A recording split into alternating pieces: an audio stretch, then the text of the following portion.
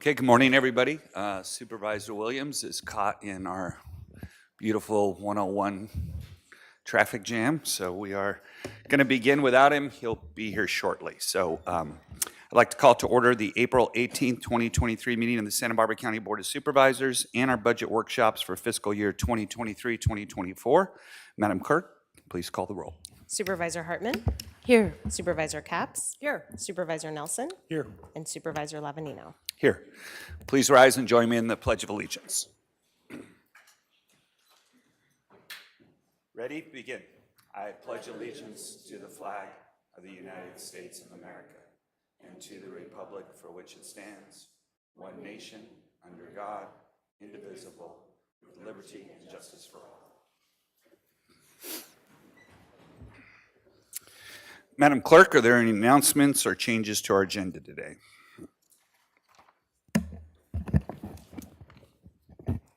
Supervisor Lavanino and members of the board, I would like to note a few announcements this morning. For those that intend to address the board, there will be an opportunity for public comment at the conclusion of each functional group and special issue presentation. If you are registering to provide verbal public comment through Zoom, please note which functional group you would like to speak on in your online registration. And for members of the public speaking in general public comment for items not on today's agenda, that will be at the conclusion of today's budget workshop schedule. Lastly, for the Board of Supervisors' methods of public participation and to provide public comment on general public comment or an item on the board's agenda, please see page 2 of the agenda.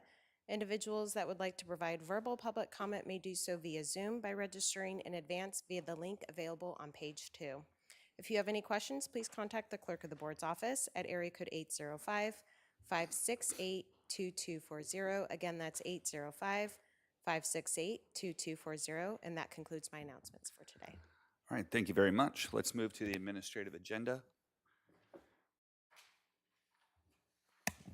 Would any members like to, board members like to pull any items from the administrative agenda? Seeing none, Madam Clerk, do we have any members of the public to request any items to be pulled? Supervisor Lavanino and members of the board, we have no requests to speak from the public on the administrative agenda. Okay, I'll now entertain a motion to approve the administrative agenda. I move to approve the administrative agenda. Second.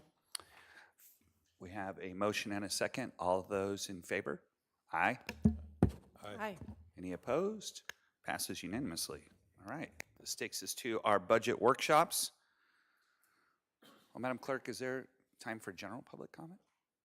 Yes, Supervisor Lavanino and members of the board, we do have general public comment on our agenda today, and that is at the conclusion of our budget workshop schedule. So that will be in the afternoon. Okay, thank you very much. All right, so let's go to our budget workshop fiscal year 2023-2020 overview. As a reminder, see, this is why I need to bone up on my skills here a little bit, because you gave me some excellent notes, which I will read now. As a reminder, opportunity for public comment will be provided at the conclusion of each functional group presentation and each special issue presentation. I'll now turn it over to County CEO Mona Miyasato. Good morning, board members. As you know, this is the beginning of our budget workshops for the fiscal year 2023-24. And before we begin, I just want to say a few thank yous and acknowledgments to thank all our department directors and their teams, and particularly their fiscal officers who've been working with our budget staff for many months, beginning in the fall. So thank you to you for all your work and helping out with this process and being patient with us and continuing to strive for excellence in your departments. I also want to thank the Auditor Controller, Betsy Schaefer, and her assistant, Ed Price. They are not here today, unfortunately, because of some conflicts in our scheduling, but they are well represented here by Nick Knocker, who's in the back. And then lastly, but not least, I want to acknowledge the CEO staff, Nancy Anderson, Jeff Rapwell, and Tanya Heitman. And as you see today, sitting in the budget seat is our Budget Director, Paul Clementi. So I want to thank him and his staff. Stephen Yee, Reese Elstadt, Sarah Gill, Dana Grossi, Nicole Parmalee, and finally, Wes Welch. And many of you know Wes. This is Wes's last budget with us because he'll be going on to other adventures in the near future. So we want to say thank you to Wes, too, for all your work on the budgets these past years. So this is what we're going to see this year. The agenda for this week. Today I'll be providing the context for the preliminary budget. Paul will be giving you an overview. I'm giving the context. Paul will be giving an overview of the preliminary budget, including trends, expansions, and needs. And then you'll hear from the department directors today about their individual department budgets.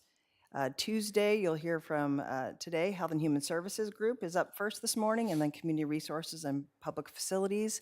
And then the Fire Department is here today because of some scheduling issues.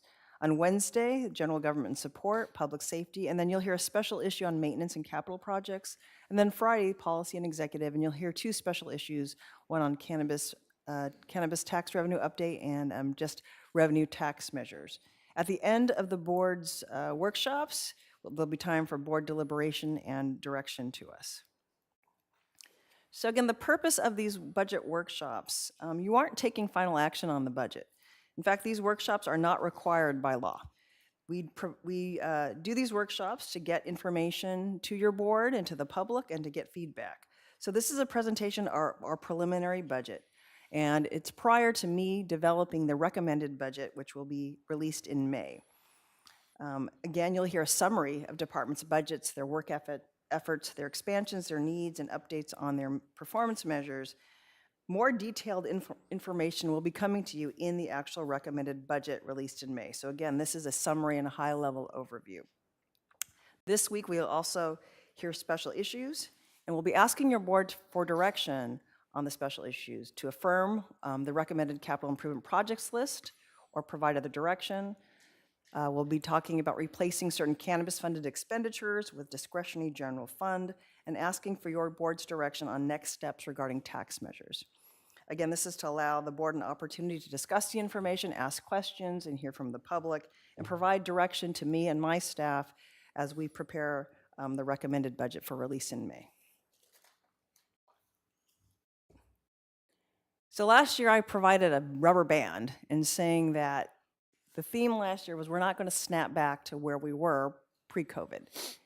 This year's theme is trying to remind everyone we do need to be a little cautious as we approach next year. And so buckle up and drive safely, although we still have our EV car right in the left driving along to remind us that's still the road and the path that we're on. So why am I saying buckle up and drive safely? Well, the California Legislative Analyst Office has been telling us over several months that same message. So in November, talked about the Federal Reserve trying to tame inflation, and back then the LAO was less confident they'll be able to do that without inducing a recession. And what they also said is that reflecting the threat of a recession, the state's revenue estimates represent the weakest performance the state has experienced since the Great Recession. So to me, that is a significant signal from the LAO's office. And we know the state has a $22 billion deficit, but even with that deficit, the LAO had said, should a recession occur, the state's revenues could be another $30 billion to $50 billion below their revenue. So the state's outlook of the $22 billion deficit does not include a scenario of a recession. In February 2023, the LAO still said they think there's a heightened risk of a Fed cool down progressing to a recession, and so they told the legislature to plan ahead and plan for further revenue declines would be prudent. And so in March, last month, we looked again, and that they said that at the time of their November outlook, they cautioned there could be a slowdown, and they said more recent data have continued to point in that direction. The UCLA Anderson forecast is another resource that we look at. They were along the similar lines, but less probably pessimistic, but the trajectory of the economy, they said, still remains uncertain. And they said, we're not in a recession right now, but if one does occur, it would likely to occur at the end of 2023. But they did say the good news is that, unlike the past 4 slowdowns in economic growth, we expect a milder impact on California's economy. So where are we today compared to last year? So in 2023, you have to remember, we had historic federal stimulus funding. There's $86 million in ARPA funds that the board had programmed and allocated over the 3-year period of time. We also saw post-pandemic high volumes of property tax transfers and reassessments. And Paul will talk about that as we talk about our property values, and I'll also indicate as well. But this was because of We had historic changes, historic changeover of properties, and so we saw that increase in the property values from those transfers and assessments. We thought at that time that we had anticipated cannabis revenue of 16 million, and you've heard us throughout the year talk about that has now been reduced to about 6.7 million in the current year. But there's also been pent-up demand resulting in post-pandemic sales and TOT increases. So last year, at this time of year, we were more hopeful and we saw greater increases in our TOT and our sales tax. So where are we today? We're still spending the federal stimulus money. There's 30 million in ARPA funds from last year's spending plan that we're still spending in the next year. Property taxes are higher because the base is higher, but we see lower rates of transfer and reassessments occurring. So it will probably normalize back to the normal rate we've seen in the past. We've seen reduced cannabis tax revenue, and so in next year's budget, we are estimating a $7.5 million cannabis tax revenue receipts. And we see flattening of consumer demand due to inflation, especially rising of interest rates, and so we see flat sales tax and TOT revenue. So this is a chart I show every year, and it's really not property tax revenue, it's really property value revenue trends. And it's increase in year over year of the secured roll in our property values. And this looks over 30 years. If you look at the red bars, those are years where there was starting of a recession. And so you see early 1990s, early 2000s, 2007, 08 with the Great Recession, and some of the incidents that were precursors to those recessions. The good thing about Santa Barbara County is our roll never went negative. So these are year-over-year percent increases. In some places actually went negative during the recession. But you'll see that in recent times, the blue bars to the right from 2013-14 on, we've had about a year-over-year increase in our property values, secured values, about a little over 4%, 5%. And what you see in 22-23, the current fiscal year, was that increase in the post-pandemic transactions and reassessments, so a high level. But we expect this will go back to the normal level of 4 to 5%. And why do we show this chart? It's because property taxes make up anywhere between 75 to 80% of our discretionary general fund revenue. So this is important to us as we look at what our finances are in the coming year. So despite these cautionary words, we still see a very stable fiscal outlook for next year. And this is a 5th year without service level reductions. So if we go back to that chart, go back, Reese, that chart, the red areas with the Great Recession, there were years that the departments continued to cut their budgets and continued to cut their budgets to balance.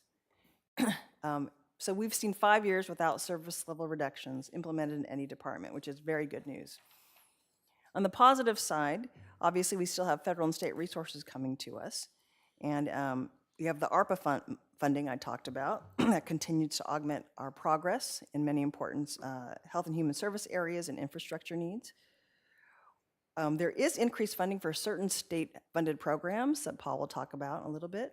We have reserves to mitigate short-term impacts, and our general fund strategic reserve, which is sort of our rainy day fund, it's 8% of our general fund operating budget, is fully funded at $44 million. The challenging aspects of our financial situation is what you'll hear throughout this week from your departments. There's significant general liability and work comp rate increases beyond normal, and this indicates just the cost of doing business has increased. That's why we're not recommending any ongoing general fund for expansions this year. We have significant litigation costs, and we know there will be cash flow needs for public works key projects and storm recovery. We know employee salary and benefit costs continue to rise, and we also have deferred maintenance costs that still are increasing.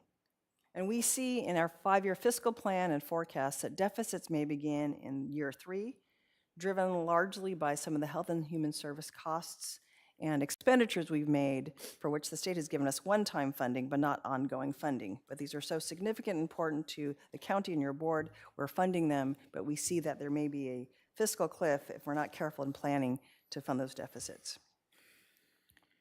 But our theme is ready for today and preparing for tomorrow. And ready for today means that we are in a stable situation because we've had years of setting aside funds and adopting fiscally sound budget development policies so that we would be ready.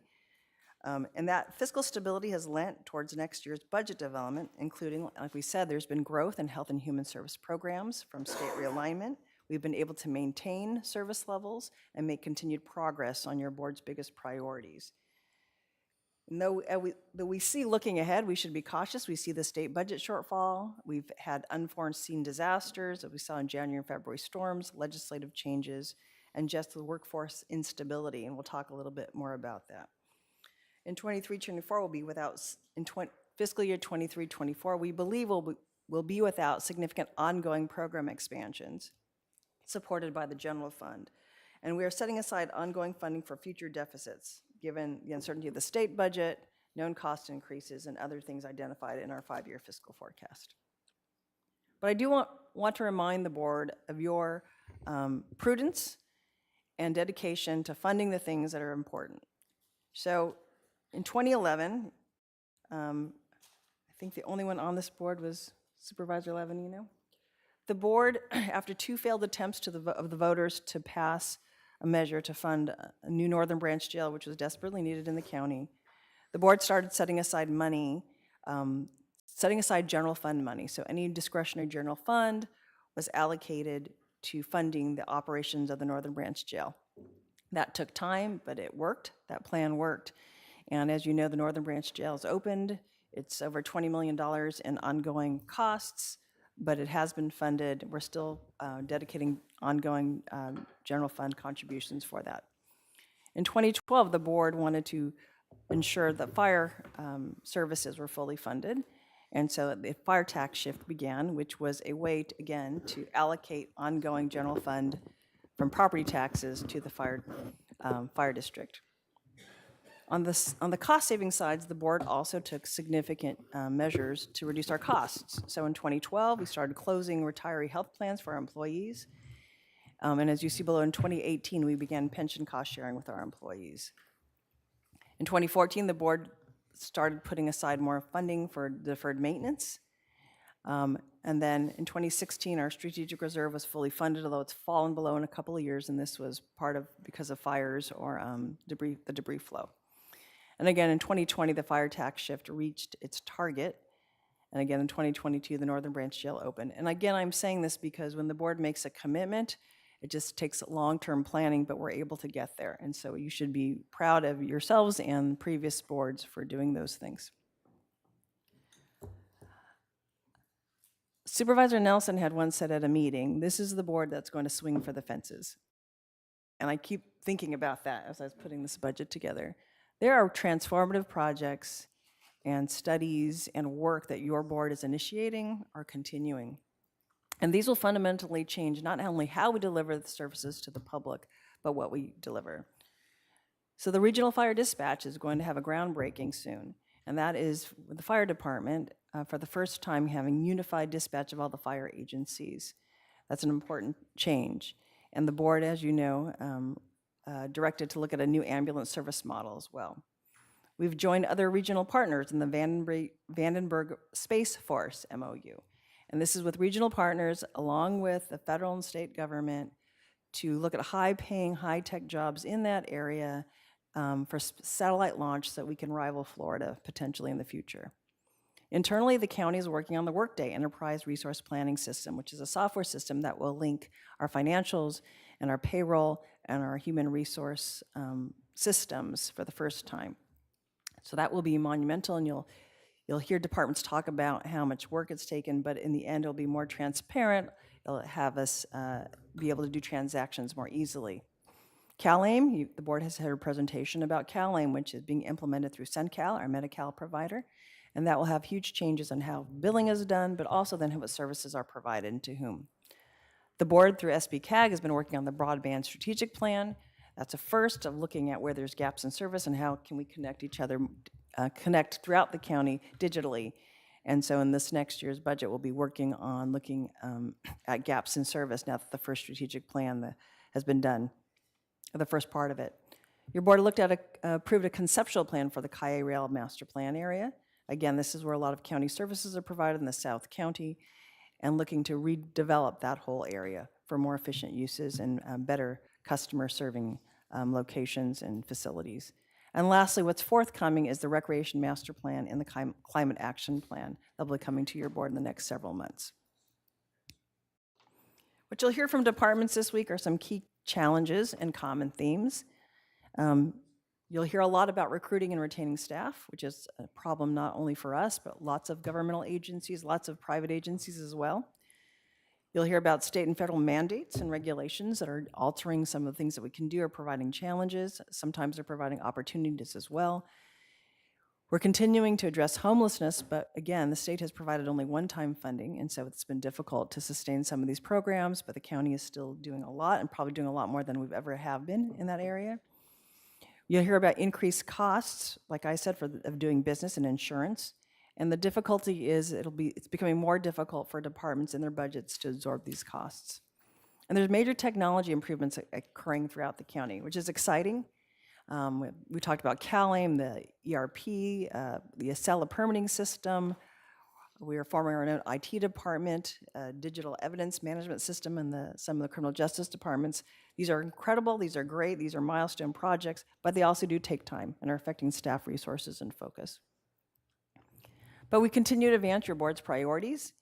We talked about homelessness. Again, this is one of the budgets that dedicates more money to homelessness than we have in the past. We're continuing to work on regional parks and libraries. Capital improvements, the capital improvement plan will be coming to your board after the budget workshops, but we'll be asking your board to look at those projects that are requesting discretionary general fund, but there's still a lot occurring in our capital projects. Economic vitality, again, we're part of that MOU on Vandenberg, but also completing a comprehensive economic development strategy and continue to work with partners on leveraging federal funds for economic development efforts. Energy and sustainability, you'll see investments in electrification of our fleet and the EV infrastructure, and increasing our renewable energy profile. And again, the climate action plan will be coming to you after the workshops. Deferred maintenance, the board started this plan to address our huge backlog, which is called the 18% plan. And happy to report that we are now at $15 million ongoing towards deferred maintenance. Again, this is a plan that's taken a while to achieve. Some people may not say it's enough, but we've had other increases in other funding sources as well to help. Criminal justice efforts continue. Coordination, optimizing diversion, and improving efficiencies through the discovery management software we'll be talking to your board about after the workshops. We continue to support disadvantaged and vulnerable populations. Funding in the ARPA plan included money for childcare, digital literacy, senior meals, and you know the board had recently taken action to accept the grant for the farm worker assistance program. And we continue internal and external work on our diversity, equity, and inclusion and accessibility outreach and improving our services to ensure that we are meeting the needs of all our residents. So again, the county's outlook is stable for next year, and thanks to your board's strong fiscal management and prudent budgetary practices. We'll continue to be challenged by just the cost of doing business of labor and pension and insurance premiums. You'll hear the departments talk about the recruiting and retention of staff, and the effects of inflation and legislative changes. We're also asking all of us, though, to buckle up and drive safely, remain vigilant, even as we continue to strive to be an organization that prides itself on its excellent services and culture.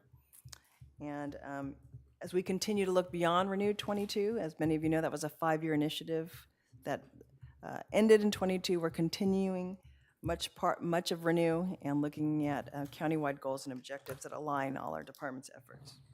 And with that, I'm going to hand it over to Budget Director Paul Clemente, and he's going to talk more specifically about the preliminary budget.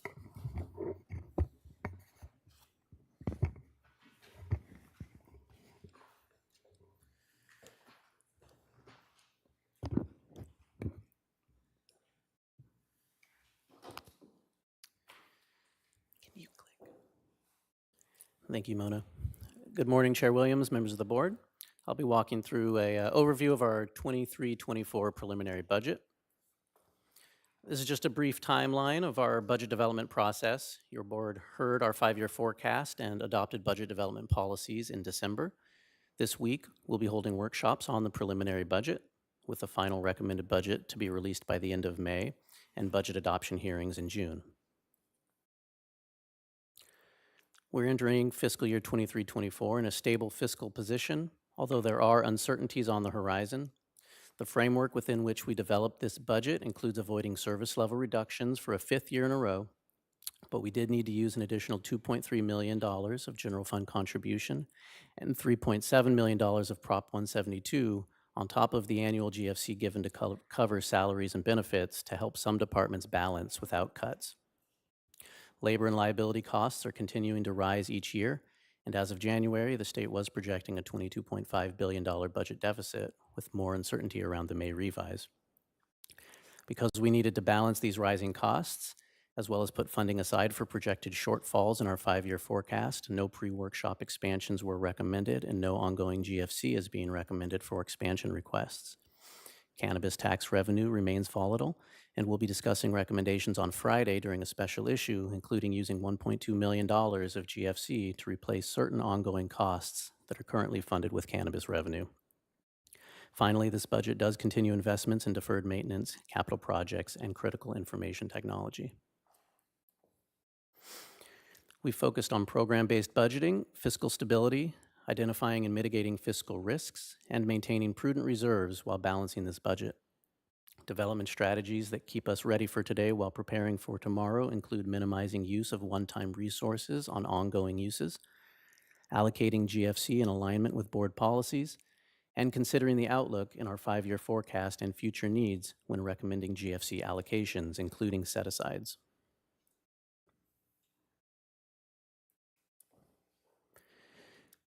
I'll touch on these revenue trends on the following slides, but we see growth across most of our revenues.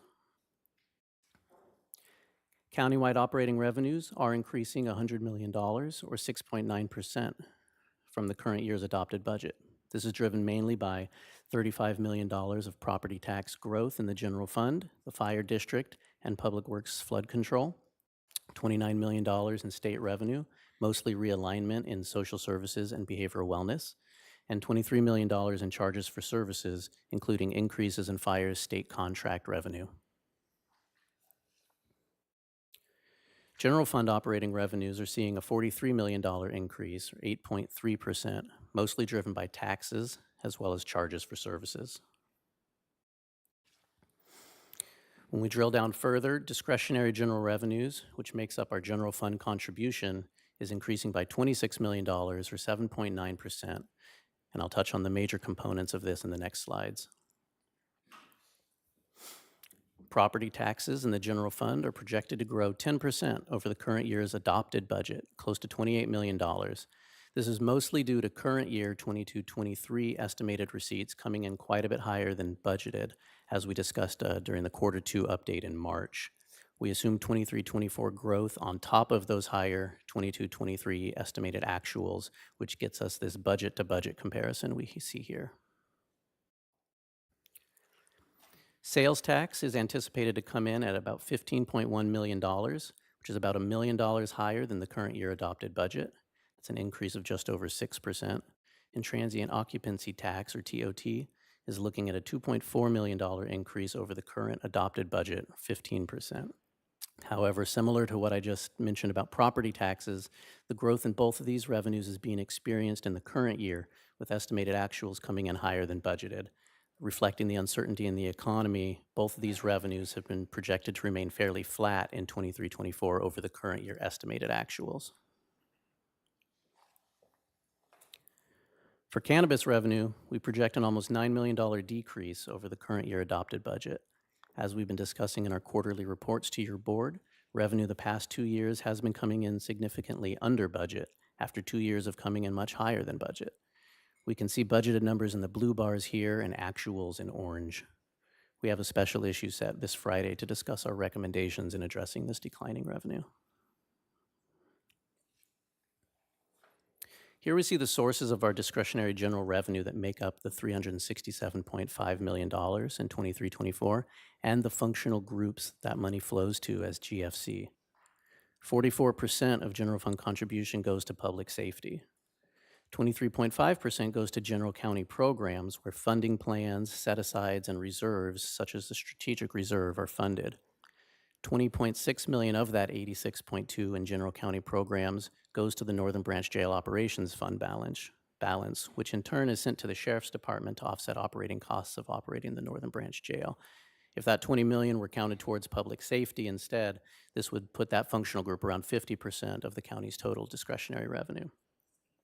Health and Human Services has some of the county's largest departments, but they receive the majority of their funding from state and federal sources, and so have a relatively small piece of the total general fund contribution.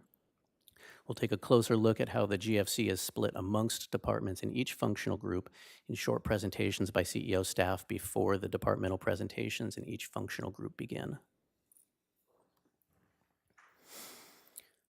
Total countywide operating expenditures, which are made up of salaries and benefits, services and supplies, and other charges such as utilities and insurance rates, are growing by $86 million, or 6.2%, driven mostly by salary and benefit increases, which are increasing almost $50 million. We see on this slide that total FTE are increasing by 162, from 4,467 in the current year to 4,629 in fiscal year 23-24, driven by increases you'll hear about today in social services, behavioral wellness, and fire. The per capita cost is also going up by $5,000 to $166,000 per employee. Increasing salary costs, pension costs, and healthcare are all contributing to the overall increases in costs per FTE. Total salary and benefits countywide are projected to be $781 million next year, which is the majority at 53% of the county's total operating expenditures. Another expense we wanted to highlight is the increasing costs of general liability insurance and workers' compensation. Countywide, those expenses were each $19.9 million in the current year adopted budget and are increasing to $24.5 million for workers' comp and $25.6 million in general liability. That's an increase of over $10 million, or 25%, just in these two expenses. Many departments, particularly those that rely on general fund contribution. Paul, I've got to interrupt you just because our one working elevator isn't working right now, and we are obviously, required to provide access to the hearing, so we've got to set up a satellite downstairs, so you got to take a break. Sure thing. Sorry about that.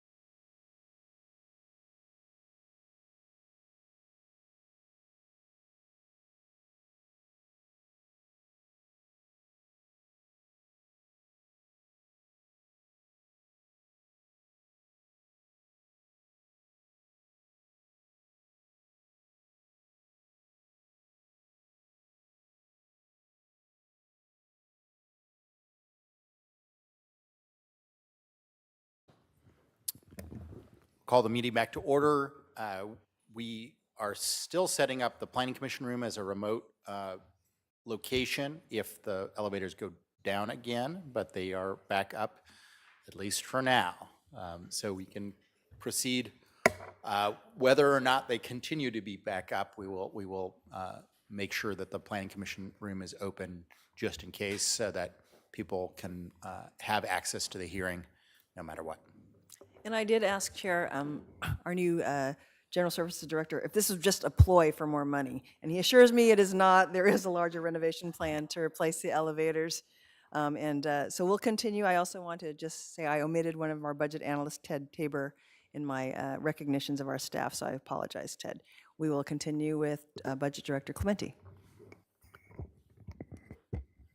Thank you. So we're on this slide. In blue, we see workers' compensation costs. In orange, that's general liability. And the percentage we see on the line is the percentage increase year over year. So countywide, these expenses were each $19.9 million in the current year's adopted budget and are increasing to $24.5 million in workers' comp and $25.6 million in general liability. That's a net increase of $10 million just in these two expenses. Many departments, particularly those that rely on general fund contribution for a large part of their revenue, did not see their other revenues grow enough to cover these increases in every case and required additional funding, either GFC or in the public safety departments, Prop 172, to help offset these increases and avoid service level reductions. The next few slides will touch on some other funding sources beyond general fund contribution. Prop 172 is the state sales tax revenue that funds public safety and is estimated to grow $5.8 million over the current year's budget to $48.9 million. This reflects a true-up of the past couple years where Prop 172 and all sales tax-based revenues have been performing higher than anticipated in the COVID and post-COVID environment. $3.7 million of this growth was used to balance rate increases and avoid cuts in sheriff, DA, and public defender. $1.3 million was used, along with $1.3 million of general fund contribution, to increase the funding for the Northern Branch Jail Operations Plan, where a gap still exists between the ongoing funding set aside and the annual operating costs. This leaves about $800,000 of potential growth currently unallocated. There's also $1.5 million of one-time Prop 172 fund balance available for allocation. One-time funding available for allocation in 23-24 totals about $14 million, made up mostly of prior year carryover and available capital funding. Additionally, there's $2.3 million of new ARPA funding called the Local Assistance and Tribal Consistency Fund, which is more flexible and allowable uses than the other ARPA funding we've already received and can be used for any governmental purpose other than lobbying. So we've included that here in the total one-time funds available. We're also recommending about $12 million in capital projects funding that you'll be hearing more about in detail during the Wednesday special issue, leaving just over $2.1 million remaining for allocation. On top of this, there is $1.5 million in Prop 172 mentioned on the prior slide, although if allocated, this must go towards public safety. Another major funding source in next year's budget, ARPA expenditures continue with $30 million budgeted in 23-24. The majority, $19.4 million, in the Health and Human Services category, funding homeless services, senior nutrition, digital literacy, child care resiliency planning, and more. Much of the revenue replacement category, which was ARPA reimbursements to the general fund for eligible expenses, is going towards the Public Safety Radio Network project, and the remainder of the budgeted ARPA expenses are going towards funded positions in DA and public defender addressing the court backlog, as well as administrative and reporting costs to support the ARPA program. Staff continues to provide regular reports to the federal government and will be returning to the board after this fiscal year ends if there are additional funding adjustments needed to programs and projects. The county maintains several reserves in general county programs to fund board policies, statutory requirements, and future operational needs. Key general fund reserves are estimated to end the current fiscal year with $130 million, with recommended uses and specific earmarks in the preliminary 23-24 budget, adjusting the ending reserves by the end of next fiscal year to $72 million.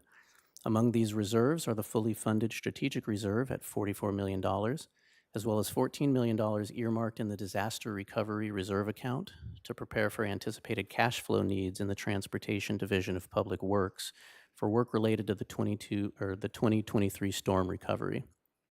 The CEO's office and Public Works are still working closely with our consultant, Ernst & Young, and FEMA to hone in on the final project costs, reimbursement schedules, and anticipated local match requirements. So we don't have total costs or cash flow schedules yet, but we think this $14 million will be a huge help in addressing the recovery.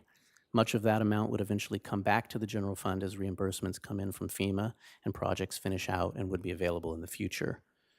We are also recommending using $5 million of prior year carryover in the emerging issues account to replace certain one-time allocations currently funded out of cannabis, which we'll get into in more detail during our Friday special issue.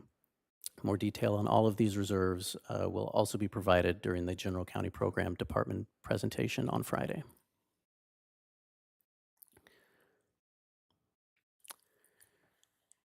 So this table shows the incremental growth by year in the general fund, with the fiscal year 23-24 column reflecting our preliminary budget numbers. Under the category column on the left side, the forecast line item includes discretionary revenue and the portion of salary and benefit increases covered by general fund contribution each year. The policy rows relate to board-approved policies that require annual incremental adjustments, including strategic reserve, Northern Branch jail operations, the 18% deferred maintenance plan, and more. In the operational category are known, planned, or anticipated costs to the general fund related to statutory obligations, such as state mandates or MOEs, contractual obligations, or items related to board priorities or commitments. The fiscal plan line items are strategies for addressing fiscal instability, and this year include a recommended $7.5 million set aside to address projected shortfalls in future years, as well as $1.2 million to replace certain ongoing costs in the cannabis program, which again are presented during the special issue on Friday. At the bottom, we show a balanced fiscal year 23-24 preliminary budget, which maintains status quo operations in the general fund, prevents service level reductions, and prepares for future issues. I will note that the forecast shows growing shortfalls in the 3 out years, despite the release of set-asides created in this year and prior years, and is something that we will continue to monitor and update as we move through this cycle and into the next 5-year forecast this fall. Should revenues rise faster than projected, or new sources of revenue come in, or anticipated costs not materialize, these shortfalls would shrink or be eliminated. Conversely, if revenues significantly slow or costs rise higher than anticipated, or new ongoing expenses materialize, these shortfalls could get worse.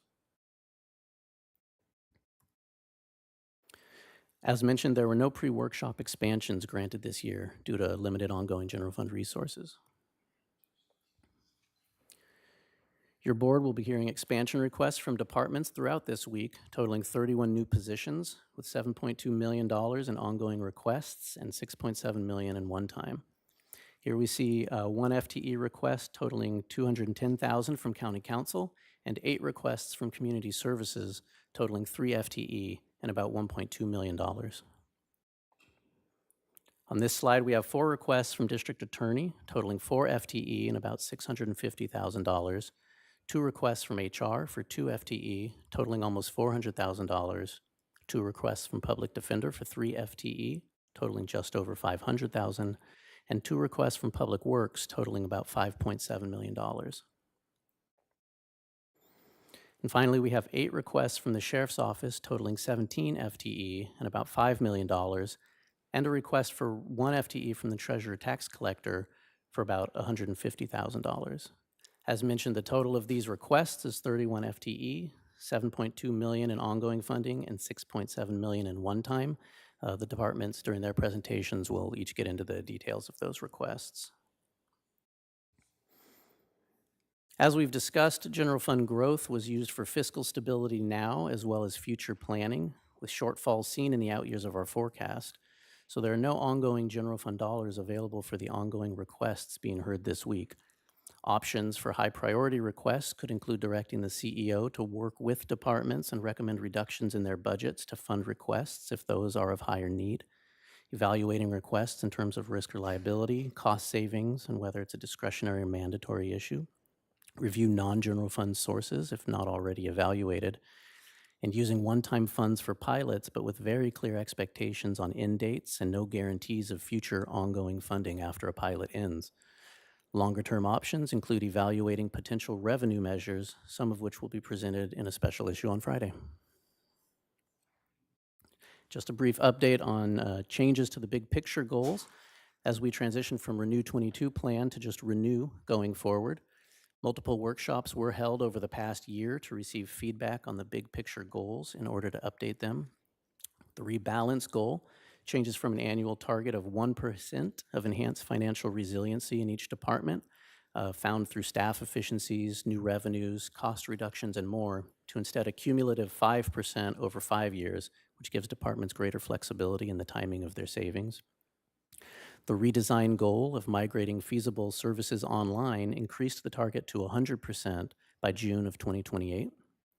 Departments will also be encouraged to continue building on past successes with the Innovate SBC program by reaching and maintaining a goal of 30% of staff trained through the program by June of 2028, as well as implementing at least one process improvement project annually. The Respond goal of annually soliciting customer feedback was clarified and updated by being clearer about department follow-ups to survey results, including development of action plans and communication strategies to address areas of needed improvement. And finally, the Retain goal of retaining 80% of new employees during their first 5 years with the county has remained unchanged, while the goal of 30% of managers in a department participating in leadership development was clarified to be an annual target. These measures will all be tracked and reported in the departmental pages of the recommended budget book when it is released in May.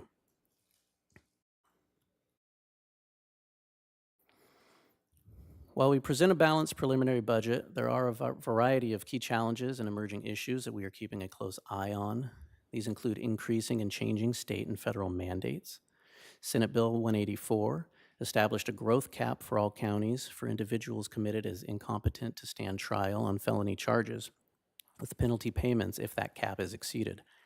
Based on current projections, a penalty of approximately $6 million could be required by the county by the end of this calendar year, which would be paid into a mental health diversion fund, which we will then be able to utilize for local programs. There is ongoing work seeking clarity from the state on which revenue streams can be used to pay this penalty, as well as work being done internally within the county to determine how best to decrease IST impacts. CalAIM implementation is happening in fiscal year 23-24, which will coordinate Medi-Cal services across public health, behavioral wellness, and social services departments. There will be high staff effort on this and technical challenges, but ultimately will enable the sharing of data for client care and better analytics to help design service delivery models. As we've mentioned, there is significant uncertainty around the state budget and the upcoming May revise, which we may need to address if impacts to county departments do materialize. The sheriff is currently in ongoing discussions with the cities of Goleta, Buellton, Solvang, and Carpinteria for contracted law enforcement services. The sheriff's office has presented a cost model to the cities and loaded a balanced budget on those contract revenue assumptions. So at this stage in the process, if any reductions occur to that proposed contract revenue, that would create a hole in the sheriff's budget impact that would need to be addressed. As discussed, the 23 storm recovery and repair costs are also occurring and ongoing and will continue into the 23-24 fiscal year and require some level of general fund support. And finally, a longer-term issue is identifying ongoing resources for programs addressing homelessness. There is a lot of funding going to it right now, almost all of which is one-time in nature. If there are successful programs and there's a desire to continue those when the funding expires, a revenue source will need to be identified. To sum up, the county's fiscal stability today is the result of prudent budgetary practices and fiscal restraint led by your board. We continue to follow our established budget policies while also maintaining prudent reserves and remain vigilant in preparing for challenges associated with rising labor costs, insurance premium increases, recruitment and retention issues, as well as disaster costs and potential state and federal funding shortfalls. Coming up next, as we move into the workshops, you'll hear departments present on their preliminary budget. their challenges, goals, and objectives, and more, as well as 3 special issues, maintenance and capital projects on Wednesday, and on Friday, a cannabis revenue update and an item on revenue tax measures. After workshop, CEO will finalize recommendations and release the recommended budget by the end of May, with budget adoption hearings scheduled for June 16th, and if a second day is necessary, June 20th. These are recommended actions, which we will cover again at the end of workshops. Just wanted to bring attention back to the special issues where we're looking for a specific direction on affirming the priority list of capital projects, providing direction on using discretionary revenue to fund certain ongoing and one-time cannabis funded costs, and direction on next steps evaluating revenue tax measures, including polling where appropriate. That concludes the budget overview. We can pause here before moving to the Health and Human Services Functional Group overview.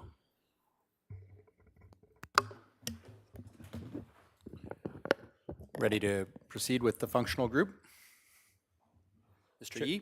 Chair, I had a couple questions. Mr. Nelson? Yes, thank you. Thank you, Chair Williams. If we can go back to slide 15. Wait. Sorry. Actually, I apologize. Slide 16. The general liability and workers' compensation. As that slide comes up, obviously, it's an ongoing concern. It's increased significantly to 25% this year. What are there steps or options that we're looking at to try to bring those costs down in the future? Anybody speak to that? Obviously, at 25%, that's not sustainable. I know that we often have to take that market is evolving and ongoing costs, but at the same time, are there any programs that we can put in place? Are we looking at other insurance providers? What other options might we have to control those ongoing costs? Yeah, Supervisor Nelson, through the chair, Nancy Anderson with the CEO's office. So it is something that we've been looking at as a group related to both general liability and workers' comp. Some things have already been done where you can adjust the threshold of which are that we're paying as a result of some of the claims. So that's been implemented and has provided impact. A lot of what we're not the only agency being impacted by this, obviously. It has a lot to do with legislative changes that have increased our liability for a lot of public safety type coverage and those types of things. So we'll continue to keep apprised where our insurance program is through PRISM, and which is a lot of other agencies participating in it. But it is something that we're actively, communicating with them on to see if there's anything that we can do to adjust that and compensate for it. Unfortunately, we're like many other government agencies where we're having to, it's reactive versus proactive at this point, but we are continuing to see what we can do on related to it. Thank you, Ms. Anderson. Have we seen other jurisdictions have similar increases? They have it really is rampant across the state, and as indicated, some of that's related to legislative changes that are impacting coverage for a lot of public safety folks coming out of COVID and those types of things. So, among others, but yes, and the other thing is too, we get our rates updated through, so it's possible that as we get closer to our premium dates that we'll be able to do some rate adjustments, so we'll keep the board apprised of that as well. But yes, it is something that's really industry seen here. And then my last question is key challenges and emerging issues, slide 35. Senate Bill 184, the felony ISTs. I know we're going to be waiting to try to get more direction from the state on that, on what funds can be used to fund those I guess they're fines. Is that what it is? Penalties. I think I'm really concerned about general fund touching that. My vision would be to see some of our MHSA dollars or some of those dollars that are already allocated to be reallocated to programs that are specifically addressing IST impacts. And so do we know what the timeline is on getting additional information from the state on what we can do and what we can't do?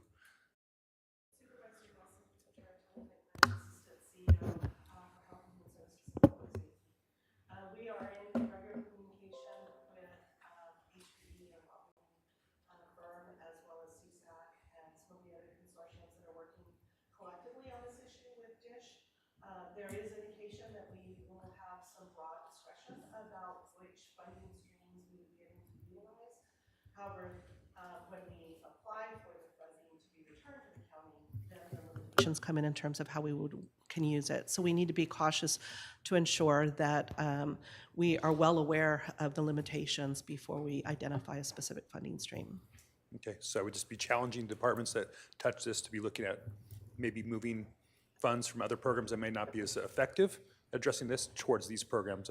It's again a huge concern of mine of that impacting our general fund. Obviously, there's not a lot of money to be spread around at this point in those general fund departments, and for these social safety net programs to be touching into those funds would be concerning to me. So just I'll continue to monitor it and appreciate your update. Thank you. And I think we'll have more discussion about the Mental Health Services Act later. Supervisor Capps. Thank you, Chair Williams. Yes, thank you, Supervisor Nelson. That was one of my questions as well. So you saved me there on the asking again about the incompetent to stand trial. But I did have a question for CEO Miyasato on your presentation. I was interested to see this economic vitality strategy that will be completed this fiscal year upcoming, and just wondered if you could elaborate on that. It sounds like it's accessing federal funds. Love to hear more. Yes, and I'll actually have Nancy Anderson, who's been directly involved in getting this heads.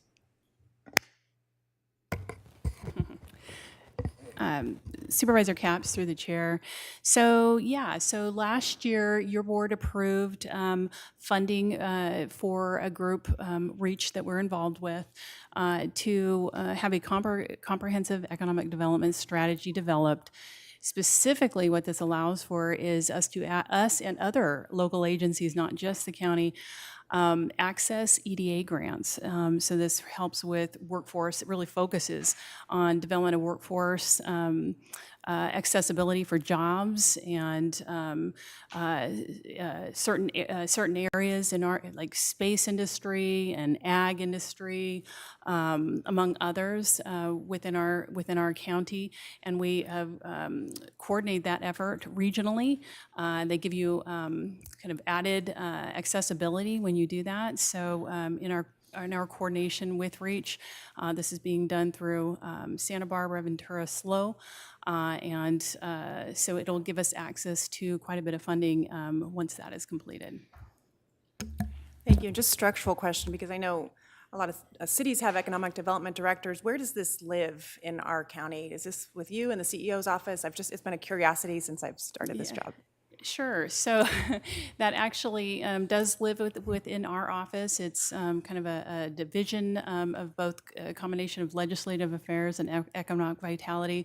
A lot of that has been initiated over the last couple of years in our partnership with REACH and EDC and some of the other local organizations that focus around economic development. So yes, that would be the CEO's office. Okay, thanks. And so then the next, I imagine that will be brought back when there is this strategy, when there's more, it'll be brought back to the board? Sure. So that there's actually quite a bit of stakeholder engagement that has to happen over the next several months. And then the strategy is completed and it'll be filed with your board. We've already paid for that, and so it is underway. Thank you. Well, I look forward to more information. Second question, I just noted, I kind of wanted to reconcile the sort of board the CEO's overview with what comes on the final day, which is the Board of Supervisors' priority, and just note that affordable housing, workforce housing was something that we had elevated. It wasn't, I know you care about it, and I know it's a huge priority, but I just wanted to acknowledge that that wasn't in that initial list of priorities yet. It's in the board's priority, and certainly one that is the top of the list for me. Thank you, Supervisor, through the chair. That was just an oversight. The board has told us loud and clear, affordable housing and more housing development, but affordable housing is top of the list. So that's an oversight on our part, but thank you.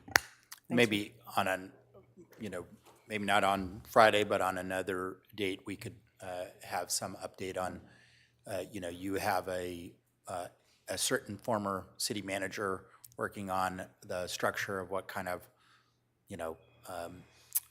process we could have to do employee housing or other things on our sites.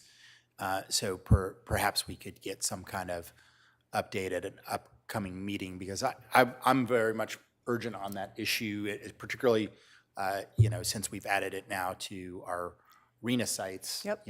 For that to be real means we need to have forward momentum in the process.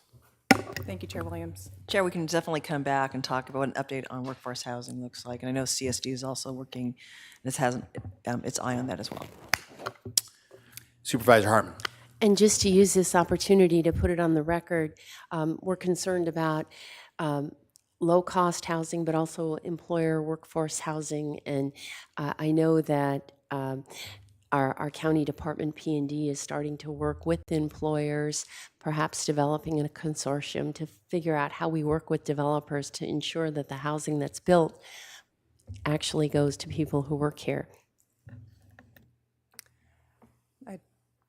Chair Williams, I just had one additional question. Sure, Supervisor Capps. Thank you for the CEO, because I believe this topic touches all departments, so I'm going to ask it now. It's just an update on the Racial Equity Fund. When we just approved it, some of the community members who have been quite involved asked what we are doing internally on our own DEI efforts, and I wondered if, perhaps not now, but if at some point during this budget session you could address that as well.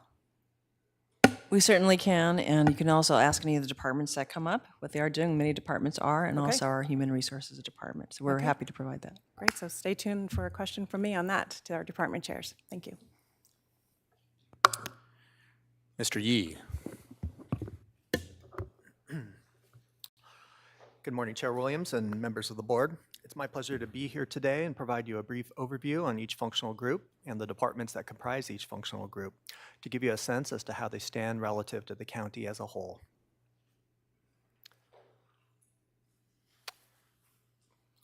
As a reminder, in this budget summary slide for all the functional group summaries, the percentages shown here represent the functional group relative to the county aggregate for these various categories.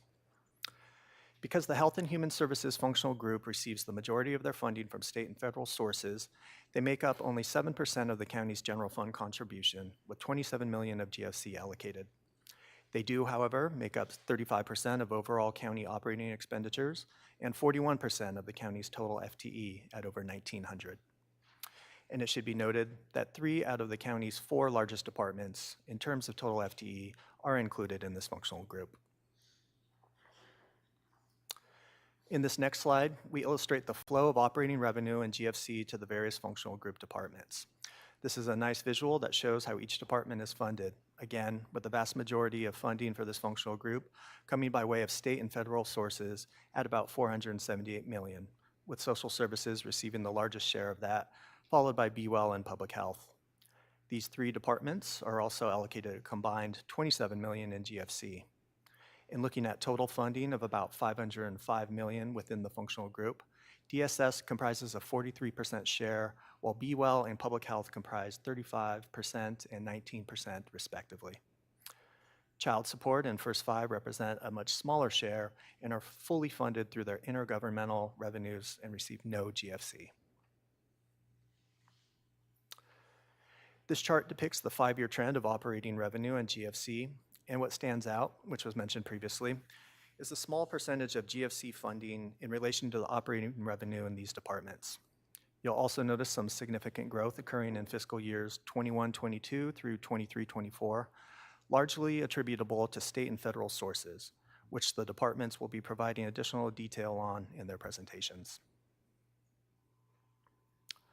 Here you'll notice the 5-year trend of operating expenditures, largely matching the operating revenue trends from the previous slide, again with state and federal funding really driving program growth. And finally, in FTE, we're seeing growth in BWell and DSS, and combined, these two departments are adding about 65 FTE in fiscal year 23-24, which represents about 40% of the overall year-over-year increase in countywide FTE, again, driven by increases in state and federal funding. And that concludes the overview for the Health and Human Services Functional Group. Mr. Nielsen.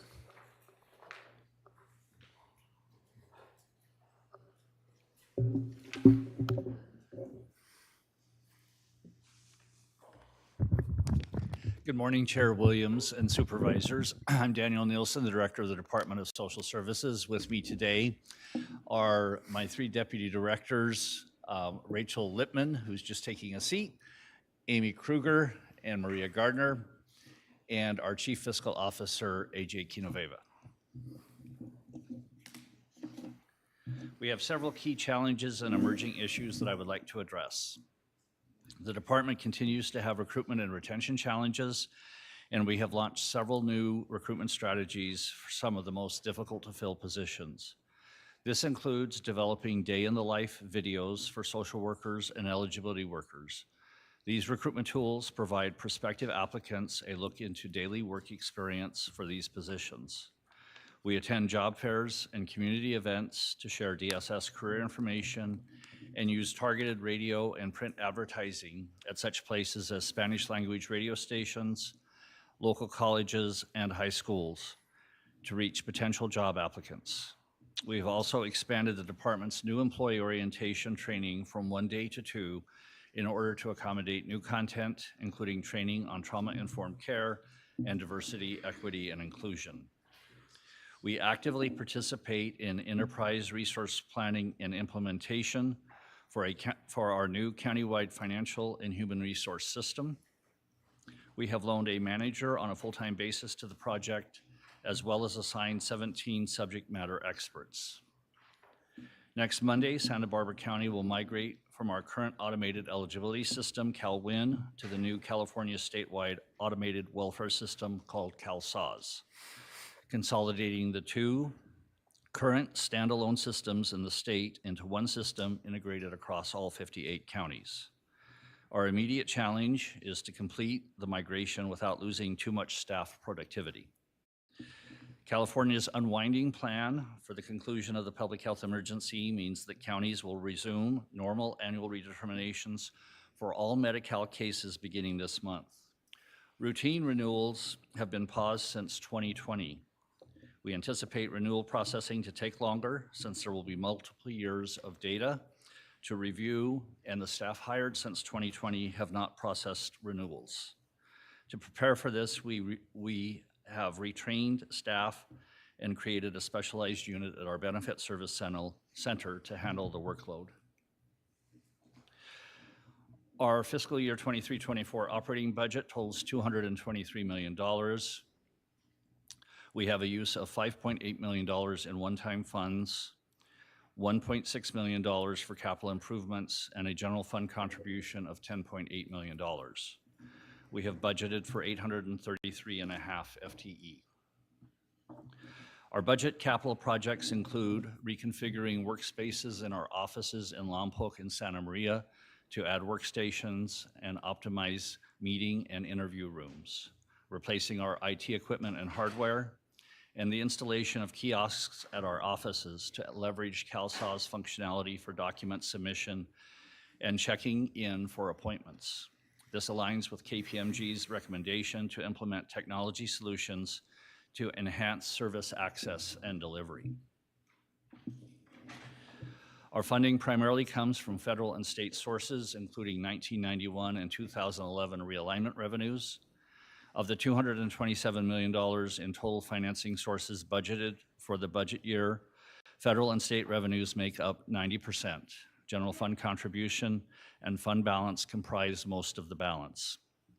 Along with realignment revenues, general fund contribution and fund balance finance the county's required share of costs for DSS's programs and services. Our operating costs are budgeted across 3 areas: economic assistance and employment services, protective services for children, adults, and the disabled, and administration and support. Our budgeted staffing for fiscal year 23-24 totals 833.5 FTE, an increase of 48.5 FTE from fiscal year 22-23. The increase from the adopted budget for the current year to the fiscal year 23-24 recommended budget includes 22.5 FTEs that have been added in the current year through mid-year changes, and 26 new FTEs added for the fiscal year 23-24 budget to maximize state and federal revenues. Our operating revenues budgeted for fiscal year 23-24 totals $205 million, an increase of $19 million from fiscal year 22-23. Federal and state revenues are the primary drivers of these increases, with general fund contribution making up only $149,000 of the increase from fiscal year 22-23. We have several accomplishments we would like to highlight today on this slide and the next. Each month, the Department of Social Services serves over 188,000 county residents, or 42% of the county population, and 65,000, or 65% of the county's children. While we provide multiple programs supporting our community, I would like to highlight that the CalFresh program issues an average of $8.8 million a month in SNAP benefits. The in-home supportive services state and federal share of payments to providers is $7 million a month. The CalWorks program issues an average of $2.2 million a month in cash assistance, and the Adoptions Assistance Program provides $1.3 million per month to adoptive parents. We responded to the 2023 winter storm event by providing staff to the Emergency Operations Center, local assistance centers, and Disaster Response Center to ensure displaced residents had a safe place to stay in the aftermath of the storms, as well as to access supportive services. We provided an inclusive leadership training to the department's executives and managers. This training focused on empowering leaders to make organizational change, ultimately leading to a more diverse and inclusive workplace. Social Services collaborated with the Public Health Department and community partners to apply for the highly competitive statewide Farm Worker Resource Center grant. DSS was one of 3 entities statewide to be awarded the $833,000 grant and is in the early stages of implementing a Farm Worker Resource Center in Santa Barbara County. In February, we processed 1,129 disaster CalFresh applications, issuing $207,000 in SNAP benefits. In our adult services program, we implemented the Home Safe program, which provides housing services and resources for eligible clients with complex needs, with assistance in stabilizing their current housing or help finding alternative safe housing. In our child welfare program, we completed the county self-assessment, the first phase of the 5-year Child and Family Services Review Cycle, which assesses what is happening to children and families as they are engaged in child welfare services, and our conformity with state and federal child welfare requirements.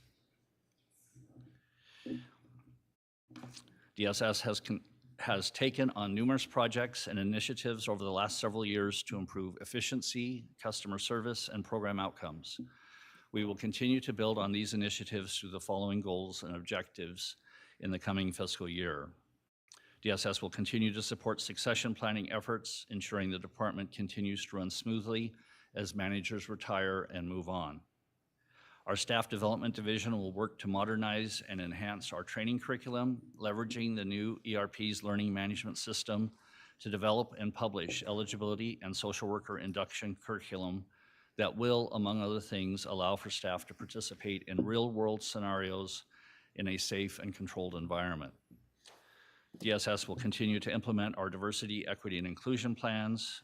To date, we have focused on 3 domains, including recruitment and hiring, department commitment and organizational culture, and training and professional development. We will continue to stabilize our operations after CalSAWS go live, In the initial months after migrating to the new system, we will be familiarizing ourselves with the new reporting tools and other system capabilities to explore how to improve our operations with the new features that were not available for us in our prior system. We will be focused on data analytics as well as customer self-service features like kiosks in the lobbies.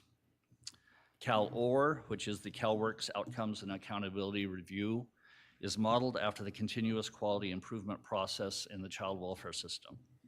CalOR consists of 3 components: performance indicators, a CalWORKS self-assessment, and a CalWORKS system improvement plan, a process that takes place over 5-year cycles. We are in our first cycle, and during the current fiscal year, we successfully engaged community partners in a collaborative process to complete the county's CalWORKS self-assessment, building the foundation for CalWORKS system improvement plan, which will be our focus in the upcoming year. We are creating a mobile farm worker resource center, which will start operations in July. The Workforce Development Board will collaborate with the Farm Worker Resource Center Community Advisory Work Group and county staff to plan for the center's sustainability after the grant ends in May of 2024. In alignment with our county's comprehensive prevention plan, we will begin implementation of an evidence-based prevention program targeted at those families with children at highest risk for entering foster care. The County Prevention Committee is currently completing an analysis of those children who are candidates to foster care in order to identify a target population for the program, and we plan to launch our pilot program in early 2024. In our Adult and Aging Network, we will collaborate with our partners to allocate the $570,000 in grant funding from the California Department of Aging to provide technology such as smartphones and laptops, as well as internet access and education to older adults and adults with disabilities to narrow the digital divide, reduce isolation, and enhance quality of life. This slide highlights some of our performance measures. We are meeting the targets for processing applications within our timelines for CalFresh. We continue to exceed state targets for child welfare services, timely contact for children, for child abuse and neglect allegations. We are also meeting our department target for our adult protective services referrals that receive a risk assessment within 21 days of the initial face-to-face visit. The department is meeting our state target for the Workforce Innovation and Opportunity Act Title I adult and dislocated worker participants who exit the program and are in unsubsidized employment 6 months after exit. In regard to some of our KPMG recommendations, as of June 2022,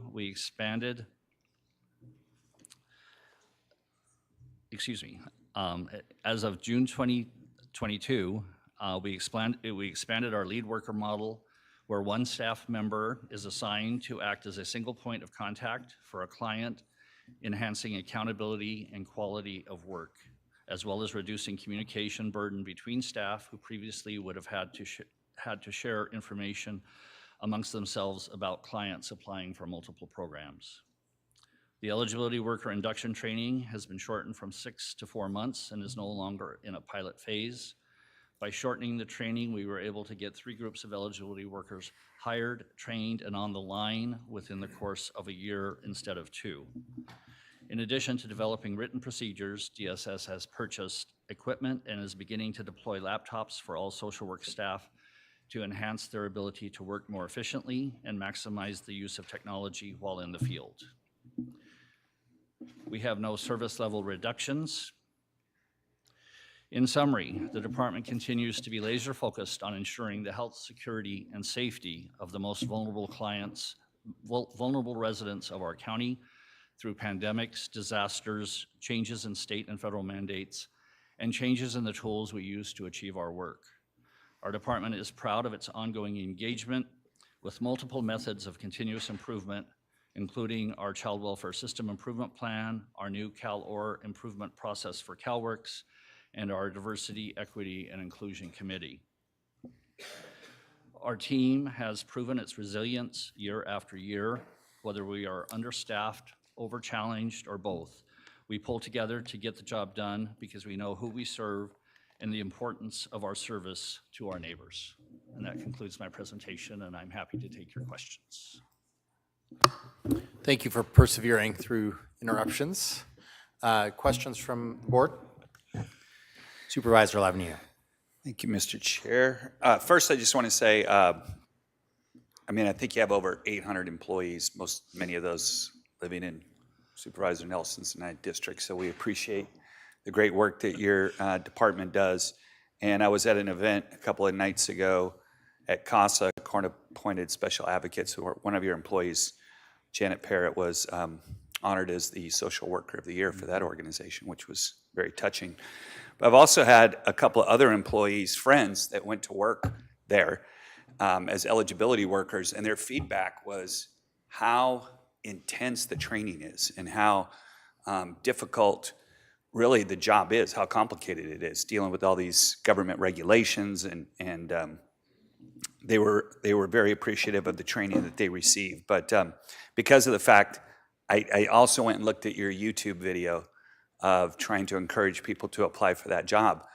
Very moving. I mean, it was excellent. It really talked about if you do have that servant spirit and you want to, it's a great, I think they called it a gateway to a career. It's a great place to get started in the county, and from there you can pretty much go anywhere. I'm sure you don't want people to leave, but it is a great foot in the door at the county, and I just appreciate the work that your team does. When you look at those measurables, you're hitting all of those, and some of those are some of the probably most important things that we do, responding to a child that's, to a situation where a child might be being abused, making sure that people are getting their SNAP when, in the days that, we're talking about healthcare, we're talking about food delivery.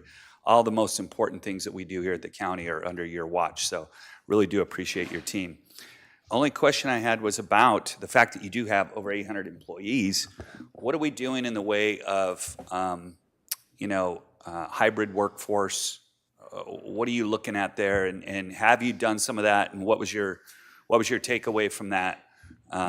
Because you do take up a huge footprint, and I know most of what they do is stuff on the phone and on the computer, so if you could just kind of talk to that for a minute. Certainly, Supervisor Lavanino through the chair. So when COVID hit, we joined all the other county departments, putting as many people out teleworking as possible at that time. We had an existing telework policy. When I got here in 2013, one of the first things I heard was that the board wants every department to have a teleworking policy, and so I went about having my team create one, and we implemented it and developed a process that people could apply to telework and how to a route for those to be considered. We looked at which job classifications would be appropriate for that and which are not, and moved forward from there. When COVID hit, we basically, and the county kind of, as I remember, updated their telework policy or created one, and we basically turned ours into a protocol within that umbrella, and went from having very few people teleworking to having close to 200 people teleworking at that time. And some staff found that they didn't like doing that. We also found that we had a whole different category of staff that are not really teleworking, but they're kind of more like field working. And so like our social workers and child welfare kind of fall under that category. So they're not like on a telework schedule, but they're largely working out of the office. So after COVID started to die down, we reverted to a policy that people, our blanket overall policy is everybody can apply for teleworking and be considered. All people can telework intermittently if the situation arises where they need to, and they can work that out with their supervisor and manager. But for ongoing scheduled teleworking, they're required to be in the office 2 days a week, and that they work that out with their supervisors and managers so that meetings and trainings and other things can occur with everybody there at the same time if that's needed. And that seems to be working very well because we have enough face time with them to interact, to get that sort of creative spirit that everybody talks about that's missing when people aren't in the office, to have those creative interactions, but also to support the telework where that's possible. We discussed it a lot with KPMG when they were doing our evaluation, and after CalSAWS is fully implemented and we understand it, we're going to be revisiting, because part of the ability to do more relies on technology and what can happen remotely if people are working from their homes with technology, as well as our ability to monitor that. So it's a work in progress, but COVID pushed us miles and miles ahead, further, faster, and made us believers, actually, including myself, made us believers in the appropriateness of having that available within the system. Supervisor Capps? Thank you. I just want to add my thanks to that of those of Supervisor Lavanino's. Director Nelson, I've just had such gratification working with your team over these last few months, to the point of, I want to get his last name right, but Grigor Ruzamanyan and staff went out with my team and we knocked door to door in Isla Vista after the massive evictions to just help those folks. You were here present when we did pass our emergency ordinance to make sure, again, just connecting people in their greatest time of need with the services that we clearly are providing many of. So I just want to thank you. I want to thank Maria Gardner as well, because we have really focused together, and she is such a good collaborator and facilitator of all the groups working on the Earned Income Tax Credit and getting the outreach out. I would be remiss if I didn't point out that today is tax day, but actually in California, we have till October 16th, which is extremely important to get that word out, that people do not have to file today, and there's no penalty if you need a little more time, given the storms that we all went through. And it's so important to file, as your team has helped us mobilize all the groups, because so many people at the bottom levels of income, actually, if they file taxes, even though they're not required to, they can receive hundreds, if not close to $2,500 back in that valuable Earned Income Tax Credit. So I look forward to seeing the progress. Just to give a number, we've reached about 38,000 last year. We know that we're missing about 12,000. So the goal that this team has set is 2,000 more people that can access hundreds, if not thousands of dollars, which will go a long way. Santa Barbara County still has, we're fourth in the poverty rate in this state, behind LA, Marin, and Yolo. We've been tied for second, so we're doing a little bit better, but we need to keep getting this important federal and state money to the folks, and that's where my area is focused on. So I just want to ask you, now that I've given that little speech about Earned Income Tax Credit once again, to ask you about CalFresh, because I know you spoke to it, but I have two questions. First is, you mentioned that rate of responsiveness of applications. Can you speak to why that's so important? Because it sounds kind of, kind of wonky, but that 90% rate is so important. And then secondly, I know that a lot of funds are not now available to CalFresh as they were during the emergency assistance during COVID. And can you speak to the impact on our county? I believe it's fairly distributed between the north and the south. Yes, Supervisor Capps, through the chair. I will start, and then Deputy Director Maria Gardner will finish with some more specific details. So the importance of the rate is just that it's a reflection of our timeliness in engaging with people that are in need and processing their applications and getting them their assistance that they need quickly. And related to the reduction of CalFresh benefits that were increased during COVID and that have recently been reduced, that is a huge impact. And I know, because Maria provided to me previously, she has the average dollar amount per month in her head of how much that is. So Maria, would you please continue the answer? Sure, thank you. Supervisor Capps, through the chair. As Daniel mentioned, the timeliness issue is important because we prioritize access to benefits knowing that we need to be concrete help in times of need, preserving our safety net. So it's important to us to meet those application timeframes.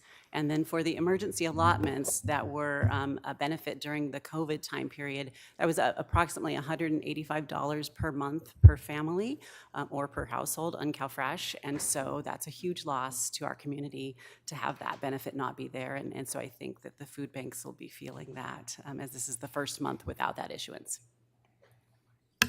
Thank you. And you talked about, we have these programs and then we experience what happens when they or over. Again, these are state and federal programs, and the impact, I mean, you can pass good programs on the state and federal level, but if they're not actually reaching folks. So to pivot back to Supervisor Lavanino's point about employees, can you speak to, of the 800 roughly employees that you do have, which is significant, how many are actually interacting with clients? I think it's something like 188,000 clients, like either by phone or in person. Right. I want to see, I'm a cheerleader for that at direct impact. Supervisor Cap, so out of all of our department, only 15% of our staff work in the administrative services branch, which is fiscal and Sure. facilities. So basically, 85% of our staff out of those 800 and some odd are interacting with clients in one way or another through being eligibility workers. Some are over the phone, some are in person. Our social workers are people working in CalWorks. So about 85% of our staff are having regular contact with clients on a daily and weekly basis. That's a reassuring number. Thank you. Supervisor Hartman. Thank you. Well, I wanted to add to the accolades that Department of Social Services is really a first-rate department. And I wanted to especially acknowledge Barb Finch and all the work that she does on the Adult and Aging Network, as well as the Kids Network. My question, and Director Nielsen, we were talking about this earlier, as well as with Director Navarro, and it really has to do with something I'm concerned about and don't really have an answer to, and having a hard time even formulating the question. But if we look at life expectancy in the United States, it's been falling for the last 8 years. And this is something that is unprecedented among developed countries. So in Great Britain, for example, people have 4 full years of life longer than here in the United States. Initially, when people were looking at this, they thought that it was working class white males and diseases of despair. But in the 8 years that they've been studying it in more detail, it looks like nationwide, it's deaths among children. So 1 in 25 American 5-year-olds won't live to see 40. And that death rate is 4 times as high as in other wealthy countries. So California, and we've just heard for Department of Social Services, has a wealth of programs, and I'm sure we do much better than the national average. But what I think is important going forward is to look at our behavioral wellness, Department of Social Services, public health, and how do we look at these programs in a more integrated way and understand their impact in a more systematic fashion, so that we can track and better understand. It looks like these statistics, it's males far more than females, and different, it's suicide, homicide, drugs, reckless behavior and accidents, illnesses, cancer and diabetes. So many of these things are preventable. And we're really working hard to address each of them in many of our departments and programs. But to me, it comes back to something, there's some umbrella over this, and I haven't quite got it in my mind. There's something we should be doing in a more coordinated way, is my hunch. And so this is an opportunity that we don't have except once a year to really put out something where we have the departments begin to think about it and maybe come back in the future. So that's what I'm struggling with and would like you all to consider. And I know, Director Nielsen, you gave me some statistics about deaths in California, and there was a little bit in Santa Barbara, and we're following nation trends, although we're better, but it's still going up. Supervisor Hartman, through the chair, if I may just respond briefly to that. I appreciated our conversation yesterday on this topic, and we certainly are happy as the Health and Human Service Agency departments to have a conversation and think through a little bit more about some possible paths forward on that. But part of that is also my desire for everybody to see, and I see that you do, understand that the work that the Health and Human Service departments do, the work that the probation department does with juveniles, the work that happens at the county office of ed, the work that happens with our community partners that we contract with Big Brothers Big Sisters, is all part of that network of mitigating factors that are keeping those numbers you refer to from being worse. And so I think an important starting point is that sort of clarity about that total array outside of the county family and all of the other entities in the community that play a role, and then looking at perhaps looking at then how are those connected or coordinated, or at least working in tandem with each other. So I certainly appreciate your concern, and we will certainly have additional conversation about that within the Health and Human Service Department heads. Thank you. Well, I really appreciate Supervisor Hartman bringing up that horrifying statistic, and I think it's goes back to the statistic that you mentioned, Supervisor Capps, that we, because of our added cost of living, we have one of the highest functional poverty rates in the state. So that stat is adjusted, right? It's not the federal definition of poverty, but it's the adjusted by cost of living. And you can look at a map of this.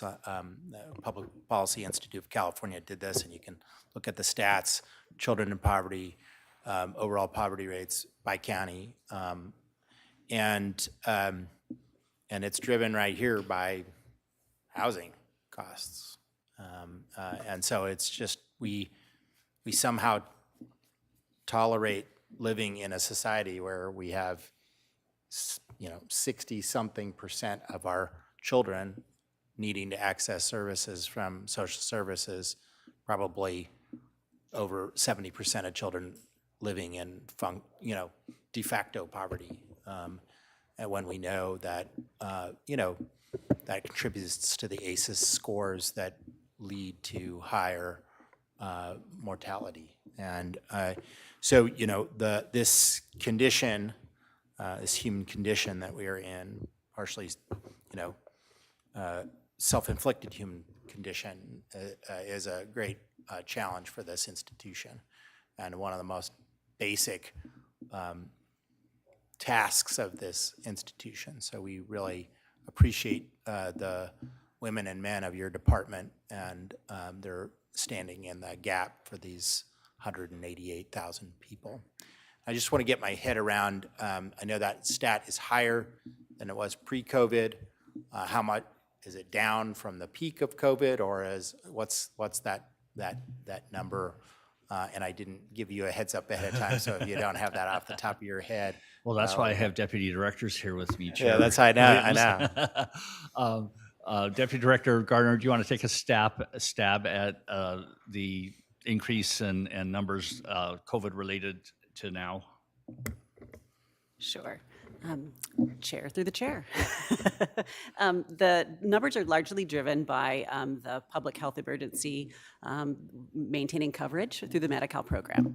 And so as we resume our Medi-Cal renewals, there will likely be some families that fall off of Medi-Cal eligibility. They would then qualify through a program through Covered California, but we had a no negative action throughout the duration of the public health emergency. So so our numbers are larger than pre-COVID in all programs, with the exception of our CalWORKS and general relief programs. And so that's a byproduct of the relatively easily finding jobs in today's economy.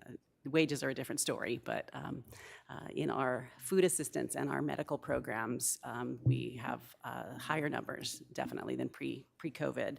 And if you're going to give me 1 second.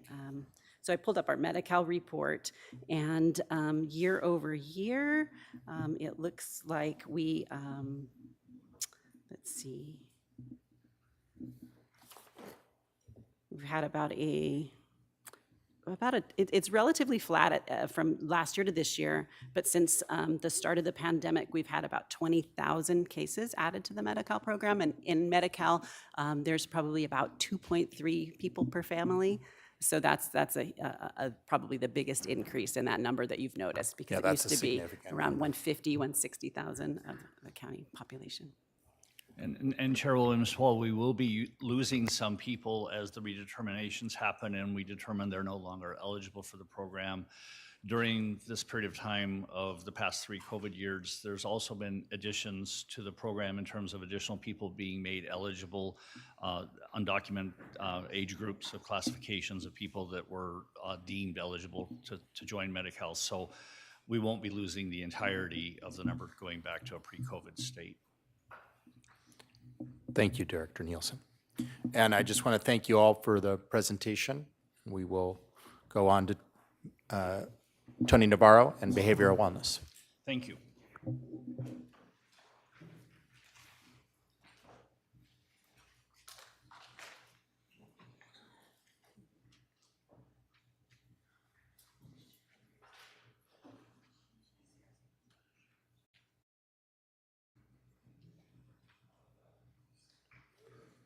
And very much taller than I am.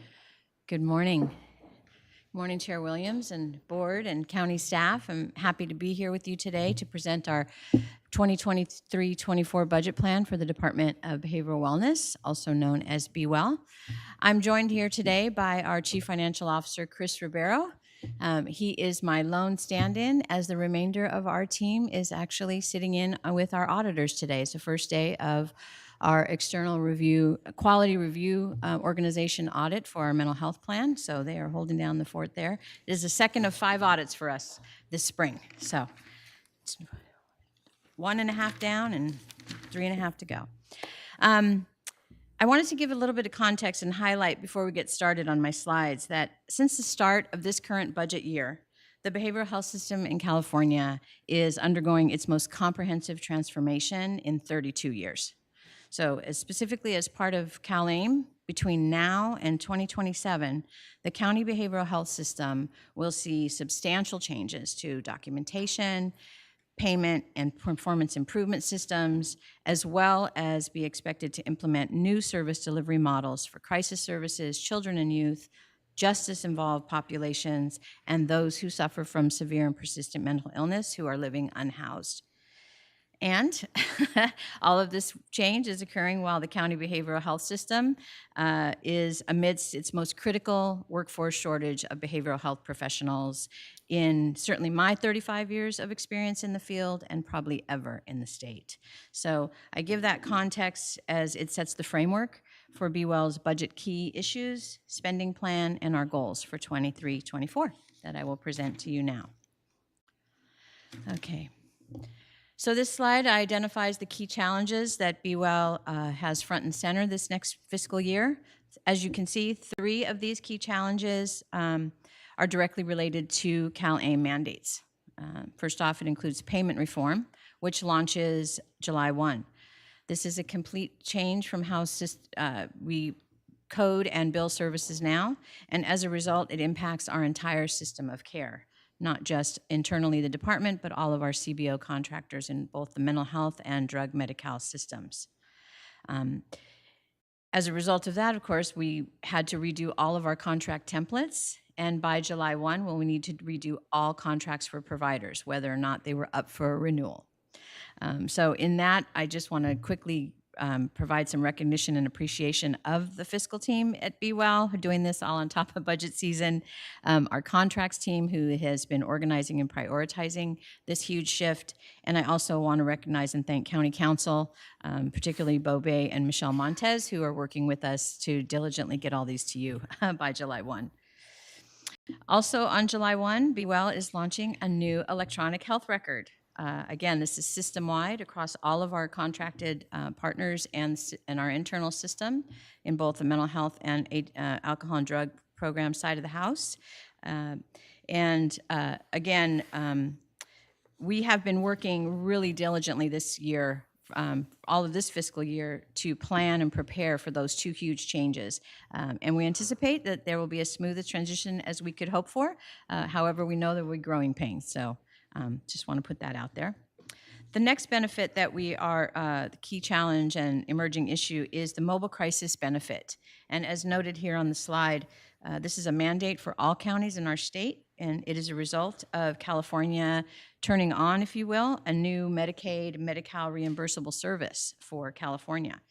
Now, this model is a bit of a change from how we generally deliver crisis services currently in BeWell. And so what we need to do is create a plan that will be submitted to the state for final approval.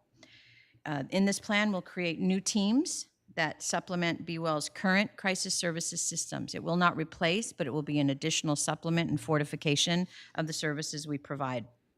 And this requires collaboration among other partners in the county, as we need to coordinate with 911 dispatch, our county fire partners, as well as our law enforcement partners who work with us in co-response. And we will submit the plan to the state for their review and approval by October 1, because we must begin this new service model by January 1, 2024. Of course, the next, it's just one line, because the workforce shortage probably needs no other introduction or mention, because without staff, everything we do will be that much more challenging and difficult. But I do want to report to you all today that things are improving on the BeWell HR front. We started out fiscal year 22-23 with 120 vacancies, and as of last week, we are down to 80. Our current data, we hired a new full-time recruiter in mid-October, and our current data from November through March demonstrates that we now have a 2-to-1 ratio, just about 2.5 to 1 ratio of hiring over separation. So we're really happy about that. And in this, I want to acknowledge and deeply appreciate the partnership of county HR in helping us to reduce that number of vacancies and get people into BeWell quickly and timely. And in a recent instance, want to thank Assistant Director Yvonne Torres, who actually helped us eliminate a barrier to hiring. And we have some interviews this week in which we hope to hire the willing and qualified candidates who come to us into some direct care vacancies that we've had for months. So really appreciate the partnership there. And a final key issue that we are looking to deal with this next fiscal year is the state's behavioral health bridge housing allocation. Again, noted on the slide, this statewide allocation is $9.9 million for our county based on the homeless point in time count from 2020. And it goes without saying that $9.9 million to be allocated for a range of transitional housing options across our county and to be implemented and up and leased in 1 year is quite a task ahead. We don't yet have the award letter from the state. They are backed up and they are working on it. And so once we get that, we will bring that forward to the board so that we can have the monies in hand. But our team is already in BeWell working incredibly fast and furious with county department partners, contract partners, looking to identify our opportunities for this range of transitional housing in our community. And we will soon, we will soon be implementing some public meetings to get input from the public as we present the array and the range for contracts. This is our budget summary for BeWell in 23-24. Our operating budget represents a 9% increase in total funds over this current year and a 4% increase in staffing.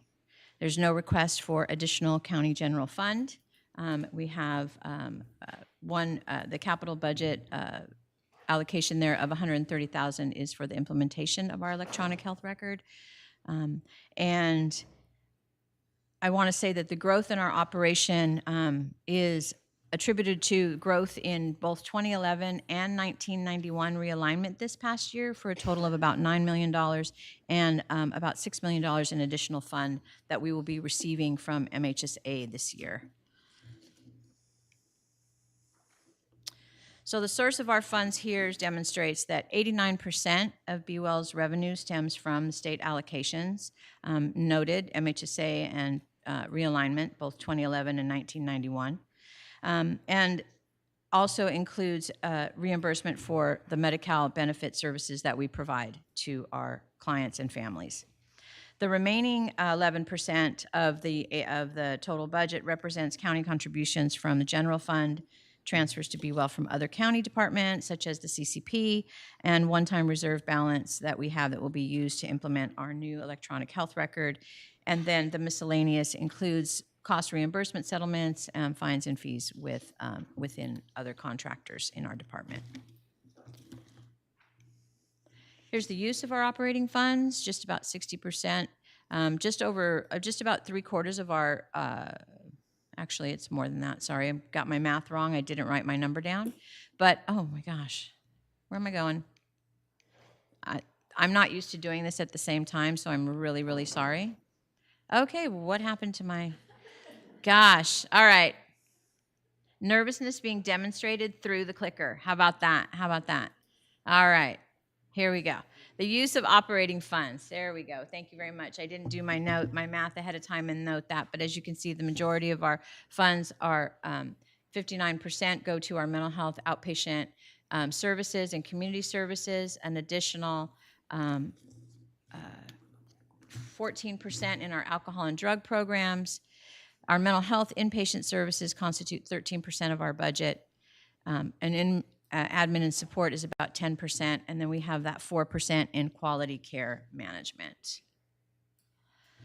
All right, here's our staffing summary, and it notes another year of staff additions to BWell, just about 17 full-time employees.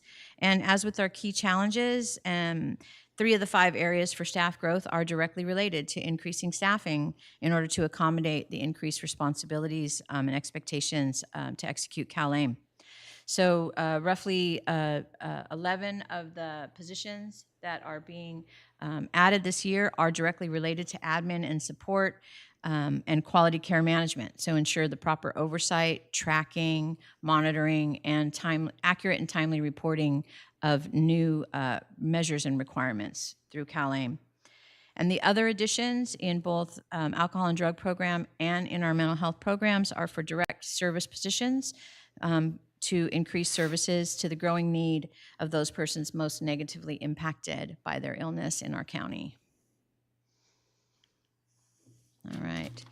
The operating revenue and general fund, while on an upward trend the last 3 years, want to point out that it demonstrates actually a decrease in the overall proportion of county general funds to BWell. So while in 2019-20 we had 4.7% of general fund contribution constitutes 3.5% of our budget this next year. All right. So we'll look at our anticipated accomplishments for this year. I won't go over all of them in detail, as we've noted quite a few, but we are proud of all of them at BWell. So I wanted to be sure that the board and the county staff and our public were aware of them here on the slides.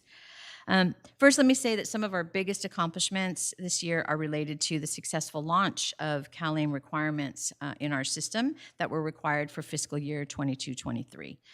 These included training and implementation of documentation reform, again, system-wide on both mental health and alcohol and drug program side, the selection and extensive preparation guided by several of our leadership team members to have BWell fully ready to execute and convert our entirely new electronic health record system on July 1. And this year, we are really excited to announce in our accomplishments that we are in the final phase and creating the job description in this next month for the newly created statewide role of certified peer support specialists. The expertise and efficacy of persons with lived experience being able to more readily engage and support people in the establishment and maintenance of their recovery over time is well documented.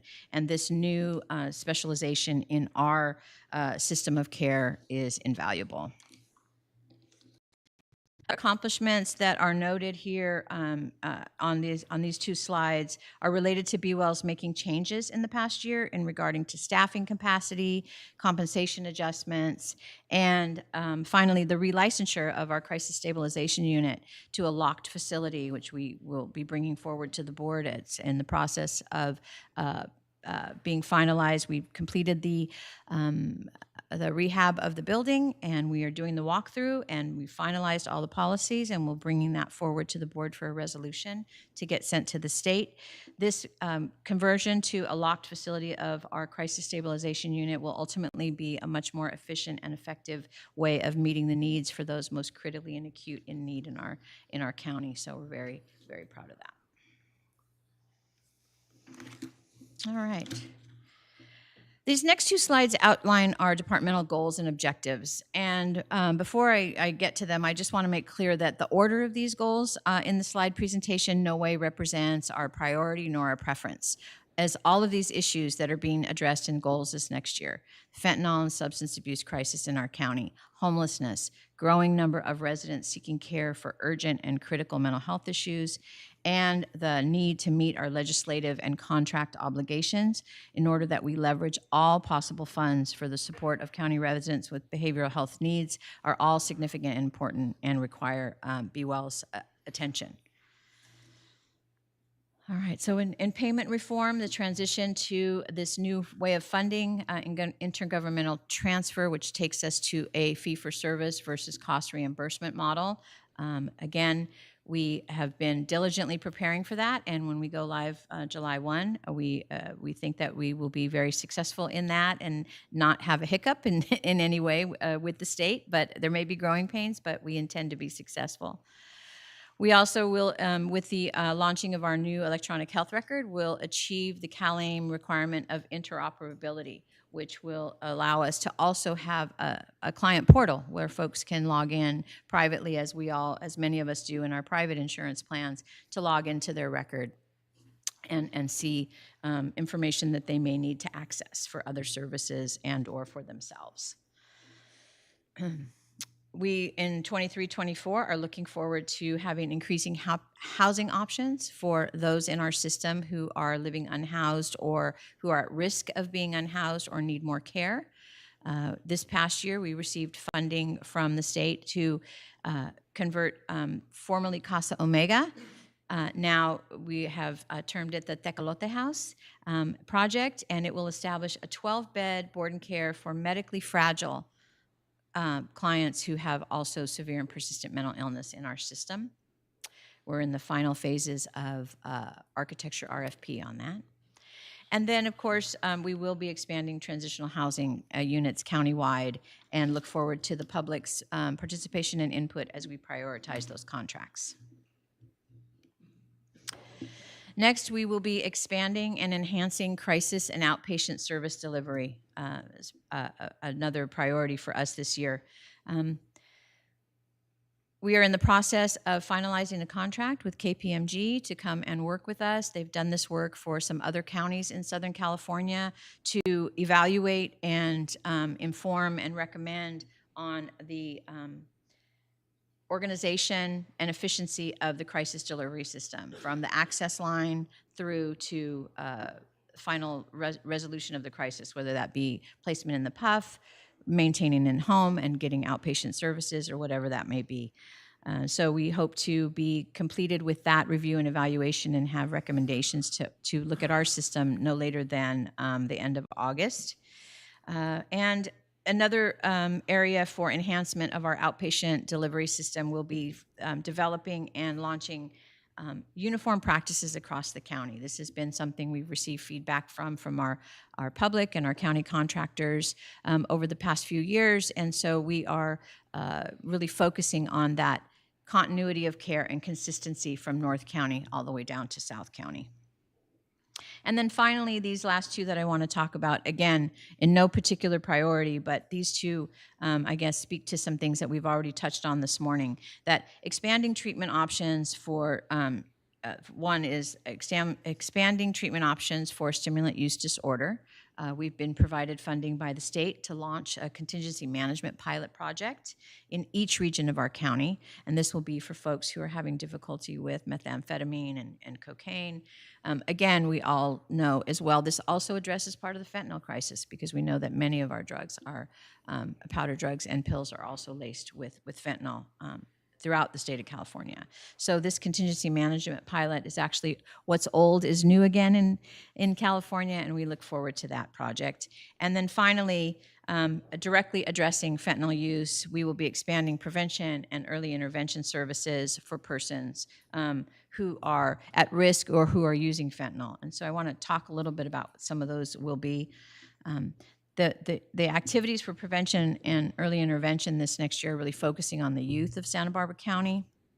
So we will be providing a school-based student assistance program pilot in Santa Maria specifically. So we are still hiring. We have one more staff to hire in order to make that program fully up and running. And so we have started signing agreements with Santa Maria High School, Pioneer, Rigetti, and Delta to go into those schools and provide care. And we will be going to Orchid Academy and St. Joseph High once we secure and hire the next staff on that. Just, I think it was last month or the month before, you all reapproved the contract for the Friday Night Live Leadership Program. It's currently operating in Lompoc. We did have a staff. It was a quick turnover on that, unfortunately, in the beginning of this year. And so our expansion into Santa Maria is on hold as we are looking and recruiting for that position. But the Friday Night Live Leadership is the program that has youth meeting together on a weekly basis, engaging in pro-social activities, learning about student leadership opportunities. Really excited to say that this flows into the next thing I want to mention, which is our It's Okay to Not Be Okay campaign that some of you may have seen, which is a primarily social media campaign geared to adolescents to destigmatize asking for help. Not only for substance use disorder issues, but also mental health. And a number of the students who are involved in the Friday Night Live project actually created short videos to talk about healthy coping and staying away from drugs, and those are up on the website. All right. We also will be starting in 2023-24 in Santa Maria and Lompoc, early intervention services provided, drug Medi-Cal services that will be provided on school campuses across the high schools in both of those regions. And we're working on finalizing those connections as well. Another something else that I'd like to highlight regarding Be Well's commitment to addressing the opioid and fentanyl crisis in our county. I want to give huge recognition and appreciation to our drug and alcohol leadership here in Be Well. You know, up until just several months ago, we had two county coalitions, we had the North County Opioid Coalition and we had the South County Opioid Coalition. And that was Be Well with a lot of contract partners working together on a regular basis to provide services, bring awareness, education, to impact the use and risk of use of fentanyl in our county. And the group decided, wait a minute, we have a new county slogan, one county, one future, and we really need to be joining together as one coalition, the Opioid Safety Coalition of Santa Barbara County. They've joined together, they meet together weekly. So we have two coalitions. We have the fentanyl, we have the one large coalition, and then Be Well is also funded to do a Fentanyl is Forever campaign. And I'm sorry these two websites are not on my slide, but I do want to just announce them because on both of these websites, both for the Opioid Safety Coalition of Santa Barbara County and Fentanyl is Forever campaign in Santa Barbara County, there's just a click box that you can click on and you can get naloxone delivered to you anonymously and free of charge whenever you want. You just click on it and put in your address and it gets delivered. So the first website is Fentanyl is Forever, sb.org. And the next one is Opioid Safety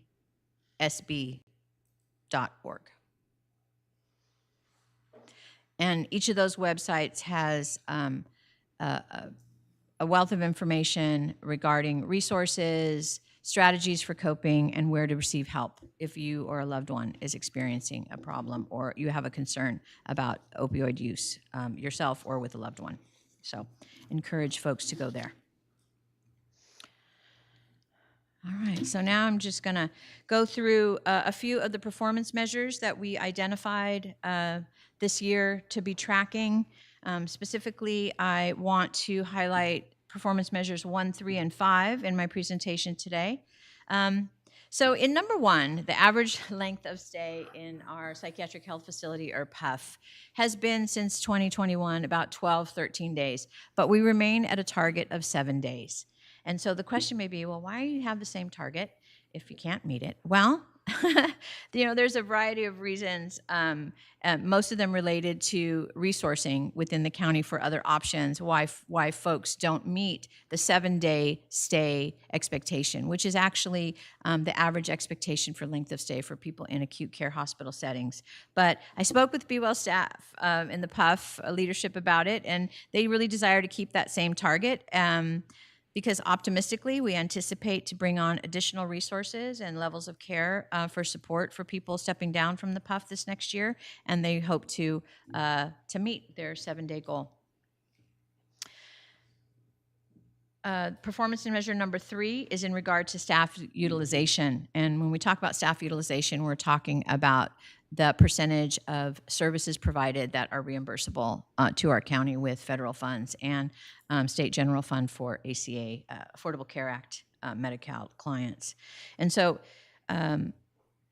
this year we are on target to have about a 36% utilization, but next year we are upping that to 50%, and we think that with the addition of some critical roles in key areas of admin and support, which work to support and allow the direct staff to provide more care and not get caught up in some of those administrative tasks, as well as our upward trend in hiring, that we will be able to meet the 50% target for 2023. I'd like to highlight here that as part of payment reform, the Department of Healthcare Services is requiring that we hit a minimum of 40% staff utilization across our system, not just in our direct clinics, but with our CBOs. And the 5th performance measure here that I want to highlight is in January, BeWell launched our Medi-Cal reimbursable services for Medicaid assistant treatment for serving adults as well as adolescents with substance use disorder. And so we are providing that service. It's drug Medi-Cal reimbursable, and it is provided countywide via telehealth. And so this year we launched in January, and we're already anticipated about the drug Medi-Cal match, bringing us about 25% coverage of the program. And by next year, we hope to more than double that to 60% of the cost of the program.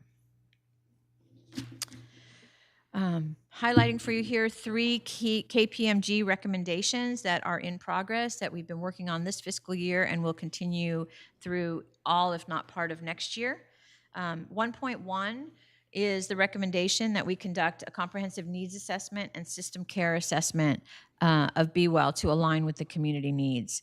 This past year, we hired a consultant who, as of this week, has completed 5 of the 22 focus groups that are slated between now and October.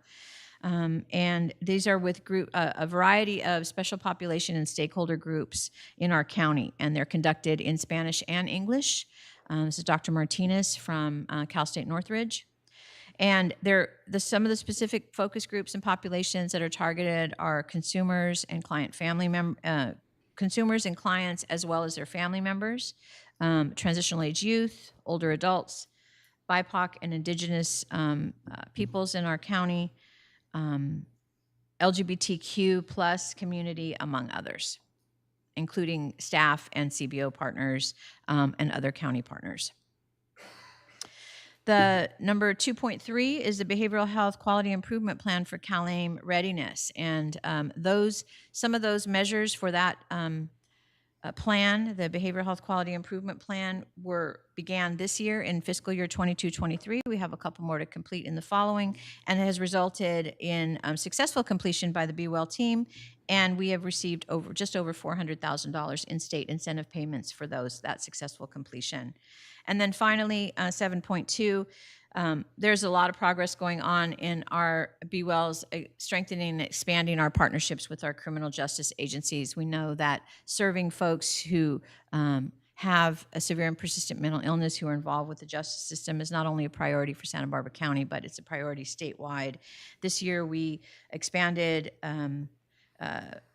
This year, we expanded the co-response team to the Lompoc region, thanks to funding from the CCP.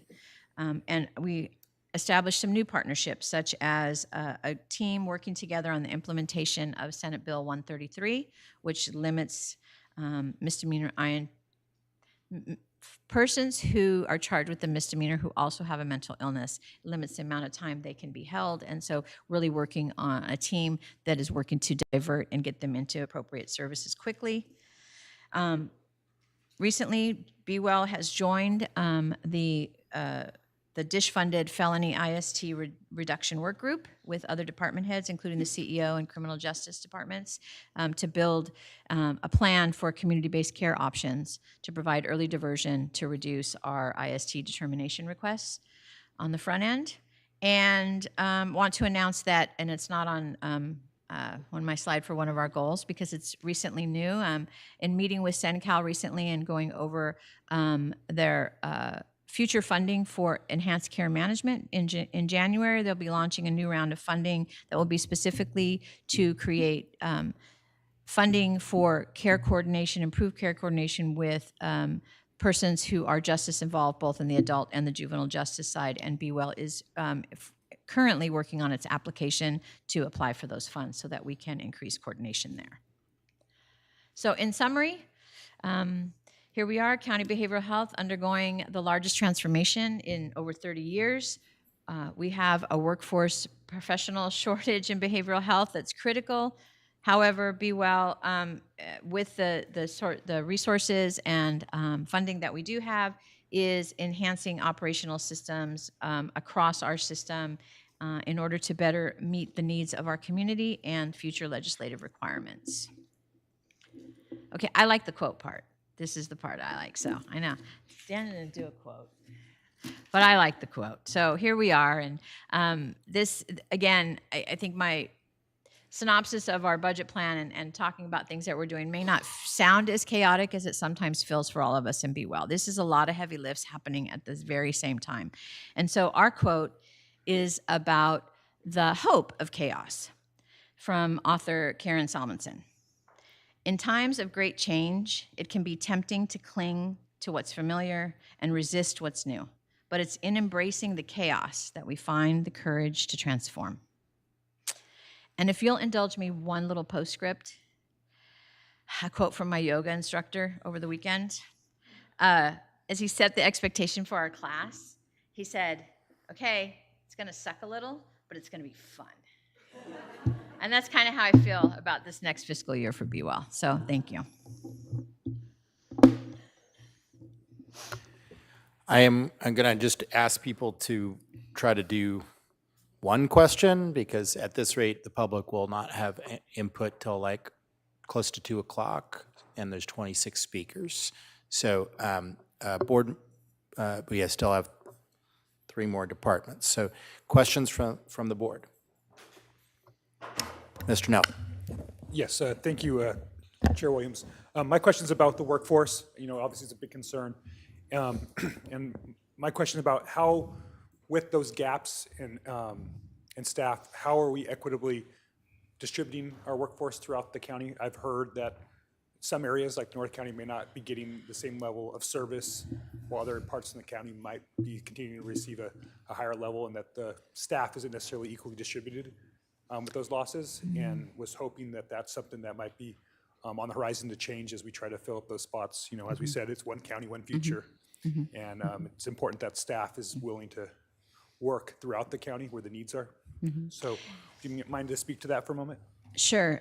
First of all, I'd like to identify that there's a couple things happening with workforce in the state of California, that it's not just about a shortage of particular disciplines, but it's also a transformation of how we do service delivery as we look at the research and we see what models are effective. So again, the onboarding of certified peer support specialists in our system and statewide is huge. The research there is very clear, and we really look forward to bringing on that group of professionals into our system to fill some of those gaps. Because again, we know that with the licensed therapists, they're not as trained in that outreach and engagement, and the certified peers can speak to a different level. So we have two things happening. With the gaps in certain disciplines, we actually, again, that was one of the barrier that I reported that Assistant Director Yvonne Torres from County HR helped us with. We are now one of a handful of counties, and many moving in the trend to bring on fresh grads out of graduate school. They are the most willing, the most passionate. And there's always been a gap in my years of experience in county behavioral health with after they graduate and before they get their registration number from the state board. And so we now have created a special help, an extra help special position that allows us to bring them in, and once their number is activated, they will then be able to step into the role that is assigned to the one that they have come in as extra help to. So we're very excited about that, and those are some of the ways that and we have interviews this week for that. I think in the meantime, leadership has been stepping up a lot in terms of filling the gap of service provision in North County. And we have had people moving around the system as needed to assist in assessments. Even our quality care management team, which has a host of licensed therapists, has been doing direct care for us in the past several months. Thank you. Supervisor Hartman. Yes, you talked about a lot of the challenges and changes that you're seeing. Could you talk about MHSA and the proposed changes and what that would mean for your department and for our county? Do we have to? And let me make sure we flesh that out a little bit. What do you use the money for now? And since you have 87% of that's fund coming from the state matched by feds, how much money could we lose through this, quote, reform effort? Okay.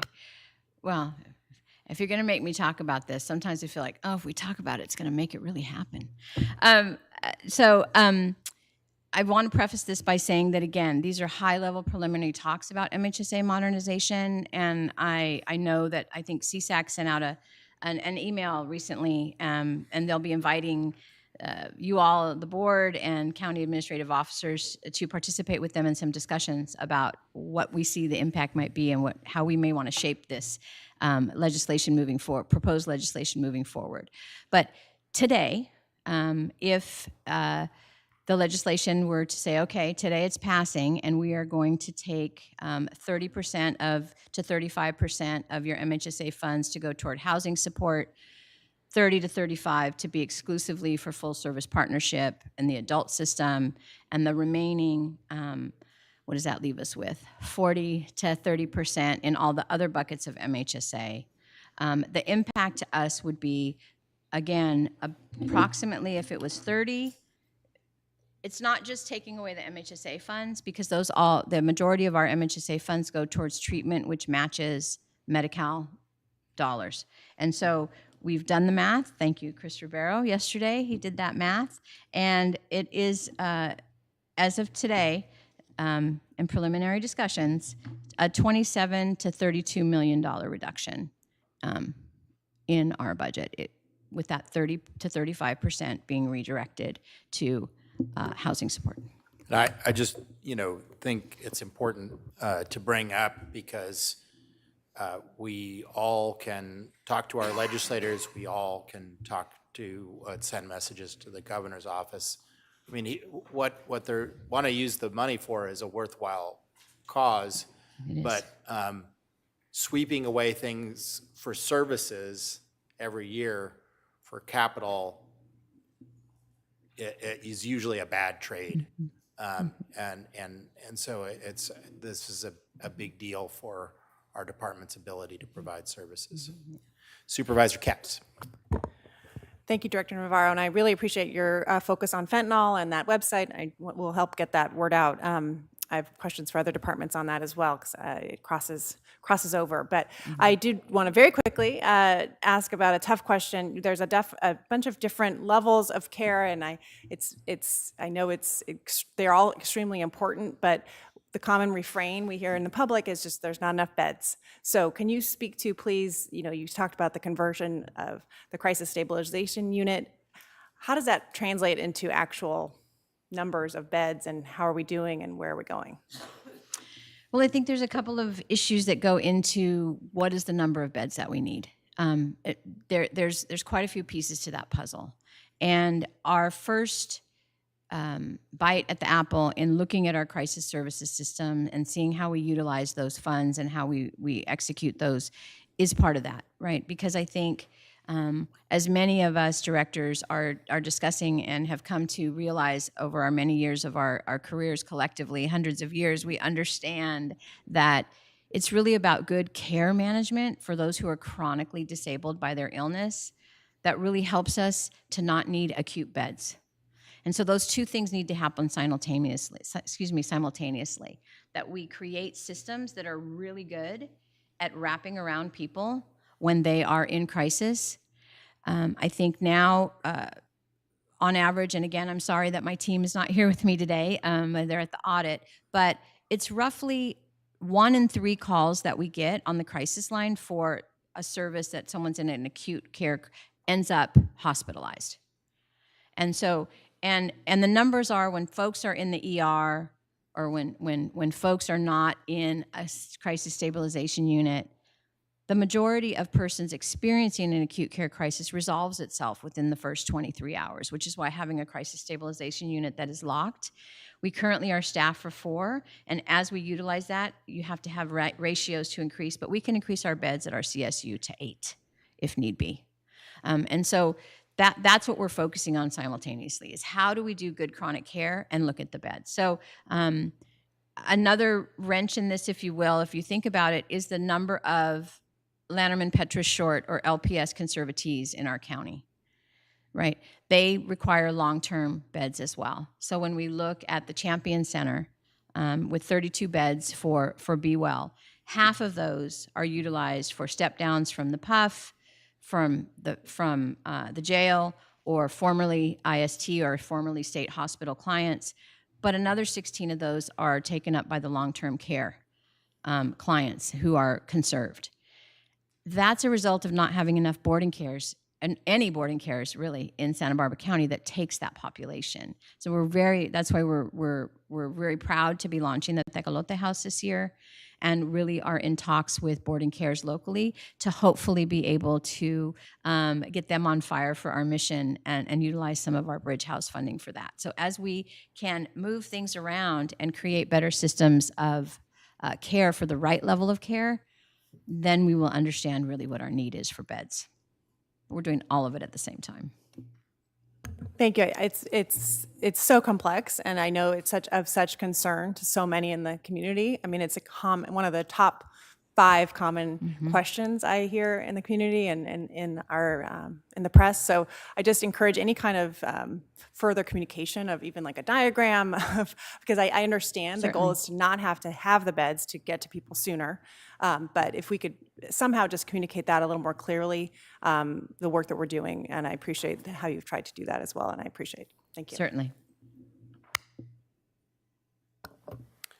Thank you, and I hope you'll stick around because I think most of the public comment is relevant to your department. Yes, thank you. Public health.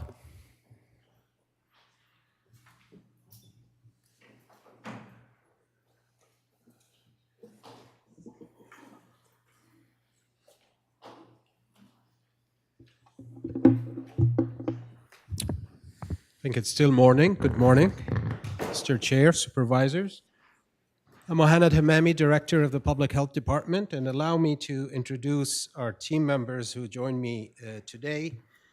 We have, of course, our Health Officer, Dr. Henning Ansorg, as well as our Deputy Director and CFO, Suzanne Jacobson, and our Interim Deputy Director and CFO, Gus Mejia, and our interim director for community health, Ryan Schumacher, and our deputy director for primary care and family health, Dana Gamble. Shall I continue or wait until they come back? Okay. And I believe by Zoom we have our deputy director for administration, Darren Eisenbarth.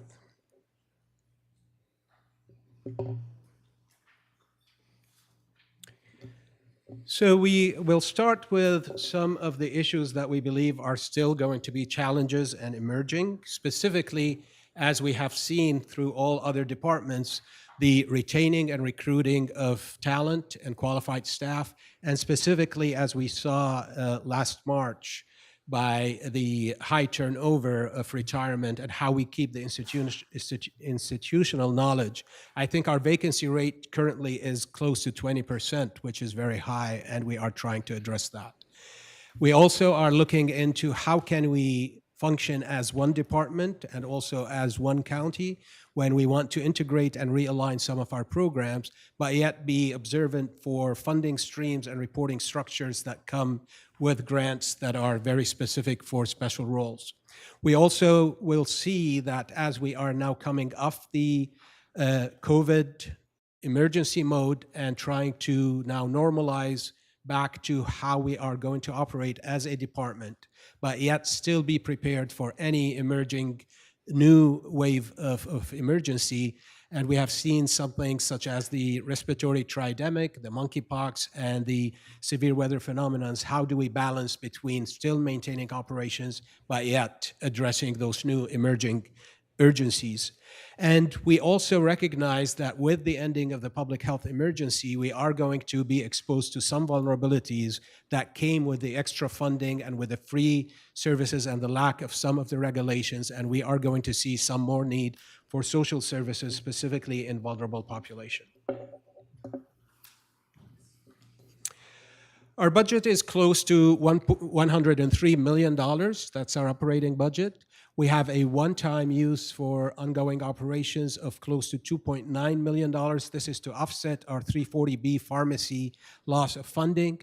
Our capital projects budget is close to $2 million, and our general fund is a little bit more than $9.5 million. Our full-time FTEs is 533.58, and we are going to go into more details in that. Of our capital projects, we are spending it mostly on a new pharmacy software. Our current pharmacy software is no longer supported by the vendor, so we were able to issue an RFP, and we got a new vendor that is implementing our pharmacy software.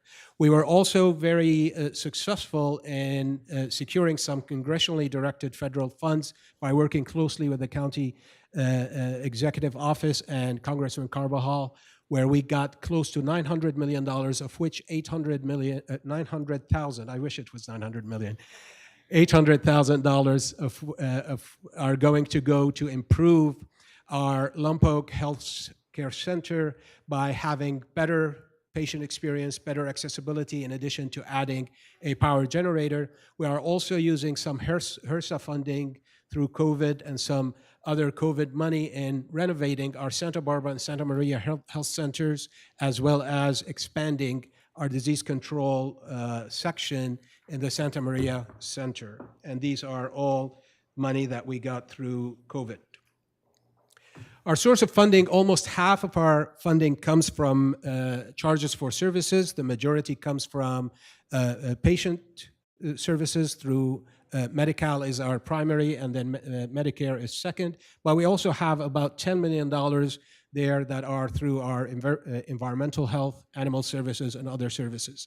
Our second big bucket of funding comes from grants, intergovernmental revenues. We have close to 45 state and federal grants, and this gives us a good cushion to operate our programs. And our third bucket is from the general fund, which is close to 9% of our operating funds. Similarly, our expenses or our operating funds match that. We have almost half of our operating funds that go to our health centers. These cover salaries, supplies, the HR, and everything that we need at the health centers. The second bucket, which is close to 19%, is all our public health programs, disease prevention and health promotion. And our third is the administrative support, which is at 12%. However, 2% of that is for the function of billing for our health centers. Our staffing has increased this year by a total of 5.5 FTEs that are mostly in our WIC program. However, the net increase is 4.3 FTEs due to some efficiencies and to movement and consolidation of positions. This is relatively lower than last year by half an FTE. Our operating budget is also decreasing slightly because of the COVID funding and the no need to use more funding for or more services for COVID. So therefore, the funding is going to be slightly less, and our general fund is very slightly increasing by almost 200,000. Some of our accomplishments, which I wish I could claim credit for, but this is mostly our team that have been working very hard over the last year. We specifically had a partnership with SynCal to improve the implementation of CalAIM that is going to provide the enhanced care management and specifically address the social determinants of health in targeted populations, specifically those that are experiencing homelessness. We also implemented a two-way texting message that interfaces with our EHR, the electronic health record that we use at our clinics, and it would improve communication with our patients, and it would allow for providers and patients to communicate better. We also, staying true to our Renew principles, we collaborated with Cottage Health, and we finally completed our 2022 Community Health Needs Assessment, the CHNA, which also included a subset for North County, specifically the Santa Maria area. And this is going to be very helpful, as we will see, in setting our strategy as well as our community health improvement. We also made sure that our access to services and access to health coverage is still something that we would secure. We have completed the Covered California open enrollment period, where we have helped almost more than 2,000 members of the community to apply for and process applications for coverage. We also prevented interruption of the essential medical coverage by preemptively reaching out to all our community members that are enrolled in the California Children's Services, and ensuring that their information is up to date so they don't lose coverage.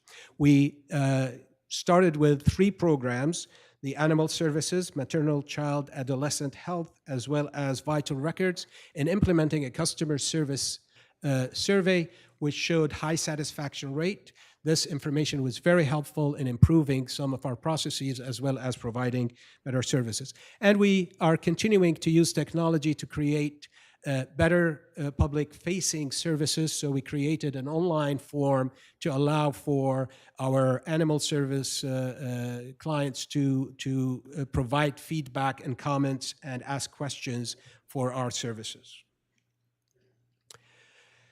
As we continue, we are going to still remain true to our values, and we want to promote wellness and health equity, specifically by taking the playbook that we have established last year and applying the training on health equity across the department. But we're also looking at other opportunities to interact with other efforts that are led by HR, as well as the County Executive Office, as well as other departments, where we want to ensure a culture of equity across our departments.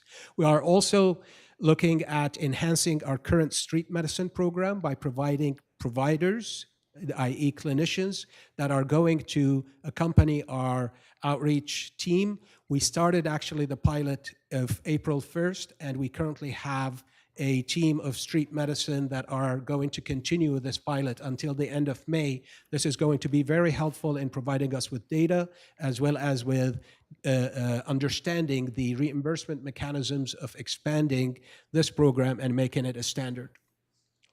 We also are looking at continuing to maintain our partnerships to protect the health of communities. We are going to fully implement the Enhanced Care Management ACM pilot to all regions. We are going to take what we have learned from the CHNA to establish our strategic planning as well as our community health improvement plan. And these are steps also that will take us closer to our public health accreditation. And we are going to continue to focus on the volunteer program for the animal services. We currently have 1,000 each month. We want to grow that to 2,000. In terms of improving the public health infrastructure and making sure that our programs are effective and efficient, we are looking at several evidence-based and modules for the maternal, child, adolescent health, where we want to better address the needs of mothers and at-risk children through our California Home Visiting Program. We are going to expand our program's productivity by looking closely at metrics and benchmarks and using that to analyze and manage our programs better and to ensure that our staff are productive. We are going to establish an online document search portal by the implementation of Axilla that is being implemented as we speak at our environmental health services. And that would allow any member of the public to access all the inspections that we do, and that would provide transparency. This is a step ahead into further going fully online, where our members can apply for permits and use payments online and all that. And we are using what we have learned from our customer satisfaction surveys that we are going to roll over to all our programs and use also that to stratify it based on regions, based on background, based on ethnicity, to understand how our residents are evaluating our programs and what can we do to address some of their needs. Our performance measures remain as we expect. We are on target. We have increased our goals for this year, specifically for the first one, which is how many of Medi-Cal enrollees in SynCal that are using our public health centers. We are at 30,000 now. We are shooting for 31,000. For reference, Santa Barbara County has 160,000 Medi-Cal enrollees in SynCal, so we're only looking at 20%, so we need to increase that. We also are looking at the third measure, which is something that we are very proud of, which are mothers that are breastfeeding until 6 months. I believe the California average is 30%. We are close to 60%. And we are looking also to maintain that our compliance in addressing foodborne illness compliance within 1 day. We have been for the past 5 years at 100%, and we intend to continue that. There are no service level reductions whatsoever. In summary, we also are aware that there is a need to remain vigilant in recruiting and retaining talent and put together a solid succession plan. We also continue to explore how we can realign our programs to improve our services and ensure a seamless experience for all our county residents that are coming to access any of our services. And we want to continue with building internal and external partnerships to improve health and the well-being for all our residents all across the county. And a message of hope that I will borrow the words of Pablo Neruda: you can cut all the flowers, but you cannot keep spring from coming. Thank you very much. Questions for our Public Health Director? Supervisor Capps.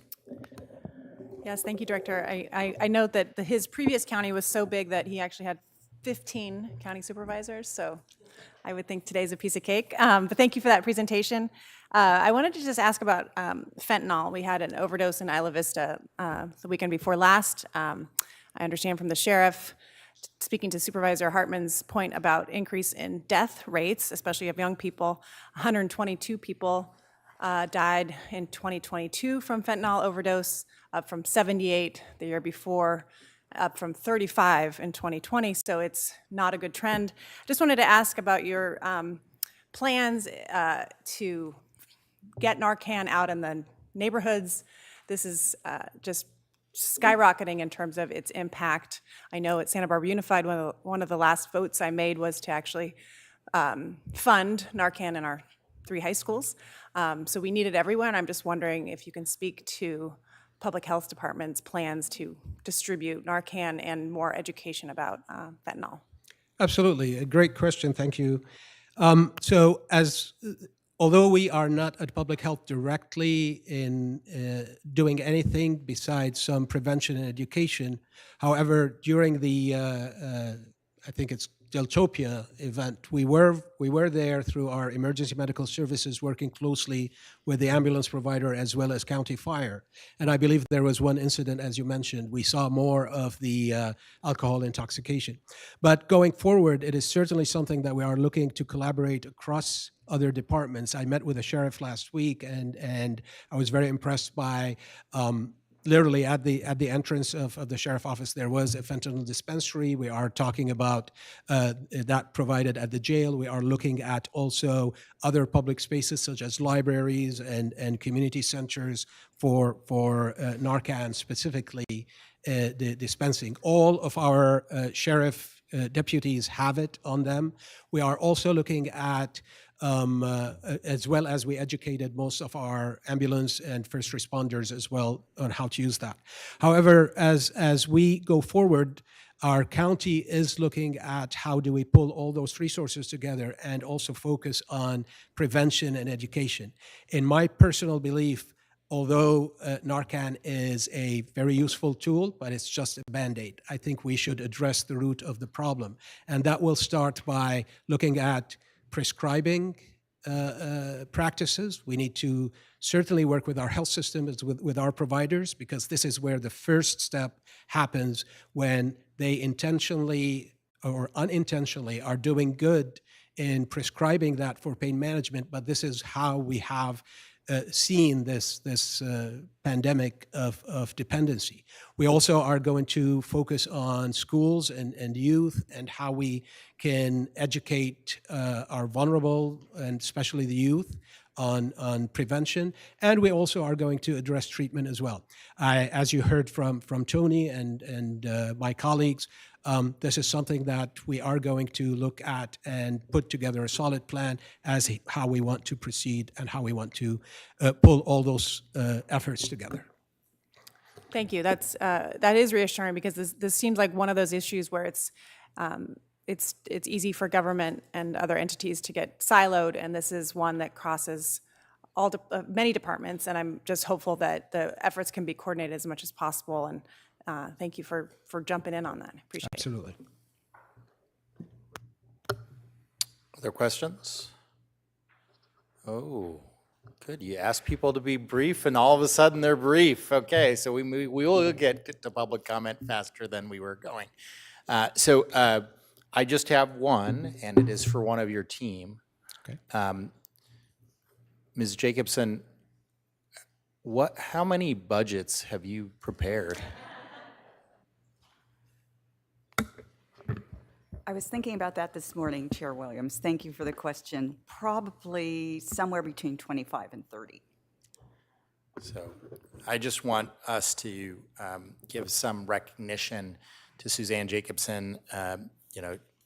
She has shepherded us through many budgets, at least 25,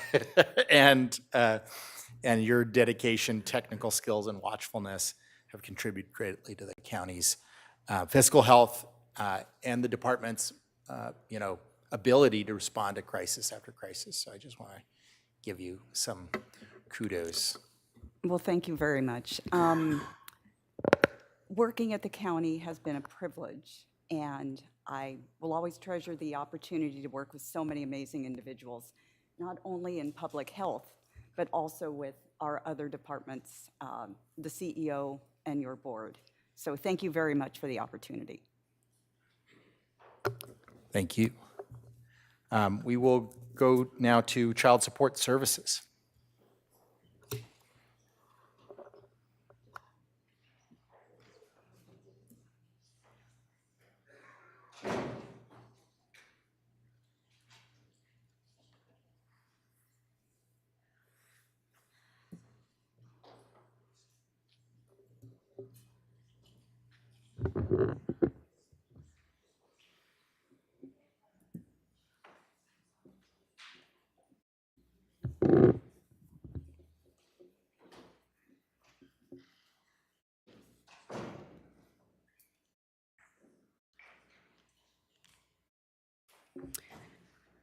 Good afternoon, Chair Williams and members of the board. I'm Joni Maiden, the Director of the Department of Child Support Services, and with me here today is Meta Richardson, our Assistant Director. We are very pleased to be here today to present our budget overview, but before I get to the slides, I wanted to give you a little bit of general information about our department. For children whose families are living in the same are not living in the same household, child support is charged with establishing parentage, developing fair orders for financial support and medical care, and enforcing those orders through legal and economic interventions. We do not receive county general funds. Rather, our funding is provided by the state and federal government, and any unspent money will revert back to the state at the end of the fiscal year. Next slide. Here are some of the key challenges and emerging issues on the horizon for us. Expending variable program funding remains a challenge. For approximately 20 years, we did not receive any increased funding and remained flat funded regardless of cost increases. During the last 3 fiscal years, our funding allocation varied between being cut by $500,000 one year and being increased by $800,000 the next year. And we're not complaining. Getting an increase is a great issue to have, but being able to expend it within the year is not always an easy task. It's scaling up operations, spending the increased funding has proved to be problematic throughout the state. Millions of dollars were unspent and reverted back to the state in child support agencies, and is primarily due to the lags in hiring and the decrease of the pools of applicants. In the next fiscal year, we anticipate an increase of over $1 million, and as always, we'll strive to respond in an agile manner in order to maintain a high level of service to our customers. Another issue for us is the number of legal and procedural changes evolving in the child support environment. We are working at the state and local levels to support, develop, and implement protocols for items such as providing full pass-through of child support payments to families that used to receive public assistance in the CalWORKS program. Another issue that's come up is managing foster care cases in light of new legislation that addresses how payment of child support is likely to pose barriers to family reunification. So moving forward, we will have very little, if any, foster care referrals. And what remains to be settled are questions around the existing foster care cases in our caseload and the debt within those cases. And also, recent legislation mandates child support agencies stop enforcement of arrearages owed to the state that has been determined to be uncollectible. The State Department of Child Support Services is working with local agencies to develop an understanding of what constitutes uncollectible. And the final 2 emerging issues relate to focusing on succession planning and leadership development as staff retire, including 2 positions at the top level of our organization. Next slide. We'll have an operating budget of a little over $11 million and 75 FTEs. Next slide. We receive 33% of our funding from the state government and 66% from the federal. And as I said, we anticipate receiving a 12% increase from the previous fiscal year funding level. Next slide.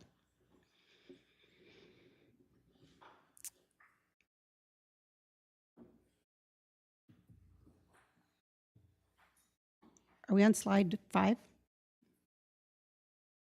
Okay, thank you. We have only one program, and it's highly mandated and complex. Our 40 child support caseworkers manage a total caseload of 11,000 cases, which averages out to 260 cases per worker. 17% of our caseload is made up of at least one Spanish-speaking participant, and 64% of our caseworkers are bilingual. Average collections per caseworker is, for last federal fiscal year, was $708,000. And in addition, over the same period of time, our 3 dedicated attorneys appeared in court over 2,000 times. Next slide. We are using our increased funding primarily to hire 4 child support officers, 1 EDP system analyst, one accountant and to fund a previously unfunded program project business leader. If the funding comes in lower than originally expected, positions will only be filled as funding allows. Next slide. For the first time ever, we anticipate receiving an $11 million budget. Next slide. Some of our accomplishments include distributing almost $29 million for child support. $25.3 million went directly to families, $3.2 million to federal and state governments, and a little over $230,000 to the county to reimburse expenditures for public grants. We started using Lobby Central, a self-calendaring appointment system for customers to select the means and best time for them to speak to a case manager. And customers can do that in our lobbies and also on our website. And as with the majority of our services, bilingual options are available. Regarding our office space, since 46% of our staff are full-time telecommuters and 32% work a hybrid schedule, we took steps to right-size our office space. This year in Santa Maria, we reduced our space by 60%, saving $100,000 annually. We trained 12 new child support officers, which represents 15% of our FTEs. And we offered weekend and evening hours to our customers, and we're still offering hours one Saturday a month. Next slide. Some of our goals for the upcoming year that I haven't spoke about are to expand our outreach efforts with a focus on communities that might be underserved. We recently attended the 211 Community Day celebration in Lompoc and the Family Resource event in the Menominee Community Center in Santa Maria. As we did with our Santa Maria office, we'll look to optimize the space of our Santa Barbara location. We're going to continue to have training in diversity, equity, and inclusion for all of our staff. We're currently setting up a training session with the county's new talent development and inclusion strategist, and we've arranged a presentation by Pacific Pride. And another goal is to work with the state and local agencies to identify and implement opportunities to improve processes and efficiencies. For example, we continue to work with the courts to implement the Parenting Court program in collaboration with other county agencies and community partners. This program is meant to help parents get connected with resources to help them address issues they are experiencing that can be barriers to them paying their support obligation. And we also plan to be involved with the Farm Work Resource Center that's going to be implemented by the Department of Social Services. Next slide. This slide shows our performance measures and all but some of our performance measures. All but the third one down are federal measures that all child support agencies are accountable to. And as we are seeing statewide, the performance measures have decreased. Locally, the data shows figures that are in alignment with pre-pandemic eras, with the pre-pandemic era. So for example, in 2019, we also collected $28.7 million as we did this year. With the onboarding of new staff and implementation of process improvements, we aim to increase the measures over the year. And that said, in regards to our federal measures, we still exceed the statewide average across the board. Next slide. We have no service level reductions. Next slide. To summarize, in the coming year, we'll focus on optimizing the use of technology to enhance efficiencies and the customer experience. We'll be agile and efficient regarding upcoming policy changes and in how we use our funding. We will continue staff training, especially in diversity, equity, and inclusion. And next year, as in all years, we continue to focus on enhancing services for our customers. And we do have a quote. It is by Bob Keeshan, also formerly known as Captain Kangaroo. Parents are the ultimate role models for children. Every word, movement, and action has an effect. No other person or outside force has a greater influence on a child than a parent. And we chose this quote because we wanted to illustrate that being involved with your child goes beyond any monetary value.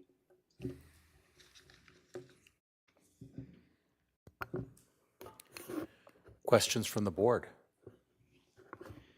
I just want to thank you and your department as someone who was involved in the child support system as a child. I think it's really incredible work that you do. Thank you. First five.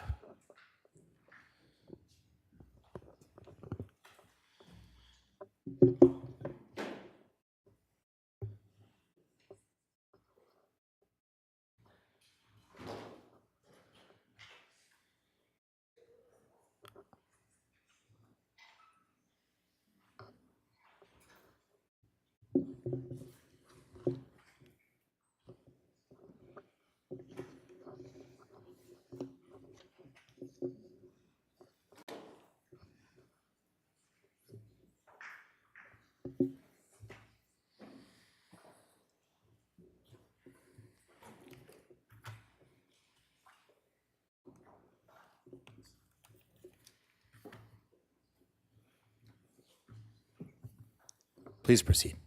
Thank you. Good morning, afternoon, Chair Williams and members of the board and CEO Miyasato. I say morning, afternoon because I presented ready for morning, but we're in the afternoon.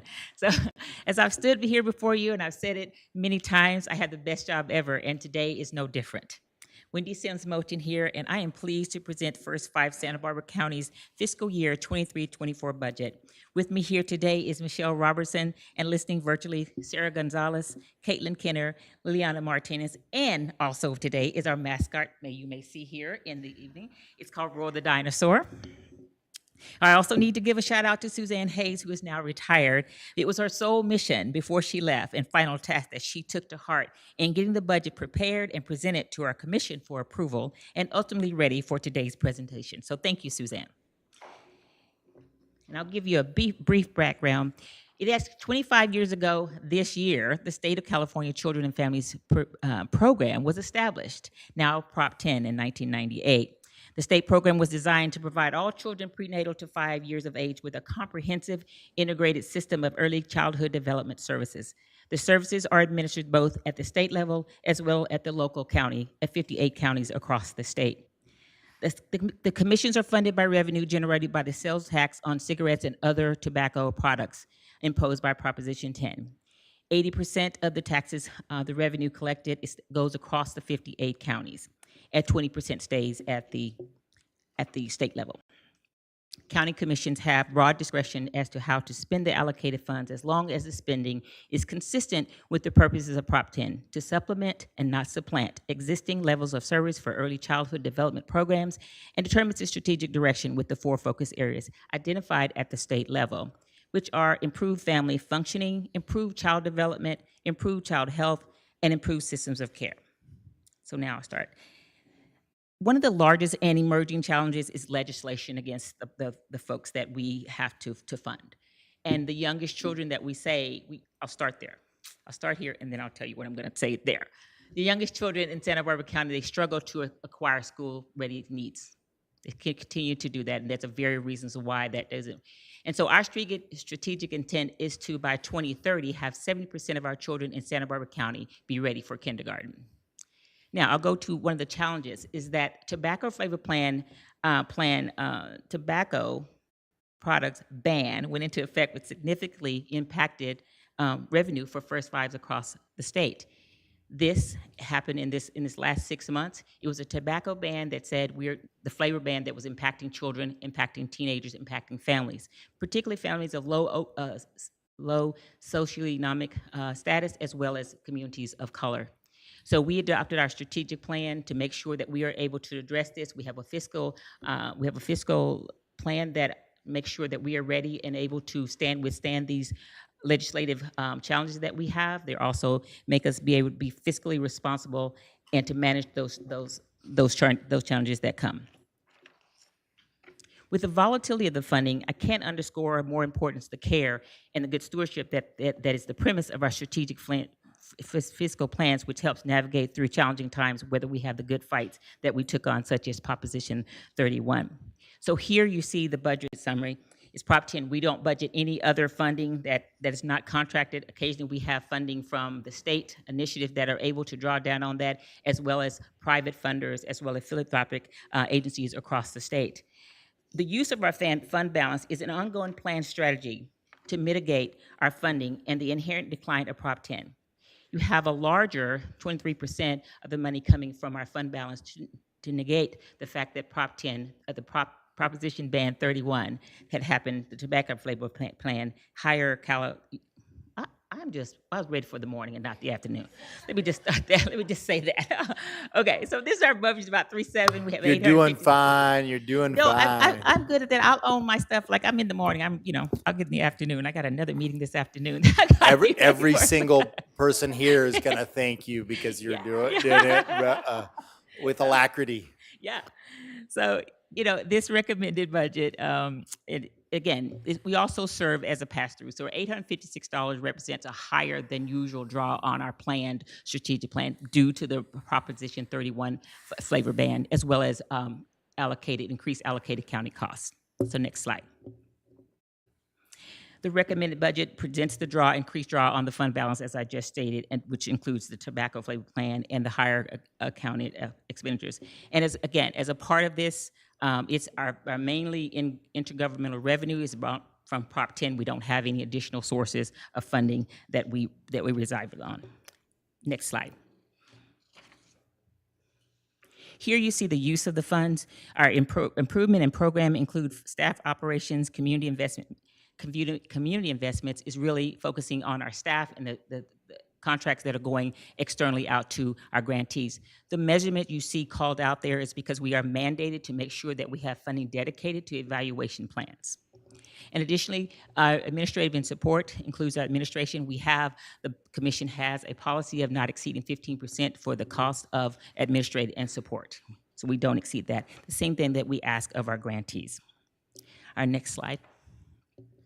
Our staffing is aligned with the work that needs to be done, so we make the necessary internal adjustments that include staffing and internal operations. As you can see, it kind of goes up and down. This is relative to the revenue as it's moving, as well as making sure that we're aligning with the dollars that are coming in.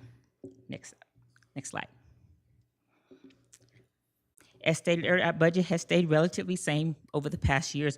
Some years are slightly higher than that, probably because we have drawing down additional dollars from the state initiatives that are available to us, as well as private funding that has come to us to serve as a pass-through to our agencies.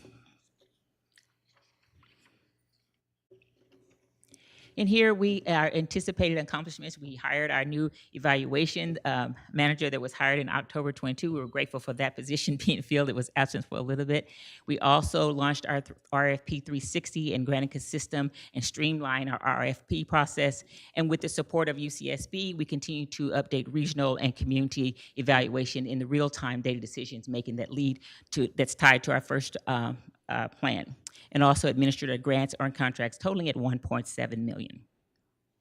Next slide. And our department goals is complete. We're in the third year of our 4-year strategic plan, investing at $1.4 million, contracts to anchor and community agencies that align with our evaluation framework, and to also provide a high level of fiscal control and transparency and accounting. This is crucially to make sure that we continue with our funding. We continue to support partnerships within our local initiatives that engaging in efforts providing communication support and collecting reporting on our evaluation outcomes. And we continue to streamline our grant reporting process among our focus area grantees and explore other reporting platforms. And we complete and implement. We want to complete and implement a communications plan that will promote the importance of first 5 years. Okay, our next slide. These are our performance measures, mostly that are indirectly provided by the agencies that we fund, and also these are the outcomes and indicators to the area which we provide our investment, where we invest our dollars. Next slide. And these are continued more performance measures. And our next slide. And in summary, First five, we invest in anchor agencies that provide regional activities in alignment with our strategic intent, again, reaching 70% of the children in Santa Barbara being ready for kindergarten. And we continue to invest and engage in building system capacity that supports innovation and addresses emergent needs that address the needs of families in the early childhood sector. And we have established a fund balance that supports, approves expenditures, and ensures future sustainability. So we get to the most important part. It's always making it center focus on where our children are and what makes the difference. We have kids who have big emotions and they don't always have the necessary skills and developmentally able to manage those skills. And thus you see some of our Talk, Read, Sing advocate is about Roar the dinosaur, who's been able to roll those out. So we want to share this video with you.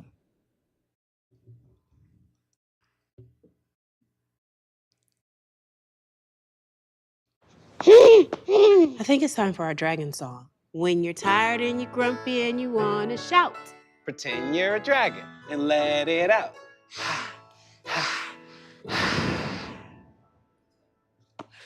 You feeling better? All right, it's our turn. When you're tired and you're grumpy and you want to shout. Pretend you're a Helping your kids manage their feelings now can help them as they grow. For more tips, go to first5california.com.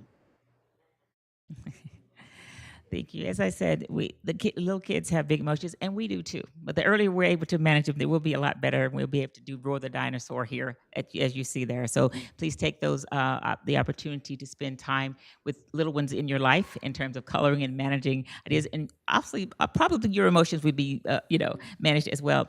I also wanted to add, just before we go to the final quote, that the commission passed a social, racial equity justice statement in June 21, where we committed to looking critically at all aspects of our organization to ensure policies, procedures, and practices reflect a more just and equitable space. And there are 9 other commitments that the commission set forth in that. And additionally, we have done that and funded out and making opportunities for our agencies to fund with this. What are you doing in the racial equity, diversity, and inclusion? How are you putting that in the services? How are you doing that in your contracting process?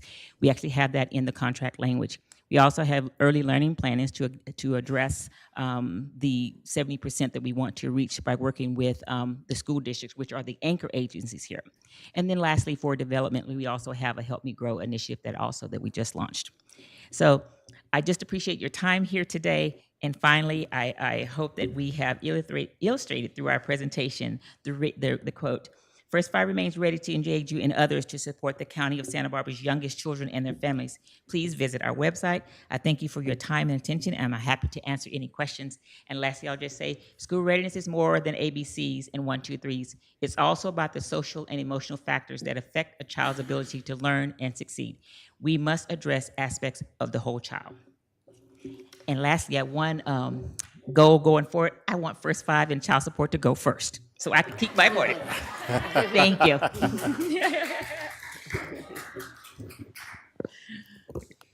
Supervisor Hartman. And before you do that, the Roar video was very helpful. I know some people that should definitely watch that, and not all of them are my daughters. So not all of them are my toddlers. My question has to do with, now that pre-K is available, how does that affect the focus of First Five? It continues to be our focus because it's early. It's the earlier we're able to focus on, supporting care, supporting parents as being their first teachers, supporting the community and how critical it is. All the things that we talked about in this service group that we did is about prevention. So we look at social service, we look at all the things that we have to do. If we start early, hopefully that's a way of doing that. So we continue to focus on early, focus and prevention. Supervisor Capps. Thank you, Director Sims-Moen. And I just want to note, I think the funds that you're spending in your department and through the commission are probably the best bang for the buck in terms of the entire county. If we invest in our 0 to 5, all the data shows, as you well know, that we're going to save, not only support the whole child, but save money all along the line for all of the other things that we spend money on. So thank you, and thanks for your bold goal, 70%. That's, coming off of the pandemic, that is a bold goal, and I'm here to help you do that as any way I can from up here. Thanks. And we want to be able to support that goal. Also supports family, friends, and neighbor wherever our children are. So we want to be able to support them to be ready. Supervisor Nelson. Yes, thank you, Chair Williams. This last week, I learned about this crisis that we're having in throughout the state on the dropping enrollment of kindergarten, where it's declines of as much as 10% across the state. One of the supervisors that I ran into said they have up to 30% drop in enrollment for kindergartners. What are we seeing here in Santa Barbara County, and what are we doing at First Five to address that? I think that we continue to reach out and figure out through our surveys like what's really going on. And I think just in general, in terms of it's a declining enrollment, not only just at the kindergarten rate, but across districts, across the state, actually. And I think it's just where people are our kids they're in stress and not wanting to come to school, declining enrollment, but people moving out of the different areas or deciding to do just to support at home. In terms of that, so enrollment in the actual systems, perhaps they're mostly at home. And so I think that's continued to make sure that we're reaching out to figure out where they are and what support they need. Thank you. No other questions? We will go to public comment. Thank you so much, Thank you. Wendy, Sims Moten, and your staff for your continued dedication. Yes, and don't forget our mascot today. Yes, and Roar. And Roar. I was very relieved when I Hey, saw he's it. already coming. I didn't know if it was the Be Well Dragon or the First Five Dragon, and Well, I'm much happier having it be the First Five We're Dragon. going to partner. In fact, we were already planning a partnership there. we want it to be the First Five Dragon to avoid Yes. it being the Be Well Dragon. Yeah. That's right. Yeah, not avoid, but partnership with it, right? So we're actually working on an adult one that you can do. So actually we have pencils as opposed to crayons. So we're working on that too. So thank you. Thank you. Let's go to public comment. Typically, once we exceed 10 folks, we trim it down to 2 minutes. So just get as close to that as you can. I won't be severe. Chair Williams and members of the board, we have 26 requests to speak on this functional group. We are going to begin on Zoom with Mike Glick. And then we're going to return to Santa Barbara with George Kaufman. Mike?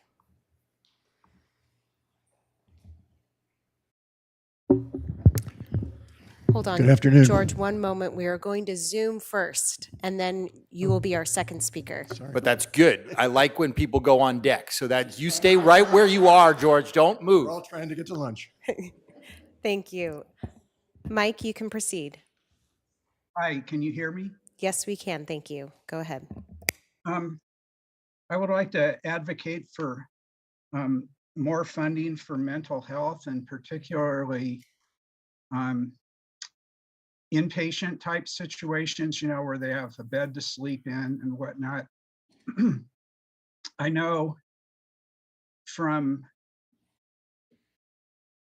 living in Santa Barbara for a long time that even if you don't care about the humanity of it, just the money is well spent in treatment and prevention. Because I know for a fact that just the ambulance ride for 152.50, from my observation, is $4,000. And then they go into the emergency room. They keep them for a few hours or maybe overnight, and then the next morning they release them and call and say, "Oh, it's cleared up. It must have been drugs." Well, there's always mental health, almost always mental health mixed in with it. And if they don't treat the mental health, what you have is a frequent flyer. And again, I know this from personal experience, not me personally, but other people that I know. They are just in and out. They're called frequent flyers. And each one of those, if just the ambulance ride costs $4,000, I can't even imagine what the emergency room is. You take a single frequent flyer, you could have probably bought them a house in Goleta for the amount of money that we spend on this stuff. What's an ER visit? 100,000, 200,000, 300,000? I don't even know. But if all you care about is the money, then get these people some, everybody likes to complain about, oh, there's the homeless people on State Street. Well, you can thank the Purdue Pharma for the opioid crisis that created all these drug addicts. Now they have, mental health issues and everything else. And now we've got fentanyl, and the other one that's coming is Tranq, okay? And Tranq is lethal. So, but again, if all you care about is the money, and I'm not saying that that's all you do, but if all you care about, you don't care about people dying on the streets or the personal toll, just spend the money and get these people some treatment. Thank you so much. We will now return to Santa Barbara with George Kaufman to be followed by Suzanne Worden. And my apologies, our timer is not working, so we're going to go old school with a phone timer. So you will hear that go off. George? Thank you.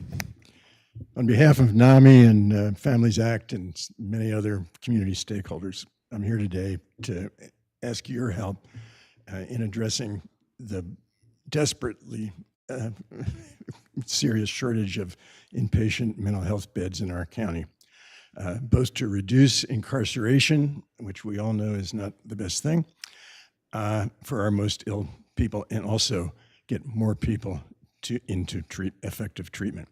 I want to say at the outset that we fully support everything that the department and the entire county is doing to try to resolve some of these issues with community-based solutions.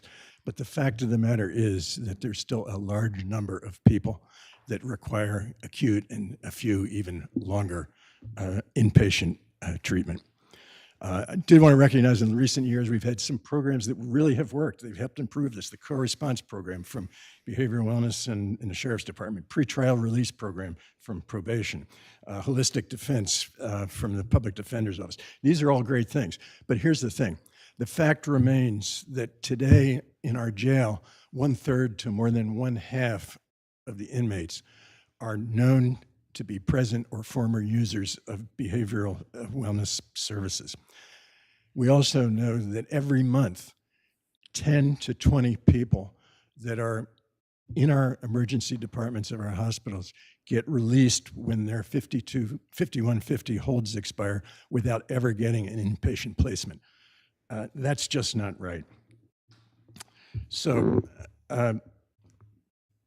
the severe shortage of psychiatric inpatient beds means that jail is sometimes the only option for those experiencing mental health crisis.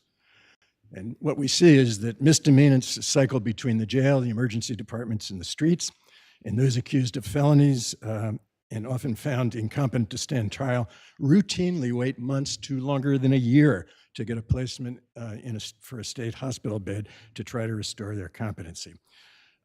Recent state action to levy, we heard about the $6 million fine. It's made us have to resolve this problem now.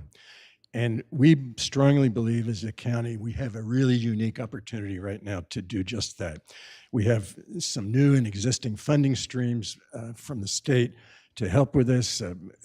Two of them, for example, are the Department of State Hospitals IST Diversion Infrastructure Project, and the other, which has been mentioned previously, the General Obligation Bond for Behavioral Residential Facilities.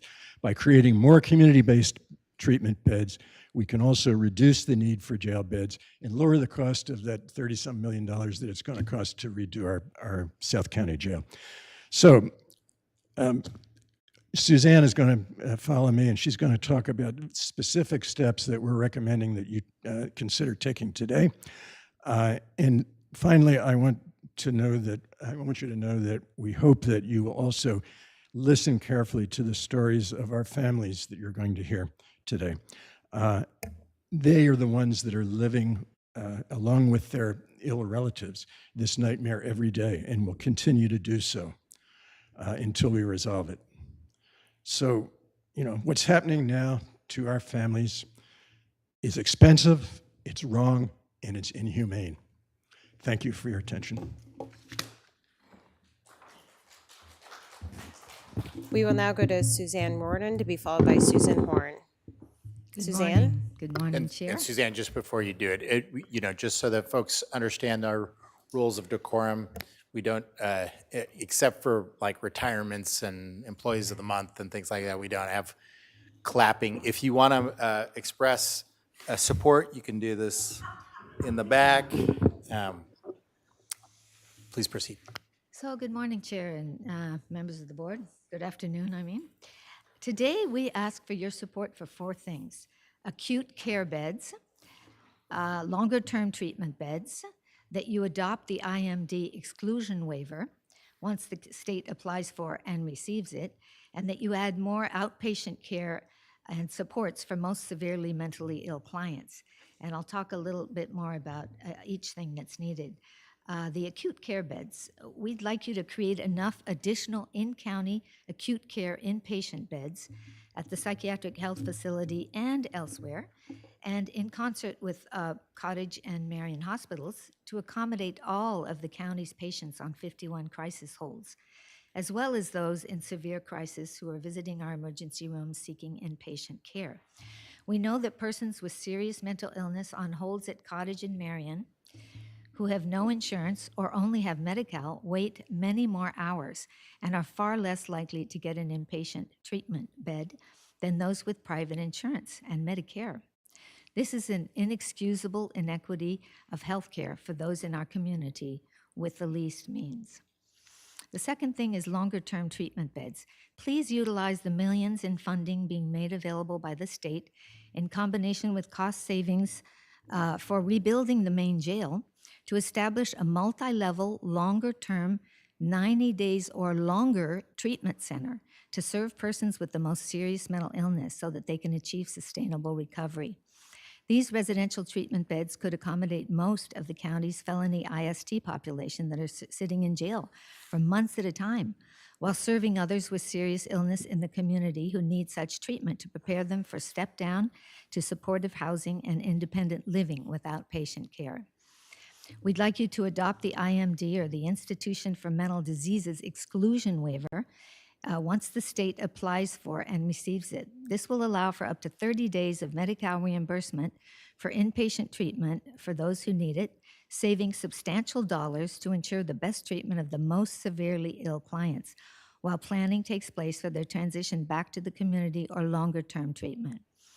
Finally, we'd ask you to add more outpatient supports for the most severely mentally ill clients to provide for seamless transition, that is a warm handoff is the common phrase, but it's not always that warm, from inpatient to outpatient care, to expand assisted outpatient treatment, which we call AOT, and assertive community treatment, which we call ACT, to expand those teams to maximize recidivism reduction among criminally justice-involved clients and reduction of relapse in all clients.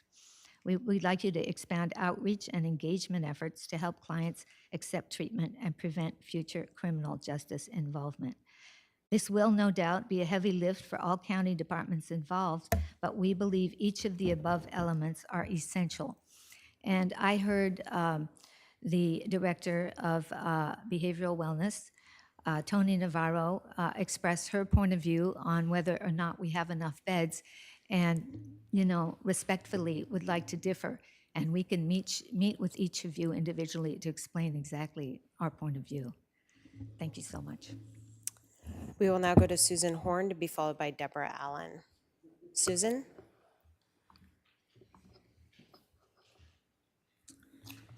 Good afternoon. I'm speaking today to just show you there's a wider constituency behind these issues.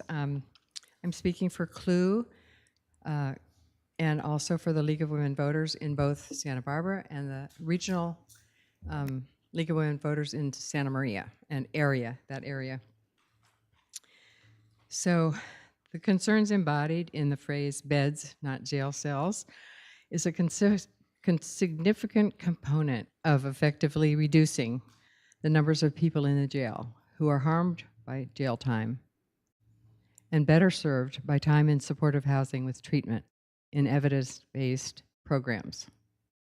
We strongly support the cooperative efforts of the behavioral wellness in the community and WellPath in the jail to develop strategies to warmly transition, warm hand, their mutual clients between the jail and our communities.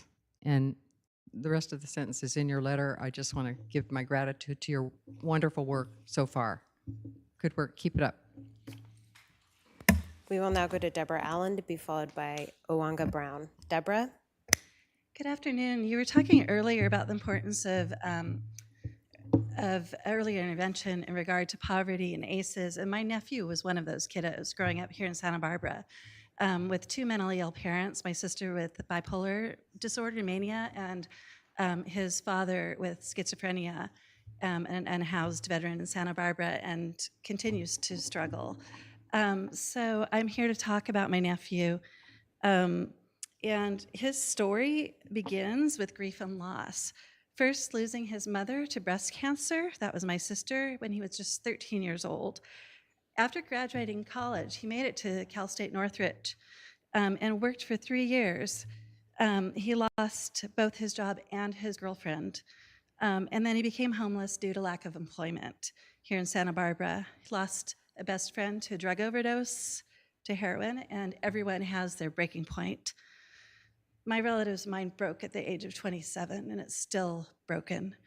5 years later, he has not recovered due to being a victim of petty crimes, lack of housing, malnutrition, and a system that has treatment gaps wide enough to lose a person completely, wide enough to lose our most vulnerable community members here in Santa Barbara. It's a gap that we as citizens need to close by addressing the systemic barriers to recovery. And I'm here today with Families Act and NAMI and other people to talk about that.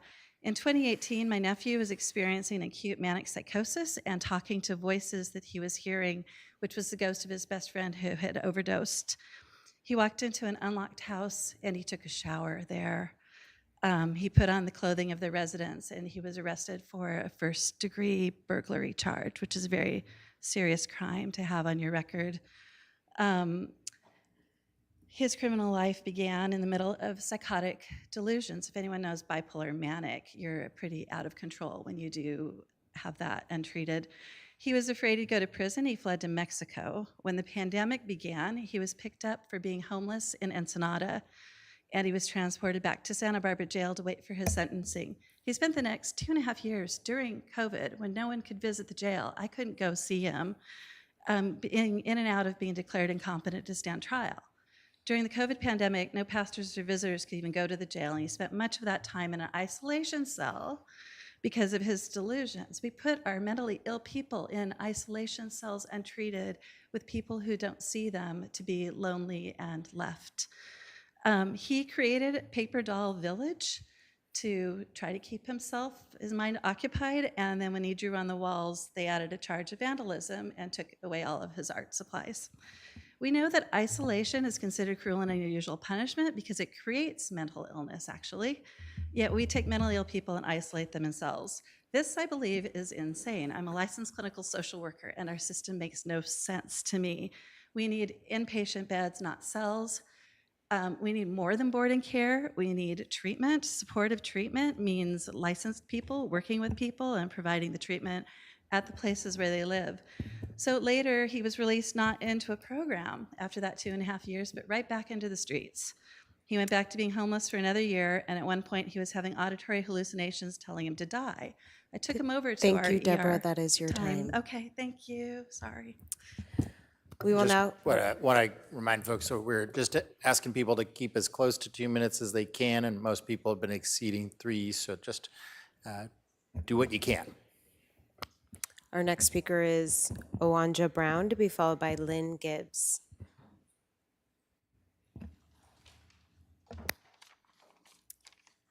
Greetings. My name is Owanja. I'm serving wearing two hats today. One, I'm a member of Families Act, have been a member for the beginning since 2006 when the organization started.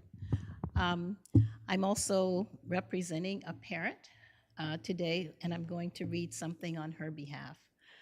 Before I get started, I want to just mention that, I listen to the budget reports and all of where monies are going, and then I look and see all of the parents and people that are here who are going to share their stories, and then, of course, Suzanne, who I've worked with for a number of years.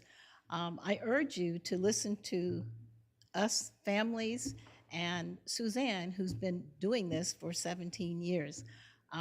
We know what's going on. We know what's happening to our loved ones.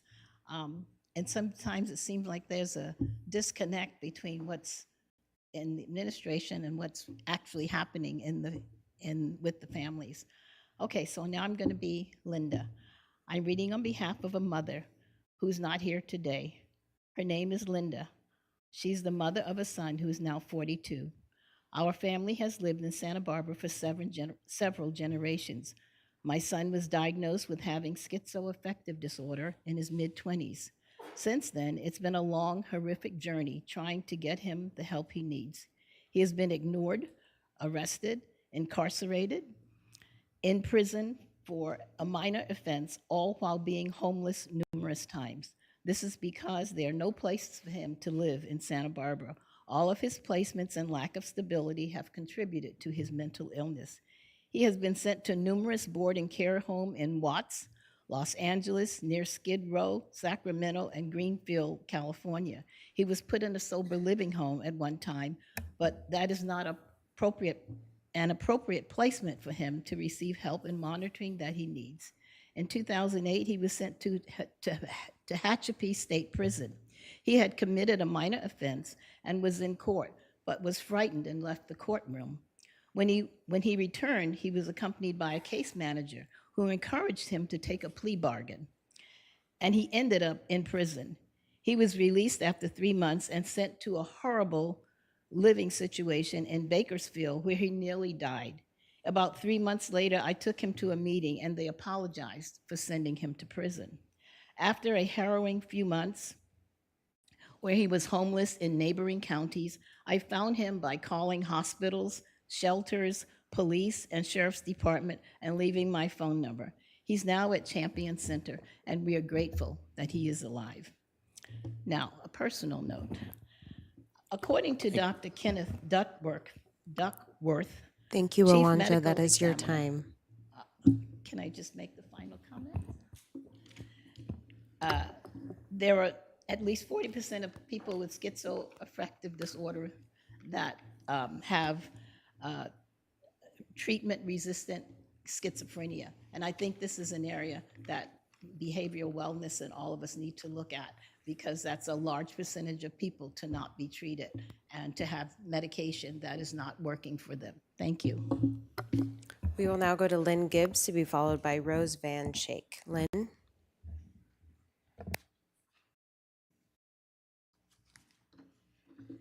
Chair Williams and supervisors, thank you for the opportunity to speak today. I'm the mother of a young woman who lives heroically with mental illness, and that is why I advocate for treatment. Earlier this month, the Los Angeles County Board of Supervisors passed a resolution to add another 500 secured treatment beds to the county stock to depopulate the county jails, they said. And this is with their professed goal of shutting down the Men's Central Jail by referring people with serious mental illness to treatment instead of to jail. Other counties have applied for secured treatment beds in California in the most recent phase of the $1.2 billion Behavioral Health Continuum Infrastructure Program, or BCHIP. Santa Barbara County passed on this opportunity in favor of asking for dollars for the design phase of the Chi Real campus remodel to reproduce just what we already have. Our Community Corrections Partnership is sitting on $15 million reserve, and there's been a large reserve for years. More than 5 years ago, the CCP earmarked $3 million of that reserve for secured treatment beds. We and NAMI have gone to their meetings for 5 years, begging for a plan. Families Act has been advocating for beds, not cells, for many more years than that. Given the $6 million fine to the county and the Disability Rights California lawsuits against the Department of State Hospitals and our county jail, no one can say we are saving money by having our loved ones with serious mental illness in that jail.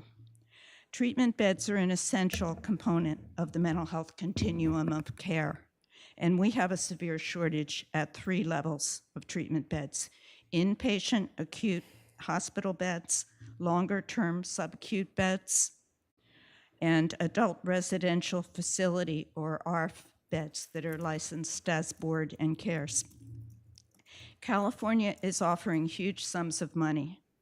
It's simply not enough to contract for 2 beds at the Marion Crisis Stabilization Unit or to discuss 20 more ARF beds.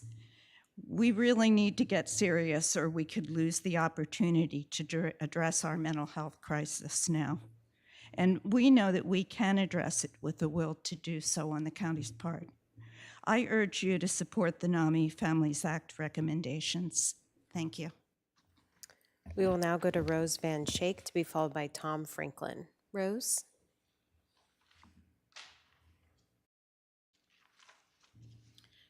Good afternoon, supervisors. I'm Rose Van Schaik, and I agree with the NAMI and Family Act in support of their statement that I will give my story. My son was languishing in an isolation cell for 7 months without any treatment. He's determined mentally incompetent to stand trial and is not able to assist in his defense. He's very delusional, hears and communicates with his inner voices. My son was diagnosed with schizophrenia 11 years ago and has endured major trauma during these years.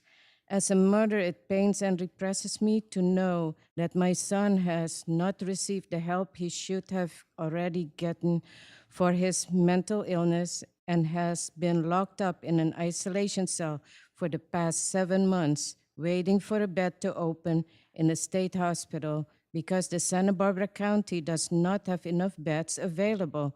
We need longer-term beds. In the meantime, he is getting more withdrawn and does not want to communicate with anybody at all.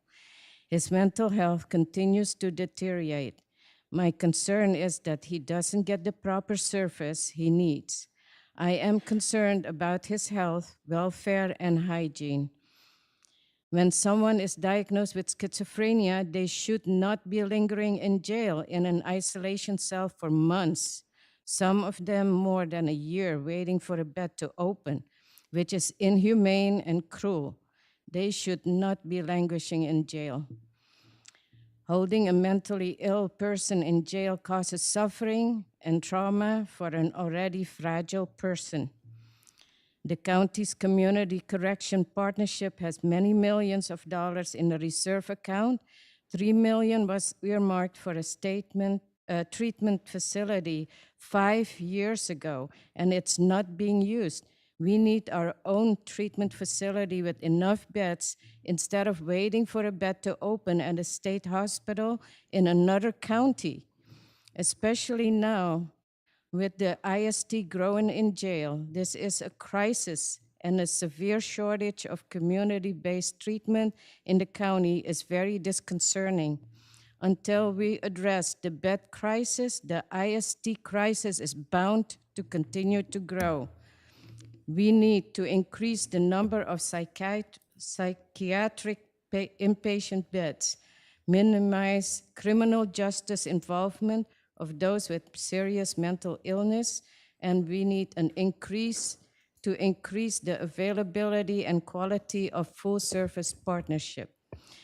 We greatly appreciate your help as soon as possible. Thank you. We will now go to Tom Franklin to be followed by Michael Heyman. Tom?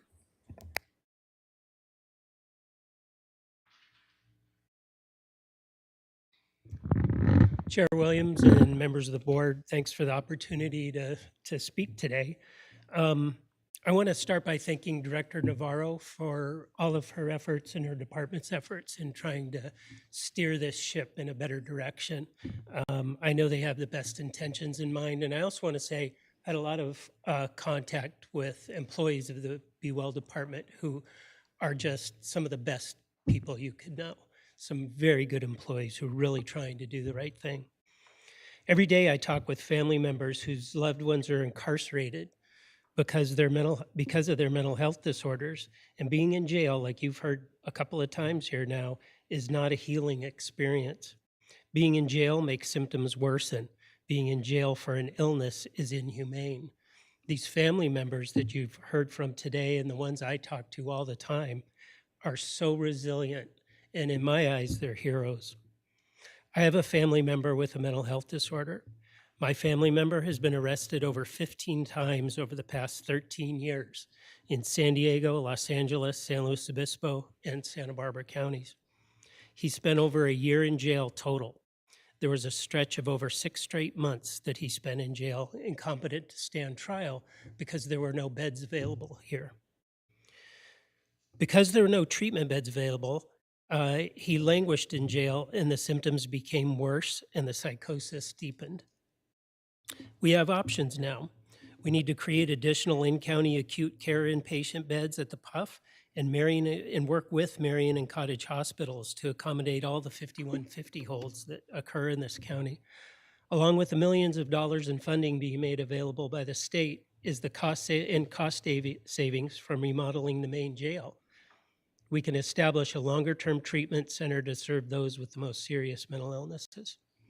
When the state receives the IMD institution for mental disease waiver, our county must adopt the waiver.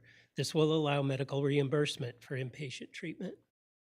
Finally, we need to provide more support for severely mentally ill clients by not only expanding AOT and ACT programs, but making those programs adhere to their evidence-based foundations. This county has a long history of making the impossible possible, as you heard earlier from the CEO. That was a great slide, by the way. I really appreciated seeing that because it fits right into what we're talking about. The only thing lacking in the mental health treatment is the political will to make it happen. Thanks. We will now go to Michael Heyman to be followed by Elena Clancy. Michael? Thank you very much. I'd like to speak in favor of pursuing state funds that are designed to increase mental wellness beds and services. My daughter has received county services for nearly 2 decades. And I wanted to take this opportunity to say that I am profoundly grateful to the county professionals who have helped her to achieve a very high degree of self-sufficiency and health and security. And so naturally, I would wish that these services be available to all who need them. I'm a retired high school teacher, and during my teaching career, I spent some time as a teacher at the San Bernardino County Parole Office, the Department of Corrections and Rehabilitation. And not infrequently, I would work with a mentally ill parolee. And these individuals, by the time I had met them, had begun to receive services through the parole department, but clearly they had been brutalized by prison and should not have had to suffer such a degrading experience. So I ask you to please act favorably in the expansion of these services. Thank you. We will now go to Elena Clancy to be followed by Patty Volner. Elena? Elena might have left. Okay, thank you. We will now go to Patty Volner to be followed by Marion McKenzie. Oh, Patty also left? Thank you. Is Marion McKenzie available? We will now go to Marion McKenzie to be followed by Pam Wilkinson. Marion?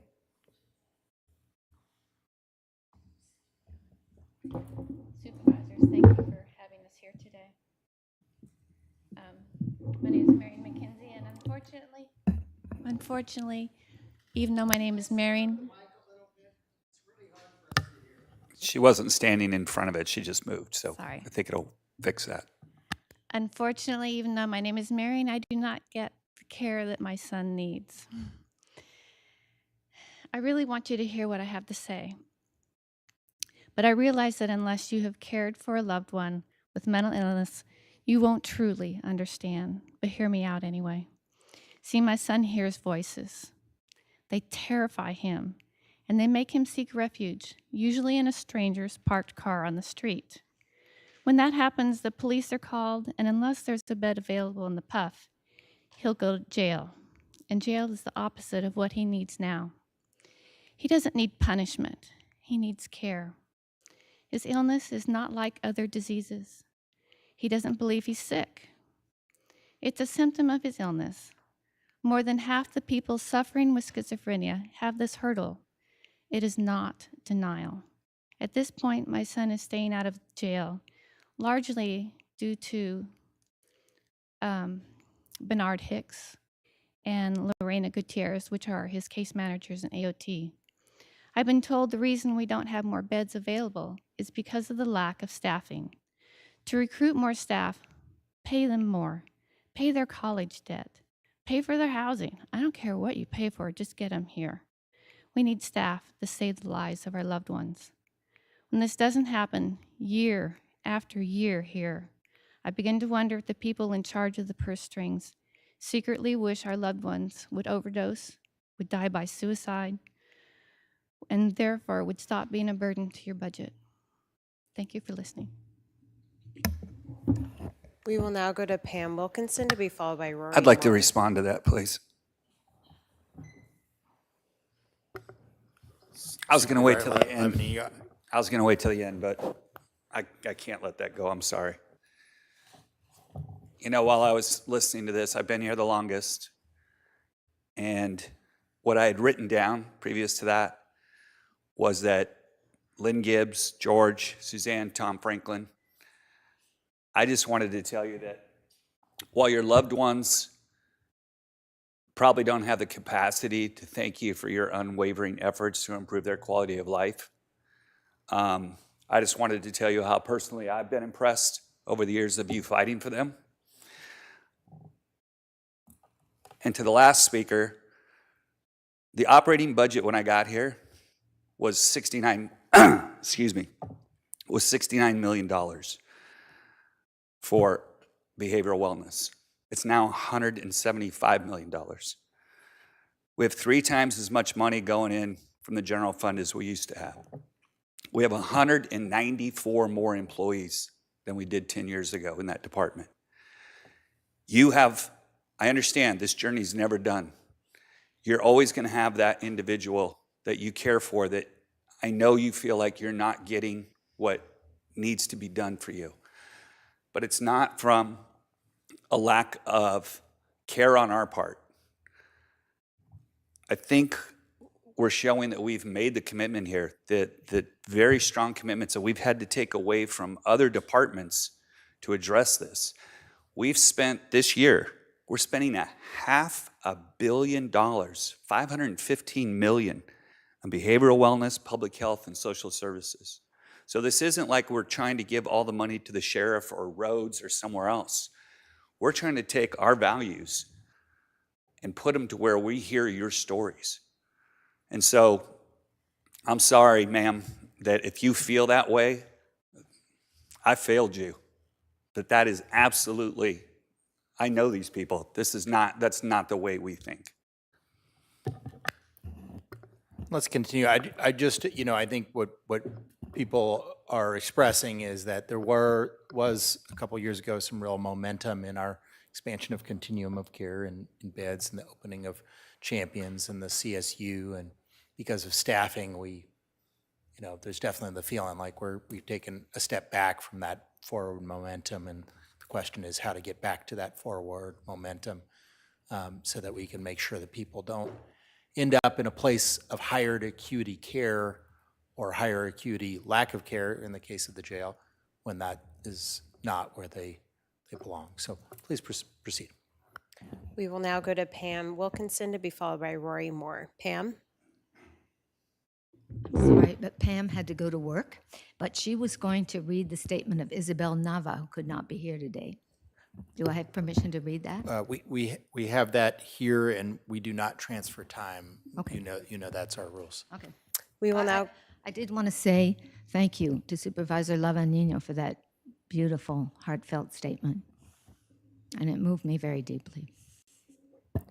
We will now go to Rory Moore to be followed by Chuck Richards. Rory? Good afternoon, folks. I appreciate the ability to be here and to speak to you as a group. And I also want to thank Ms. Navarro for her comments. Much of what I have to say has already been said. But I was struck by one thing from the executive office. In one of their slides this morning, there was a slide that listed long-term commitments. And there was nothing about mental health there. There was at the top a listing of, in 2011, there was a commitment made to the North County Jail Project. And then that slide ended with the fact that it was completed and began operation in 2022. We need a similar commitment for mental health, for the infrastructure that's required, for some type of a significant mental health hospital, more beds, less cells. It will reduce the jail population. It will be better for the community. It will make Santa Barbara County the shining star that it is. And other people are saying other things that I was going to say, but make it a priority. Make it a long-term priority that we talk about every single year with it on the list. Thank you. We will now go to Chuck Richards to be followed by Mrs. Ramona Winner. Chuck? Good afternoon, Chair Williams and supervisors. Thank you for this opportunity to speak. I have a stepson that has been in and out of the Santa Barbara court system for the last 12 years. He's not a criminal. He has delusional issues that he acts out on. When he gets upset, he lashes out verbally, and that's his release. He may say and threaten awful things, but in the 24 years that he's been in my life, he's never started a fight, and he's never destroyed other people's property. Again, he is not a criminal. He's mentally ill, and he needs help. About 4 years ago, felony charges were brought against him for something he said when he believed one of his family members was in danger. We were told by his public defender that there was possibly a diversion program available that he may be eligible for. We were overjoyed that he may finally get the help that he needs, but in 4 years of continuances, it hasn't materialized. We are hoping and praying that the mental health diversion program may still be on the table for him. Again, he is not a criminal, and locking him up for years in prison will accomplish nothing positive. However, getting the proper mental health treatment for him could well return him to stability and a normal life. As a parent, step-parent as it is, I can't stress enough the importance of having mental health resources available to those that need it when they need it. I would urge our supervisors and administration to recognize the importance of the mental health programs and to allocate the proper resources to bring them to fruition. This could be a winning solution to all of us. We need to make it happen. Thank you for your time. We will now go to Mrs. Ramona Winner to be followed by Julie Hess. Ramona?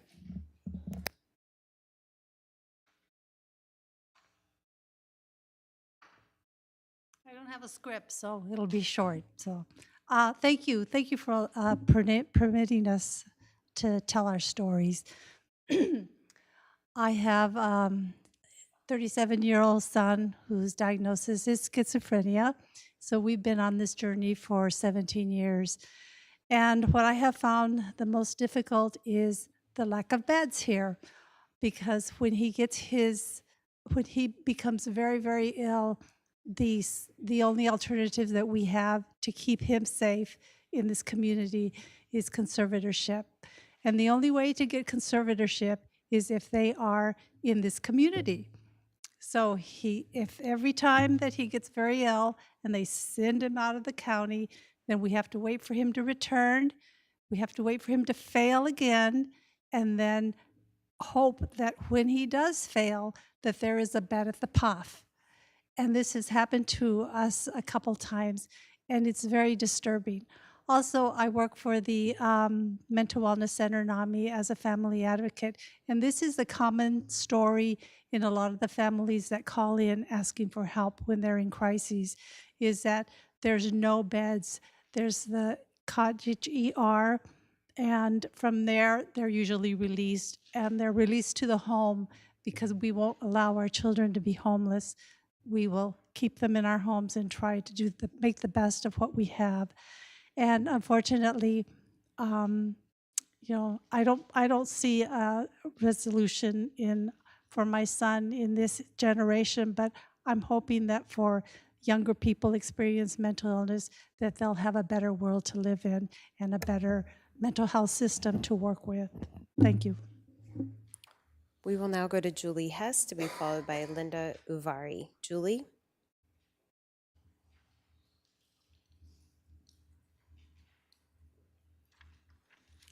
Good morning, afternoon now. Our son has a heart of gold. Sometimes his mind plays tricks on him.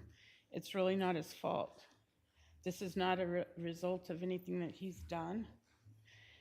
It's not anything that he deserves. It's an illness, an awful, mind-altering, and life-stealing illness. If you've been blessed enough to not have this illness creep into your circle of family and friends, be grateful. Every minute of every day, be grateful. Our son was always outgoing and the one that everybody always wanted to be around. With his heart of gold, zest for adventure, brilliant mind, and sense of humor, there was always fun to be had. These things started to change. There were more angry episodes, less times with his gold heart, recalling times of incidents in a completely different way than it was. He had never been a liar, and I couldn't figure out why his memories didn't match up. The hardest thing to watch was losing his friends. No longer does anybody want to hang out with him. He is unrecognizable from the person he was, and it's heartbreaking. This morning, I'm seeing friends in here that I haven't seen since before COVID, and we're asking how each other are and everything, and how our kids are, and it's measured kind of in that, well, he's not in jail right now. Most people have no idea what goes on in our loved ones' lives. People have no idea the lack of help, no idea that you don't just pick up the phone and get help. They have no idea that that scraggly human laying on the concrete has a mom, a dad, brother, sister, aunt that loves them dearly and prays throughout each and every day for God to help them. Things need to change. We need to somehow find something that is real enough to help these loved ones, real enough to know that a cell is never the answer to helping somebody that needs a bed. They need understanding. Would anybody ever think that a person with a heart failure, cancer, a stroke would be cured by being in jail? I don't think so. So please don't do it to our family members and our loved ones. Thank you. We will now go to Linda Uvari to be followed by Tricia Thompson. Linda?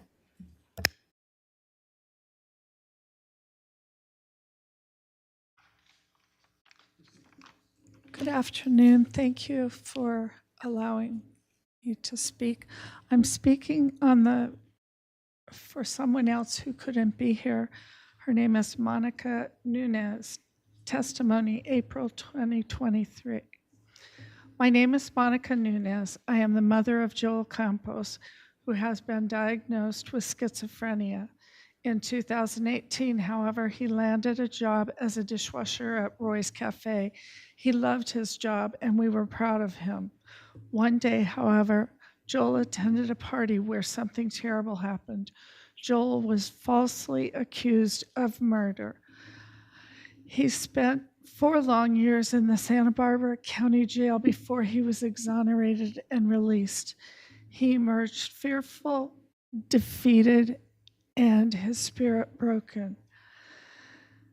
They failed Joel physically, mentally, and spiritually. His needs, including medical and mental health needs, were ignored for 4 long years while he sat in isolation cell. especially during the pandemic when the jail was very short-staffed. In 2018, Joe was found incompetent to stand trial and sent to Atascadero State Hospital. In September 2019, he was taken to the PHF unit from the jail in a wheelchair after he had tried to end his life. When I visited him there briefly, he was unshowered, emaciated, and paranoid. Phone calls and letters from him with his beautiful colorings to us ended after the COVID crisis when visitation was reinstated. My son was denying me visits. All of my efforts to protect him in the courtroom and the jail fell on deaf ears. My pleas were ignored by the DA, by his court-appointed defender, by jail personnel, and by WellPath. As a family, we all suffered, not just Joel, because it is crucial for families to be involved in loved ones' treatments. Thank you. We will now go to Tricia Thompson to be followed by Leonard Marcus. Tricia? You will be happy to know that half of the story is where everybody did something perfectly. Yay. And I'll just cut to the chase. My son is schizophrenic, and he is severely schizophrenic.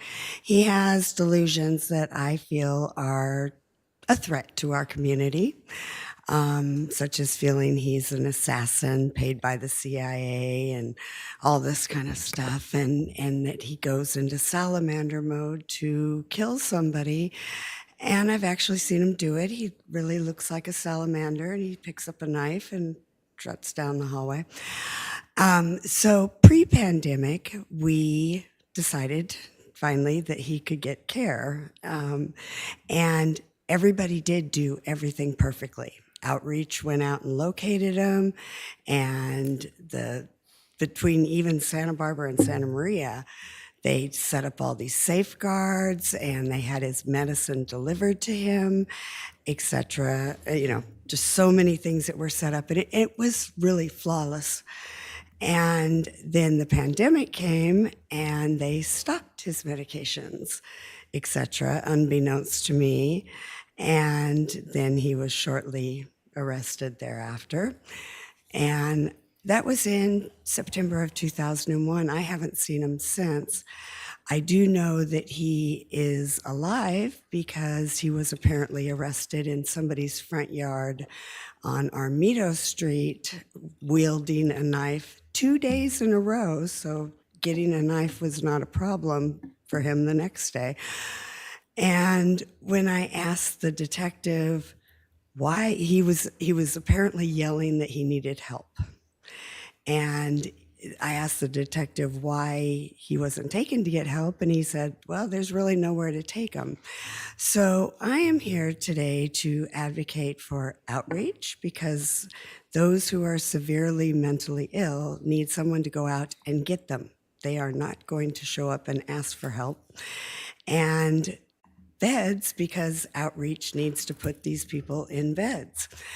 And that's basically my spew. I hope that maybe you take a moment to read my testimony that I submitted, because it has all the details, and I will let you guys go to lunch. Thank you so much. We will now go to Leonard Marcus to be followed by Jeffrey Schuman. Leonard?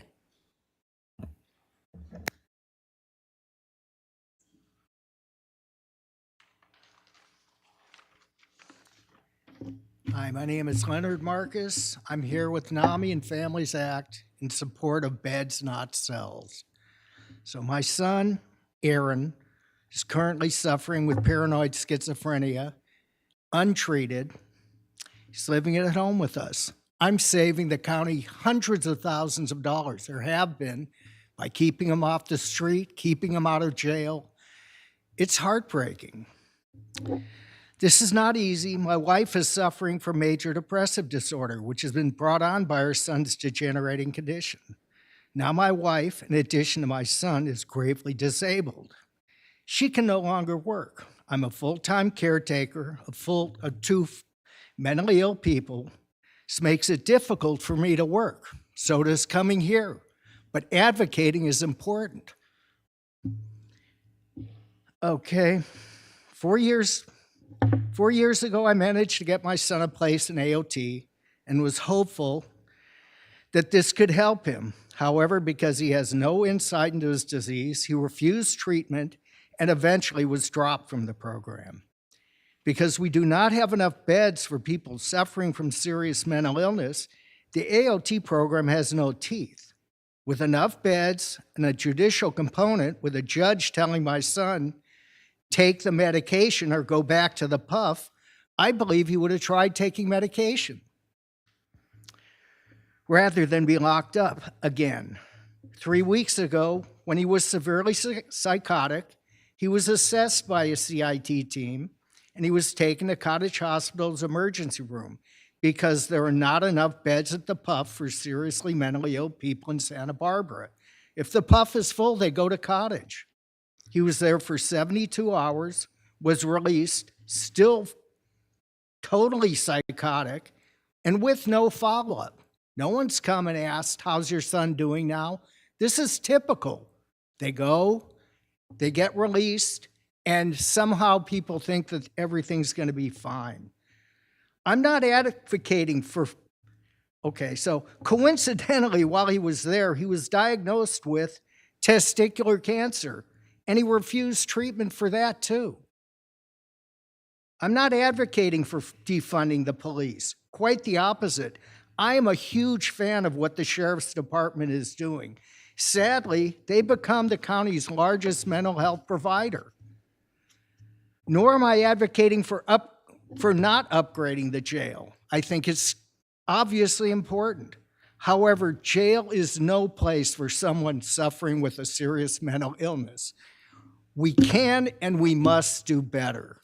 Thank you.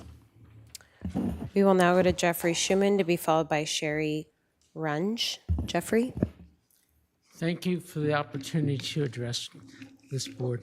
My son is bipolar and he also has Asperger's.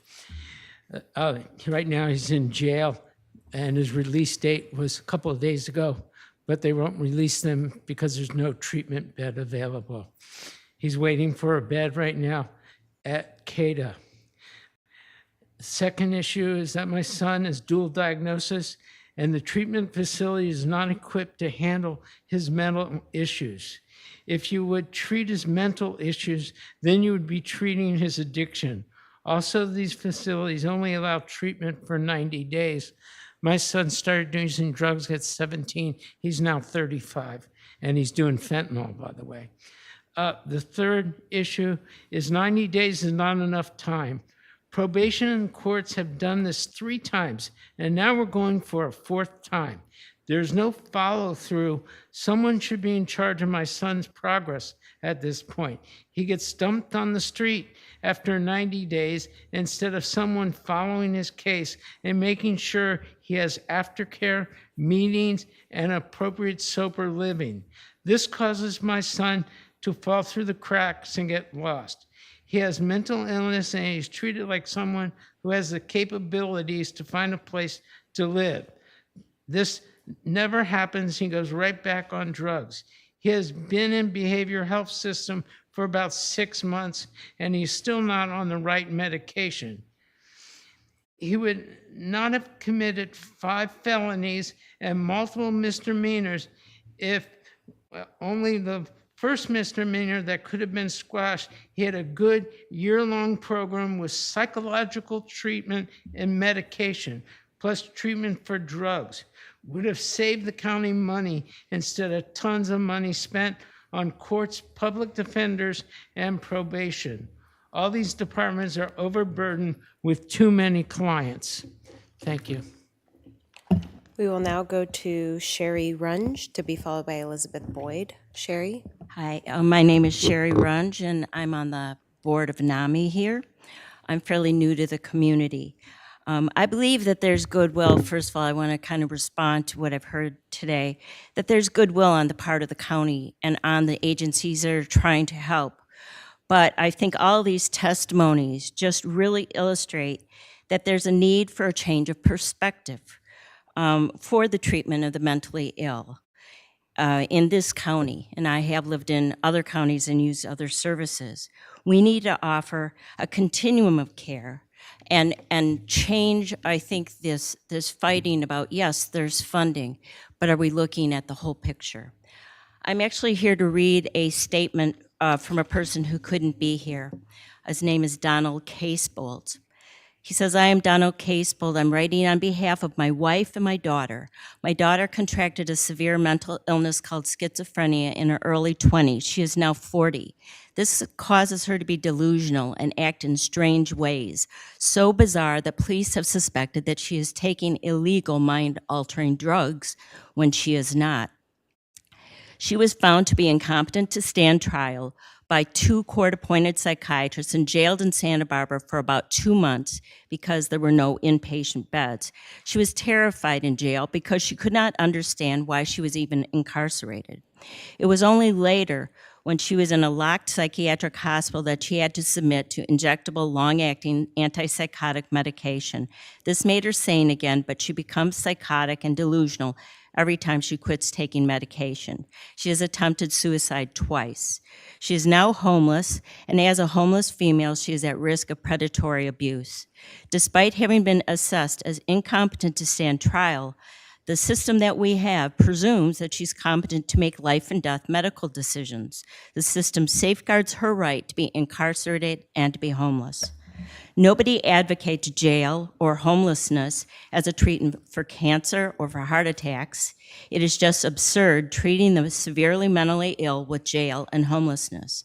For decades, all the financial incentives have been slanted against spending money for treatment beds. That is now changing. Please spend money on humane care instead. Thank you. We will now go to Elizabeth Boyd, to be followed by Pam Flint Tambo. Elizabeth?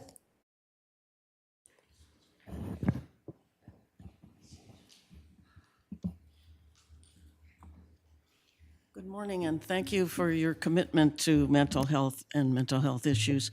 I'm a board member of NAMI also, and here to give you Julia Marvin's testimonial, because she could not be here.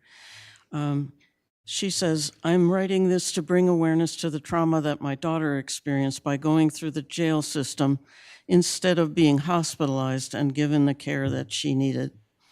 So she got into an altercation with a neighbor, and the police were called, and she was hauled off to jail. Although she had been diagnosed prior to this episode with schizoaffective affective disorder, she was in jail and spent 8 months in an isolated jail cell waiting for a bed in a state hospital. I was told that she was isolated for her protection. It's hard to imagine living in a 6x6 cell day after day for 8 months. During this time, COVID hit and no visitation was allowed, so she had no family contact for all this time. She had no idea why she was there or if anyone was going to help her. One day, she thought she was being released, but instead was taken to the state hospital. After 7 or 8 months there, she was declared incompetent to stand trial and released with no charges at all. If only that could have happened 2 years earlier. She is at home now, and we try to care for her as best we can and make her life a good one. But the terrible effects of her time in jail are lasting. She is absolutely terrified. She cries almost every day. And when asked why, she says that she's so afraid. She believes that they're going to kill her. And she has physical scars to remind her of her horrible experience. Somehow during her incarceration, she got roughed up and her finger was broken. She had no treatment, so her finger is crooked now. And they tied her hair in rubber bands while she was in isolation and never did anything to undo her hair. So it was so twisted and knotted that when she got to the hospital, they had to cut her hair off. It's growing, the hair is growing back, but she's lost a lot of weight and isn't hungry. She suffers from post-traumatic stress every day. If only she could have been given a hospital bed instead of a jail cell. I'm sharing this heartbreaking story of my daughter because I want others to know that those with mental issues need help. They need beds, not cells. Thank you for listening. We will now go to Pam Flimp Tambo to be followed by E Planet Thunderstriker, who is our final speaker. Pam? Good afternoon. Thank you, all of you. This has been the hardest meeting I think I've been to in years. I'm Pam Flint Tambo, and I'm speaking today for members of the League of Women Voters of Santa Barbara and also for CLUE.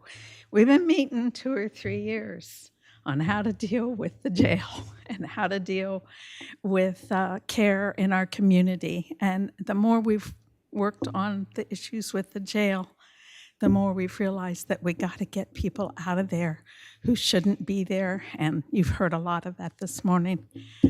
I appreciate your attention to this. This isn't what I expected to say at all until I got here today.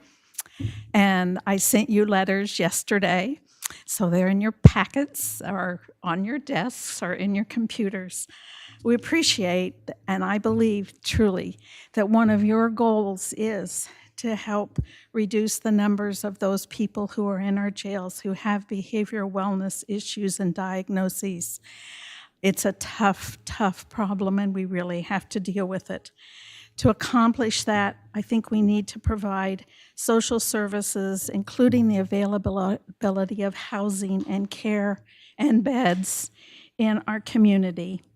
And we also want to remind you guys that the grand jury has also noted that we need to increase housing for those people who have behavioral wellness issues.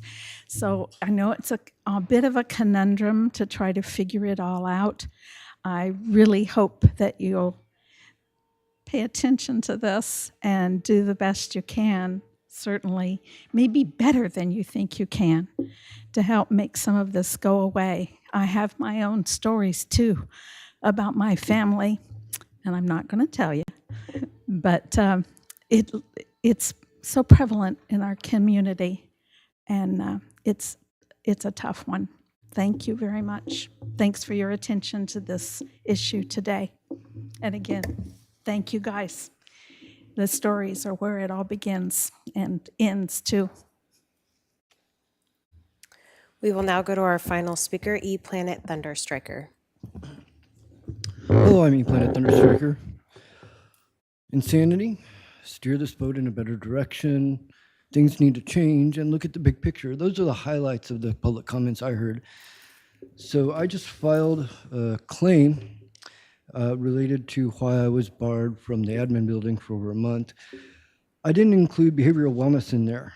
I went through this, and there's about 10 different departments that I have causes of action against because of the corruption I'm dealing with, for being blacklisted in the music industry, probably some treason allegations, from things have changed since the 50s. And it's great that Santa Barbara County is pumping in a lot of money, trying to do something, but I really don't think that we're going to get to the breaking point where they pump in so much money and then something else goes wrong. I mean, psychology, you ask them, it's an art, not a science, and I've had to deal with pretty stupid people that have doctorate degrees ever since the mid-90s, and I'm not really sure how to address these people because other countries probably don't have the mental illness. I mean, you have our government, which is supposed to be doing one thing, which clearly isn't, and you have TV, which has what society should be like, at least to some extent, and what's really going on. So you have a really disconnect in your brain as to what to do. And that's not really just mental illness. We have a mismanaged government, a mismanaged society. I'm going to advocate, based on our budget workshop and my claim, getting with the council, I don't know how fast that'll be, innovative action research and analysis on a day-to-day basis in reality as part of your budget agreement for those items. And everything else, I liked, I believe the children are the future. Teach them all, let them lead the way, and just start fixing some of this stuff.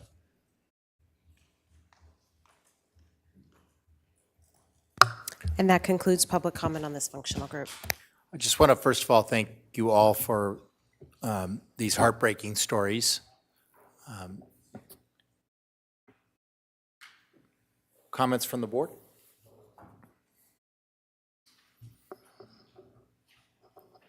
I will say one. I can't say that I've had the long dismaying road that many of you and the folks whose letters that you read have had, but I had a taste of it as my wife Johnny's brother lived with us as he sort of sank into addiction and then schizophrenia. So I have felt a little bit of it, and I know the sense of where things you just know that there's one intervention that might have saved them, and then it doesn't happen, and I know that is a terrible and terrifying heartbreak, and that we as an institution have long pushed, and really methodically, but with years of great progress, as Champions has opened, as the CSU has opened, as other smaller facilities have opened. And I think that momentum somehow, did not carry through the years of COVID, and I think we need to redouble our efforts to make sure that we can create that complete continuum of care. And I, for one, believe that fundamentally is difficult to happen when, when we're always throwing all the money into the highest levels of acuity. Meaning it's hard to pay for the CSU if you're throwing all your resources at the PUF. It's hard to pay for a PUF when you're throwing all your resources at the jail. It's hard to pay for a CSU. Hard to pay for the Champions if you're throwing all your resources at the CSU.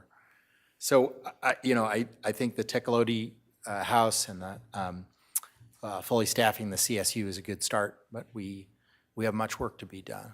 And I want to appreciate all of you for your time that you put into it. I know this is not just a once-a-year affair for you. Many of you I've seen at the Behavioral Wellness Commission meetings. I know that this is something that you've dedicated your life to, and I really appreciate it. We will take a break, and we will be back.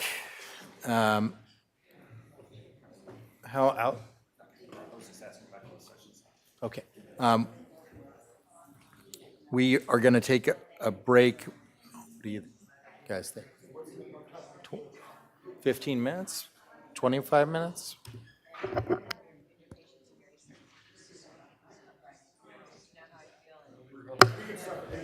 Okay. We will come back at 2:15 for the Community Resource and Public Facilities Functional Group.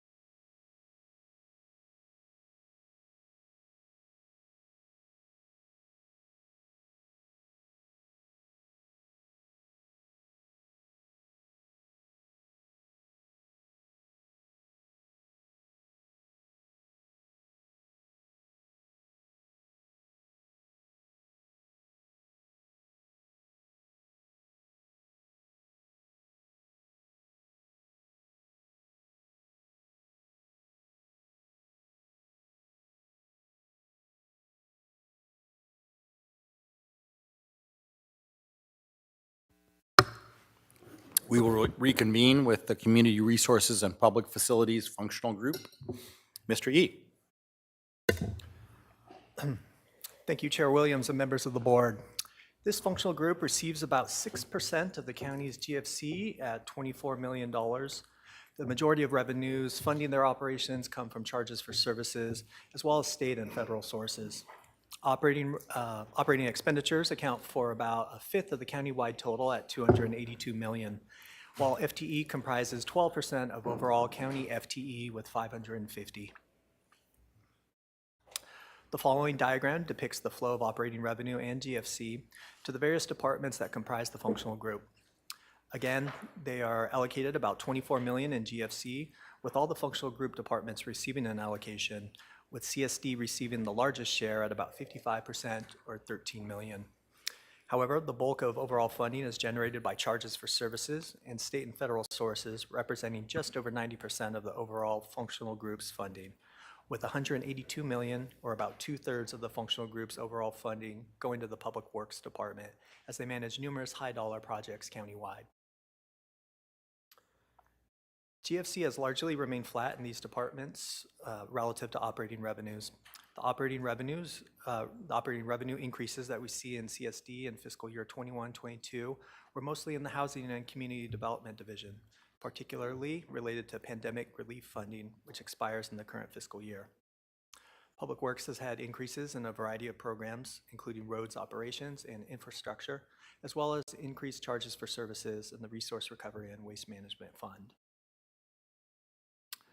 Operating expenditures for the functional group had been trending upward in fiscal years 19-20 through 22-23, but are holding rather flat in fiscal year 23-24, the exception being CSD, who has seen a decrease. This is mainly driven by a reduction in one-time pandemic relief funding, as mentioned previously. Pivoting to FTE, the Ag Commissioner has been static over the past 5 years, while CSD's FTE increases have been driven mostly in the Housing and Community Development Division, positions mostly pertaining to housing and homelessness. Most of P&D's recent FTE increases have been expansions granted in long-range planning or staff added to administer the cannabis program. And finally, Public Works had held their FTEs relatively flat, but have some additions next year that they'll be describing in greater detail as part of their presentation. And this concludes the overview on the Community Resources and Public Facilities Functional Group.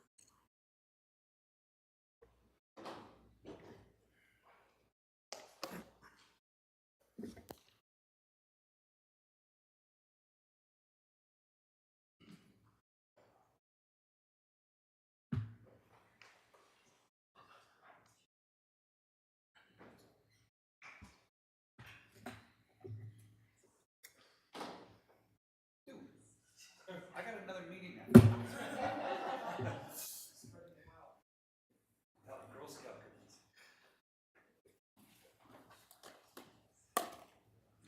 Good afternoon, Chair Williams. Are you ready for Public Works? Oh, we've been ready for a while here. I was just passing out cookies, that's all. Oh, I wish I was there to get one. But good afternoon, Chair Williams and board members. Thank you for the opportunity to present the Public Works budget for fiscal year 23-24. This will be my 16th and final budget to present to the board today. And our presentation today will be a team effort. Myself, Chris Sneddon, Deputy Director of Transportation, and Walter Rubalcaba, Deputy Director of Water Resources. We are at the NACE annual conference this week, and we'll be presenting from here and answering questions from here. I want to thank CEO Miyasato for allowing us to multitask this week so we could do the virtual budget presentation and take care of some national commitments we have here. Julie Hagan, our interim assistant director, and Andrea Geis, our interim deputy director of finance and administration, will be certainly in your boardroom there, and they'll be presenting from there, and also our county surveyor, Alex Yevremovich, and interim deputy director Marty Wilder over resource recovery and waste management. They're going to be available for questions as well. So our goal today is to have a seamless presentation. So hopefully the technical gremlins will stay away here for about 10 or 15 minutes so we can get through the presentation. So with that, Mr. Chair, I'll kick our presentation off. Public Works mission is to efficiently provide, operate, and maintain public works infrastructure, facilities, and services to make everyday life as safe and convenient as possible for the public that we serve. And we do that through 5 divisions: administration and finance support, provides prudent fiscal management, staff support, and other required services to each of our internal divisions. Transportation provides a clear path, smooth ride, and safe trip for the traveling public. The county surveyor provides quality surveying services through the creation, maintenance, and protection of land-based records for public and private uses. Water Resources provides and promotes flood protection, water conservation, and water supplies for the residents and visitors of Santa Barbara County. Resource Recovery and Waste Management protects the public health and the environment of our community by efficiently managing waste products and utilities with a focus on resource conservation. In Public Works, we manage numerous issues or key challenges on an annual basis. The ones we'll pay close attention to in fiscal year 23-24 and beyond are listed below. As your board knows, the Public Works team takes a tremendous amount of pride in having a strong culture and delivering outstanding customer service every time. And our team will certainly continue to do that this next fiscal year and beyond. Over the last few years, Public Works has been having significant challenges in the hiring of experienced technical staff to fill our vacancies. So recently, we have been losing experienced technical staff to other local agencies within our geographic county as well.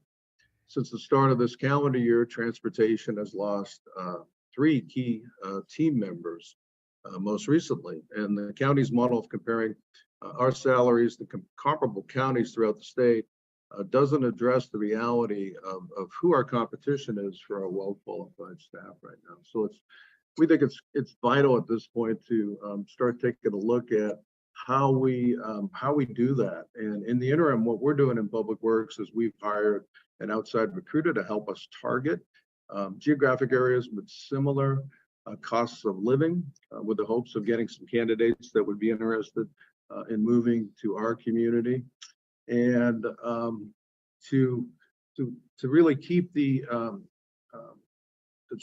technical people we have in our organization right now. Is we're providing technical challenges to them more than they usually would get at this point in their career, and certainly this winter has provided opportunities there as well. So our hope is, we can entice them to stay with the diversity of work within the department. So the next one, taking a look at storms and disasters. As your board knows, Public Works is on the front lines of this winter's disaster, and every division within the department has been impacted by this historic rainfall. One division in particular, transportation, needs financial assistance to help us carry some costs to put the roads back together until state and federal resources become available. And I think the CEO and the budget director mentioned that this morning. So we'll continue to work with their office. The road fund certainly has been subject of examination this prior year, and we believe that examination should continue in this coming year as well to address local costs associated with local, state, and federal disasters that seem to come up quite a bit in our county. And I'll provide a few more details on that topic when we get to our expansion request slide.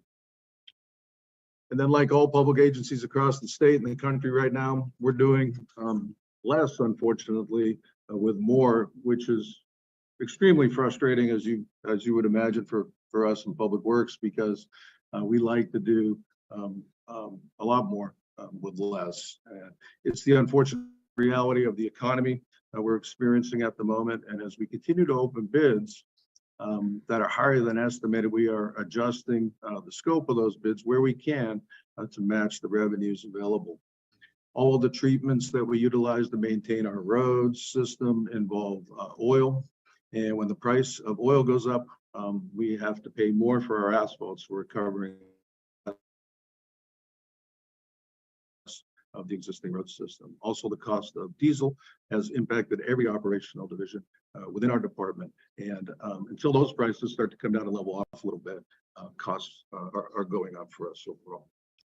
At this point, Mr. Chair, I'll turn the presentation over to Interim Assistant Director Julie Hagan in Santa Barbara.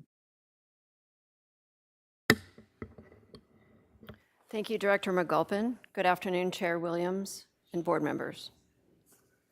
We are looking at our fiscal year 23-24 budget summary. The Public Works operating budget is $170.9 million. This includes $68 million in roads capital projects built into the operating budget. Our capital budget for the remainder of the department is $52.4 million for our water resources, resource recovery, and equipment for the Transportation Division. The general fund contribution for operations totals $4.6 million. This funding is used in our Project Clean Water program, County Surveyor, and Transportation. Our proposed budget includes 298.3 FTEs, and I'll go into a little more detail about that in a couple minutes. There are no service level reductions, no restoration requests. Our expansion requests are $5.7 million, which we will discuss in more detail later in the presentation. Not included in our budget are the transportation disaster-related costs from the significant rains and storms this past winter. We continue working with the CEO's office to determine where the funding will come from. The total costs are estimated at $41 million, with a potential local match up to $5 million. The reimbursement process for this funding will take 3 to 5 years, as we've experienced in the past. Let's look at our proposed capital projects now. This is a photo from Alisos Canyon Road near Los Alamos. The goal of pavement preservation and rehab is to increase our pavement condition index, or PCI. For fiscal year 23-24, we have budgeted $10 million of road rehab projects across the county. This next photo is of our Foothill Bridge project in New Cuyama and will be completed this upcoming fiscal year. It is considered one of our high-cost bridge projects where we were able to leverage a small amount of local funding to receive a significant federal funding share. This bridge replaces the existing low water crossing at the Cuyama River with a bridge structure to improve the crossing under all weather conditions for residents and commercial traffic. At those times when the road was closed in the past, there would be a 17-mile detour, so this is a significant improvement for the residents in the community. We are working on another big project on Santa Claus Lane in Carpinteria. This is a multi-agency project with the Parks Department and Union Pacific Railroad. There's work being done on the railroad crossing, pedestrian paths, bike routes, roadway and coastal improvements, including an accessible crossing over the railroad tracks to the beach and enhanced parking for coastal access. Our Water Resources and Flood Control Division has budgeted capital projects for fiscal year 23-24 of $23 million. The major projects are Mission Creek Flood Control Project for $7.2 million. This photo is of the creek at the bypass channel at Highway 101. Other major projects are the Bradley Channel improvements in the North County, Los Alamos flood zone improvements, Centennial Street project, and Cold Spring and Santa Monica debris basin improvements. Our Total Resource Recovery and Waste Management Division, which includes Laguna Sanitation, and has a proposed capital budget of $26 million. Of this total, $7.7 million is for the completion of the Laguna Sanitation plant upgrade, which is a photo you see here. Laguna Sanitation also has wastewater distribution projects, sewer repair and replacements, and a reservoir expansion project budgeted.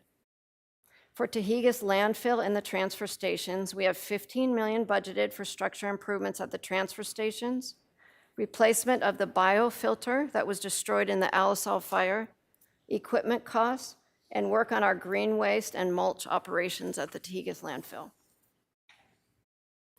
This slide represents where our revenues come from to make up our Public Works budget. And this slide represents the division where our revenues are used.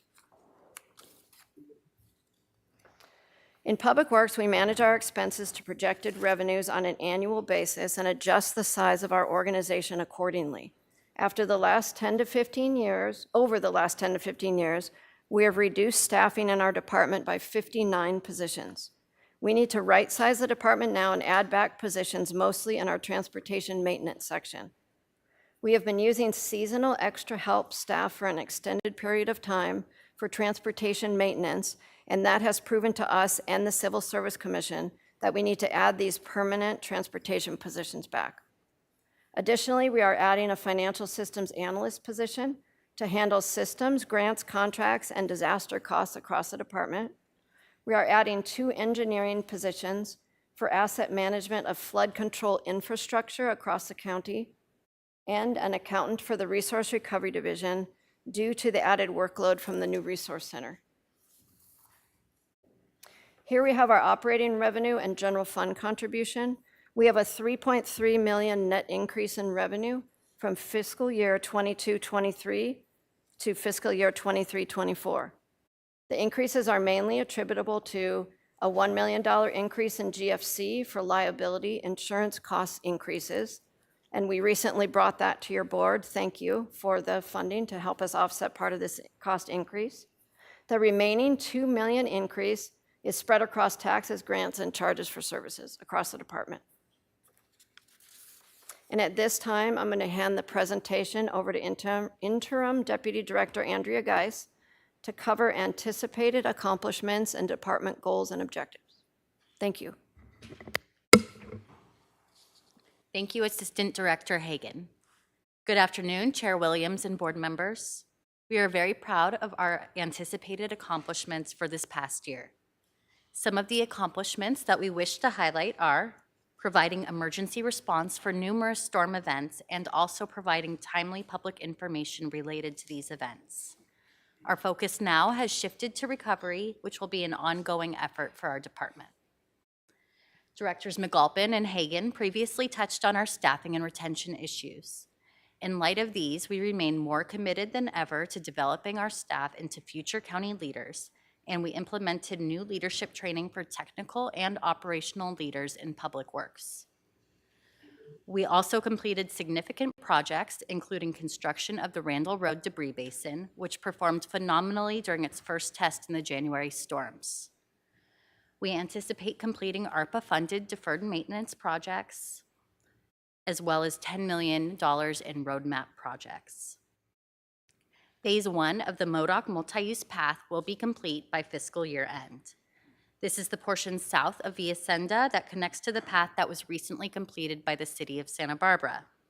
Along with Phase 2, this will close the last remaining gap in a multi-use path that will connect the entire South Coast region. Our surveyor's office will advertise the contract for the Orchid Community Geodetic Control Network. Once completed, this network will serve as a reference system for both county and private surveys in the Orchid area. New solid waste collection agreements were completed. And lastly, we completed a cross-departmental effort between the Laguna Sanitation Division and the County Parks Department, which delivers recycled water from the Laguna Sanitation Plant to irrigate all 65 acres of turf at Waller Park. Now, shifting our focus to the future, I want to highlight some of our public works goals and objectives over the next year. As recommended in KPMG's midpoint draft report for public works, we plan on updating our database systems to Acela to gain efficiencies and make process improvements.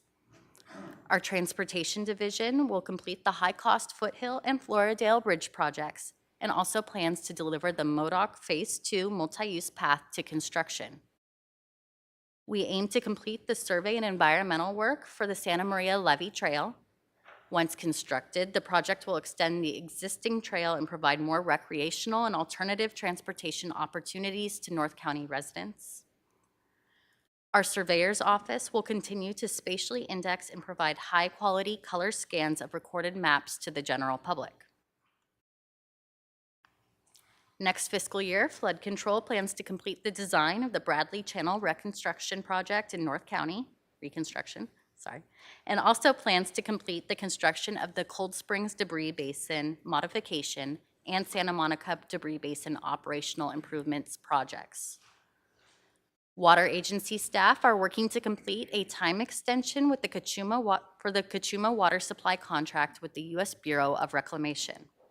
This will be completed by September to ensure that the water supply from Lake Cachuma is available to the 5 Cachuma member agencies. Our Resource Recovery and Waste Management Division plans to repair the biofilter at the Resource Center, which was damaged in the Alisal fire. It will also award new longer-term contracts for solid waste collection agreements in Zones 4 and 5. Full operations at the Resource Center will also commence next fiscal year. These are various performance measures that we use to manage our department. If there are any questions, then we are happy to answer them. We have no service level reductions, and now I will hand it back to Director McAlpin to conclude our presentation. Thank you, Ms. Geis. Mr. Chair and board members, this brings us to the Public Works expansion request for 23-24.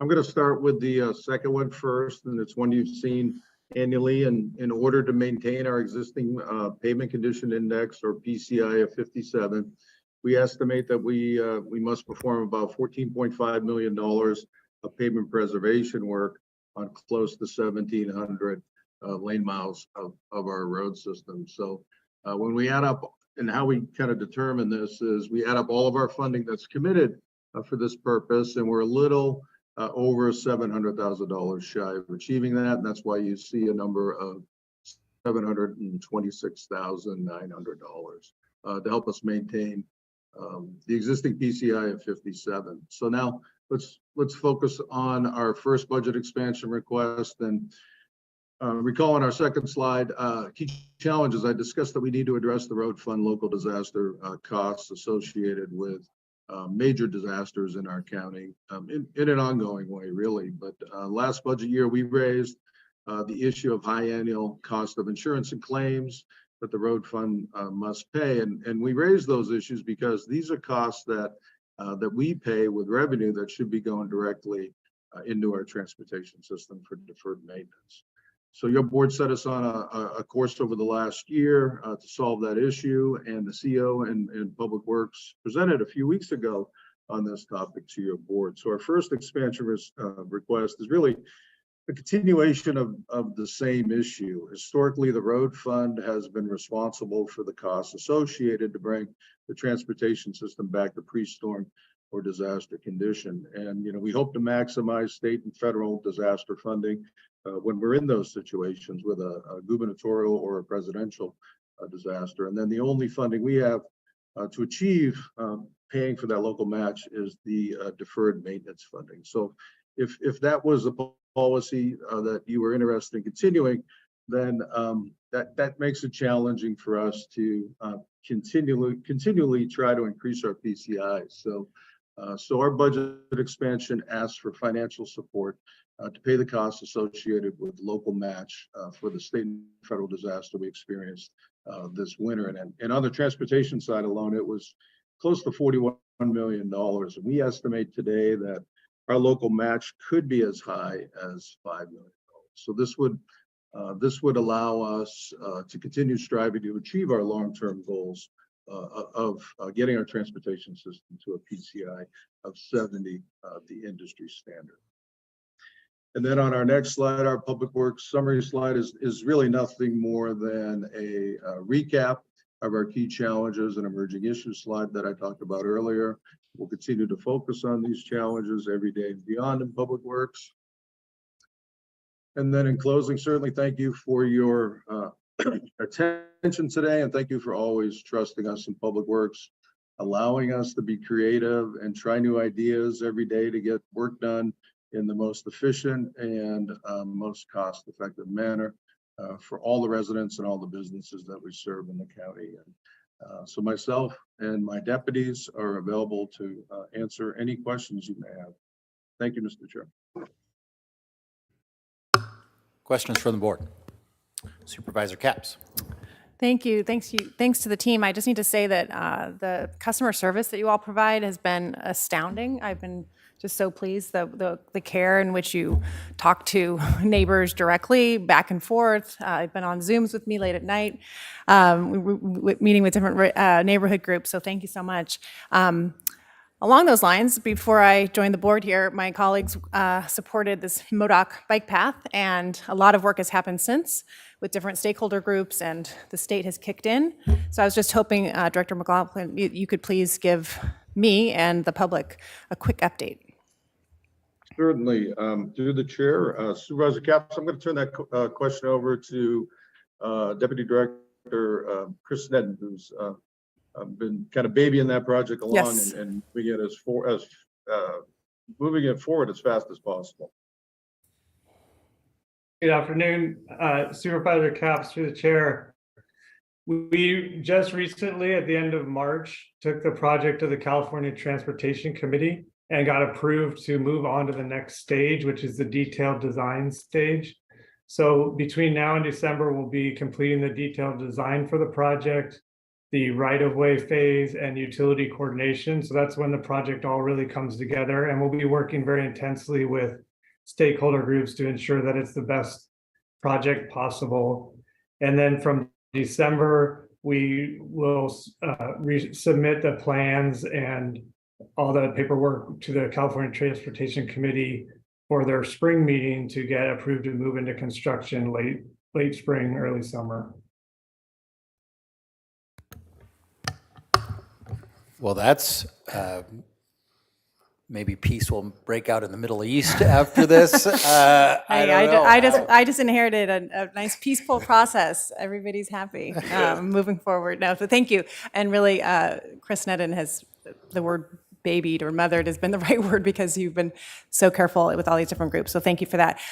Second point I just wanted to raise, because I had the opportunity to walk with Public Works staff and my colleague Jordan in Isla Vista at night, and lighting has been an issue there. It's the top issue of the Isla Vista Community Service District. I was able to see it myself. Some streets are pretty good. Some are just not safe for especially young students to be walking at night. And so in terms of the next or an additional project for District 2 would be lighting in Isla Vista to the tune of just $250,000, which half of which would be from CSA 3. So I might be bringing that back up at the right appropriate time to my colleagues because again, it's ultimately a safety issue and we need some more lights in Isla Vista. Thanks. Supervisor Lavanina. Thank you, Mr. Chair. Just a question about Guadalupe Dunes Road. And, you know, I guess we're kind of early in the process of trying to figure out where this money is going to come from as far as, you know, you've asked for an additional $5 million. And I understand you guys are still in conversations with the CEO's office to figure out what that's coming from. But is there, on some of these roads that have been damaged by water, is flood control at all able to pick up any of that? Or what are the kind of guardrails on that funding? So Supervisor Lavanino, through the chair, we're as you know, we're at the early stages now of kind of analyzing the amount of damage that was taken out there, because with the Twitchell, you know, slowed down their releases, stopped their releases a few days last week so we could get a look at how big the problem was out there. So we had an opportunity to look at the roadway. We had an opportunity to kind of analyze why there was so much water over there. So it's going to be a combination of flood control and transportation being involved in this, and then working with FEMA, Cal OES, and our Office of Emergency Services on a process to try to get FEMA involved to help us certainly pay for storm damage to the roadway, because not only do we have the issue with the road that's washed out, we also have the road that just disappeared closer to the beach as well. Again, a result of the river kind of moving to the south in there and taking out the slope. So we did, the Director of Office of Emergency Services, Kelly Hubbard, organized the phone call we had, I believe it was last week or the week before, with the Army Corps of Engineers, Cal OES, trying to bring federal and state partners together to look at a bigger fix, because the river is now where the road is, and we need to put the river, someone needs to put the river back where the river belongs. So what happens is the water comes under State Route 1. It turns to the south. When water slows down, it deposits silt in there. So we believe the river channel is now full of silt and debris. So a pilot channel needs to be put in and to get the river back in the river, and then we can do a full evaluation of the roadway. But our goal would be to maximize FEMA funding, maximize the state share of the FEMA funding, and then try to minimize our local match, which typically is about 6.25%, depending on the process. I hope that's a long-winded answer. I hope that answered your question. It did. I kind of feel the same way you do, that we're early on in this, but I've been trying to tamper expectations because folks in Guadalupe don't feel like we should be at the beginning of this. They feel like we should be almost at the end of this. So, and I understand there's still water coming down there. So we'll work on that. But as far as budget was going, I was just, and I'll work with the CEO on this too, trying to make sure that, that's a priority. The other thing I just wanted to point out was, this is pretty interesting. I think when I was first here, it was like, I think you were asking for $10 or $20 million a year to get to the PCI number, to maintain that PCI. And to see that the request now is $700,000 is pretty cool to see.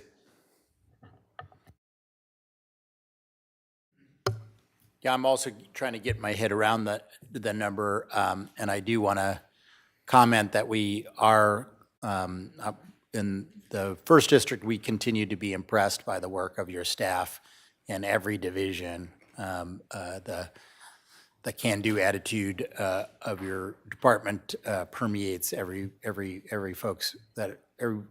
group of folks that I've dealt with. I'm trying to get my head around the fiscal request. Do you still have Measure A reserves that were unexpended?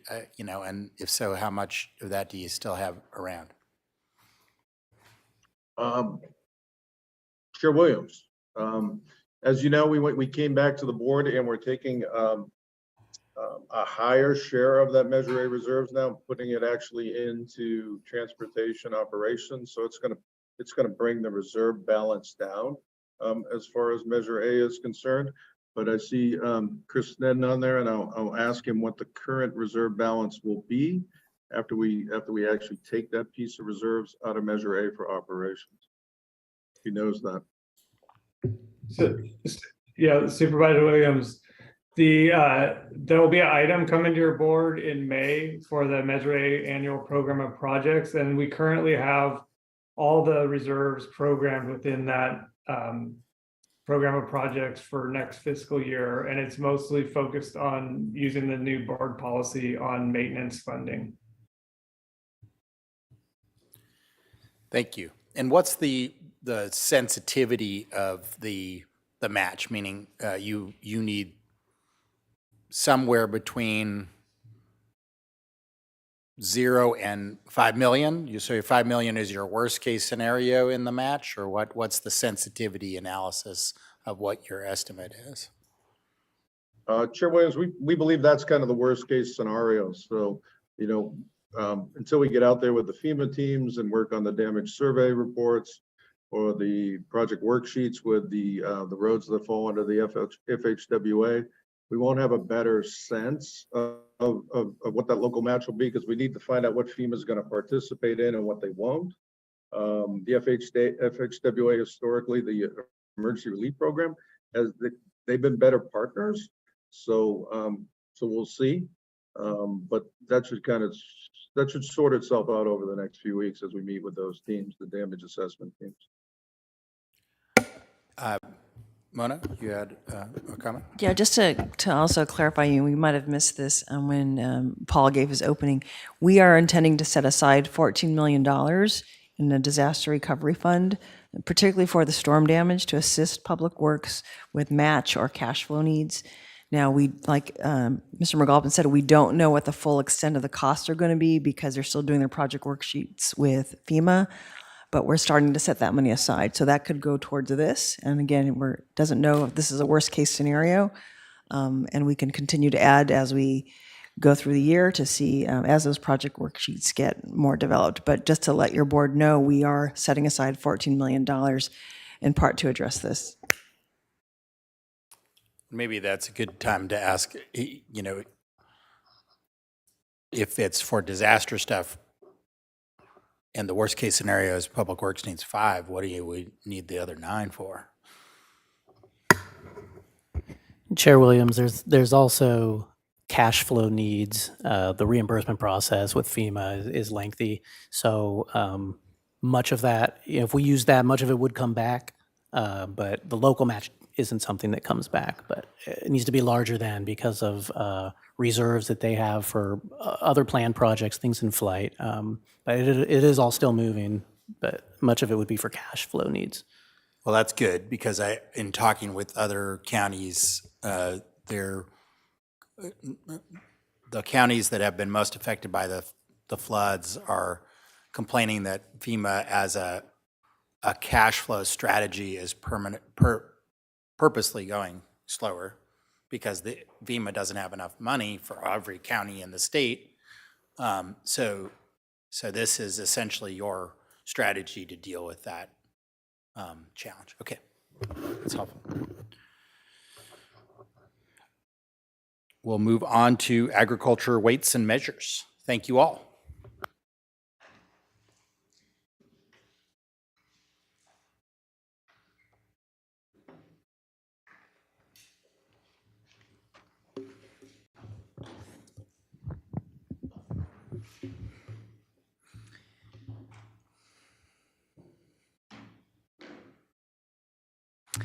Okay, good afternoon, Chair, members of the board, County Administrator, County Council, county staff, members of the public, Jose Chang with the Ag Commissioner's Office. And today with me is Matthew Mayton, who is the Deputy Commissioner Sealer for our office. We are here to present our fiscal year 23-24 budget. But I just want to say that, you know, the Director of Public Works was saying that today is his last budget workshop. Today is my first budget workshop. So I just wanted to put that in perspective. Some of the, next slide, please. Some of the key challenges and emerging issues for the Agriculture Department next year, and I want to highlight that these are key challenges. As many other departments, of course, you know, it is the employee retention and succession planning for future leadership. That also, we are not immune to that. Another emerging issue is state mandated programs and regulations. Our continued involvement with the local and state partners in regulating the cannabis industry. And of course, you know, retain efficient modifications to safely provide essential services and programs to the agricultural industry, commercial businesses, and the public in both English and Spanish. The recommended fiscal year 23-24 operating budget is just under $8 million. That includes approximately $2.1 million of county general fund and will sustain 37 FTEs. There are no service level reductions, restoration, or expansion requests. Our sources of funding for the fiscal year 23-24 include 52%. Is that a slide number format? Yeah. So our 52% is provided by state and federal aid. 26% comes from county general fund. 11% from charges for services, and 10% comes from fees for licenses and permits. The use of operating funds, next is, yeah. Our budget provides funding for 3 divisions. The Agricultural Division receives the majority, or 81%, to support agricultural programs. That I should say, those are 11 programs. And the Weights and Measures, on the other hand, receives 13% of the funding, which is 5 different programs. And 6% it is allocated for administration and support. The staffing summary chart illustrates our budget will continue to support the 37 full-time positions for the next fiscal year. The graph of the 5-year summary of the department's net operating revenue reflects an increase of $772,000 compared to this current year's revenue. This is due mostly to increases in licenses and permits, as well as increases to our charges for services. The county general fund contribution is approximately $2.1 million. Now moving on to our anticipated accomplishments, we resume in-person training and workshops in both English and Spanish to assist the agricultural and pest control industry. We have continued development of our department's website to help facilitate information to our stakeholders and the public, and so that it can be accessed 24/7. Our department assisted the county's Office of Emergency Management with collecting the recent flood disaster data from agricultural stakeholders. And we are currently using technology to expand customer remote services and support field staff, including issuing permits via Zoom, by phone, and providing mobile devices to staff for conducting field inspections. Our department assisting the public and agricultural industry by staffing the Disaster Recovery Center and local assistance centers. We are also helping in reducing the spread of the invasive short-hole borer by continued removal and monitoring of infested trees. This can be very dangerous during fire season. Our weights and measures staff inspected over 7,200 commercial weighing and measuring devices for compliance. And just to give some examples, of course, that includes gas pumps, grocery scales, shipping scales, among other commercial devices. And of course, lastly, staff conducted over 400 pesticide safe monitoring inspections. Continue with our department goals. We will integrate a new detector dog into our pest detection exclusion program canine team. And for the next fiscal year, we will create pesticide safe use education and outreach for Mixteco-speaking agricultural workers. We will initiate an online credit card payment for the first time, beginning with our weights and measures, annual permit registration. Then we're going to move forward to the pest control business in the agricultural sector, as well as our farmers markets at those businesses that sell at the farmers market. And our department is on target on retaining our one employee hire in the fiscal year 2020 when it comes to performance measures. The fiscal year, we're also on target for our number of outreach communication distributed through constant contact. We are close to meeting our target to fiscal year for facilitating staff training virtually and in person. We are on target to complete 100% inspections of our registered 7,200 commercial weighing and measuring devices.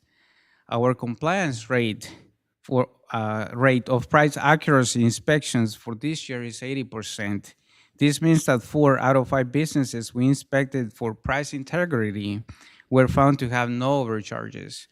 And I should say that many times, when we go to the store, we don't realize that we are being overcharged. And that's that's the role of the weights and measures department. And our compliance rate, of course, for gas pumps is at 95%. And we strive, 100% compliance on that. And lastly, we are also on target to completing over 400 pesticide safe monitoring inspections. And as I mentioned earlier, we don't have any service reductions at this moment. In summary, for the fiscal year 2023-24, our department will continue to maintain exceptional customer service for all programs and support the agricultural industry, commercial businesses, and the public. We will resume in-person education and outreach, classes to industry on agricultural weights and measures programs in both English and Spanish. Lastly, we will also continue our employee retention and succession planning for future leaderships. And staff wants to conclude the presentation with the following quote, which I think it's something that I think about it since I went to college, that agriculture is civilization. And that concludes the staff presentation. I will be happy to answer any questions you may have. Questions from the board? Supervisor Nelson. Yes, thank you, Chair Williams. Director Chang, big shoes to fill coming in on your first budget hearing after, Kathy Fisher had served in that role for so long. But congratulations, you did a great job. And based on the reports I'm getting from the community, you'll be here a long time. You're already showing to be a solid member of the community, a good regulator, and an advocate for agriculture. So thank you for the work so far in these first few months, and we look forward to working with you over the coming years. Thank you, Supervisor Nelson, through the chair. Yes, I also want to say that we have high hopes, and we welcome you in your first budget hearing. I know it won't be your last. So, thank you. Okay, then we will move on to planning and development.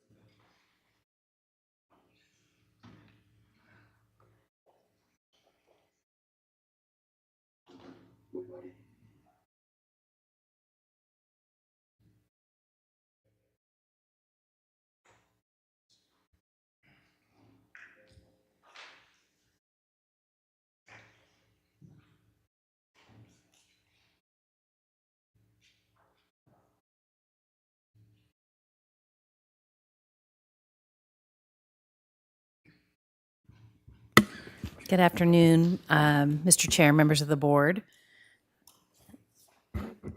My name is Lisa Plowman. I'm the Director of Planning and Development, and today I have my management team with us. I have Elise Dale, Assistant Director, and then I have Drew Rasura, who is to her right, and he is our Deputy of Administration, and he's relatively new to our team, and we're very happy to have him. And then to his right, David Mitchell is our business manager. I also have in the audience John Zorovich, who is the Deputy for Energy, Minerals, and Compliance, Travis Seawards, the Deputy for Development Review. We have Ann McIntosh, who is our Interim Deputy for Long Range Planning. And we have Craig Johnson, who's our building official, oversees building and safety. And Jeff Wilson. Oh, Jeff. Oh my God. How did I skip you? Former employee, Jeff Wilson, right? That is terrible. Last but not least, Jeff Wilson.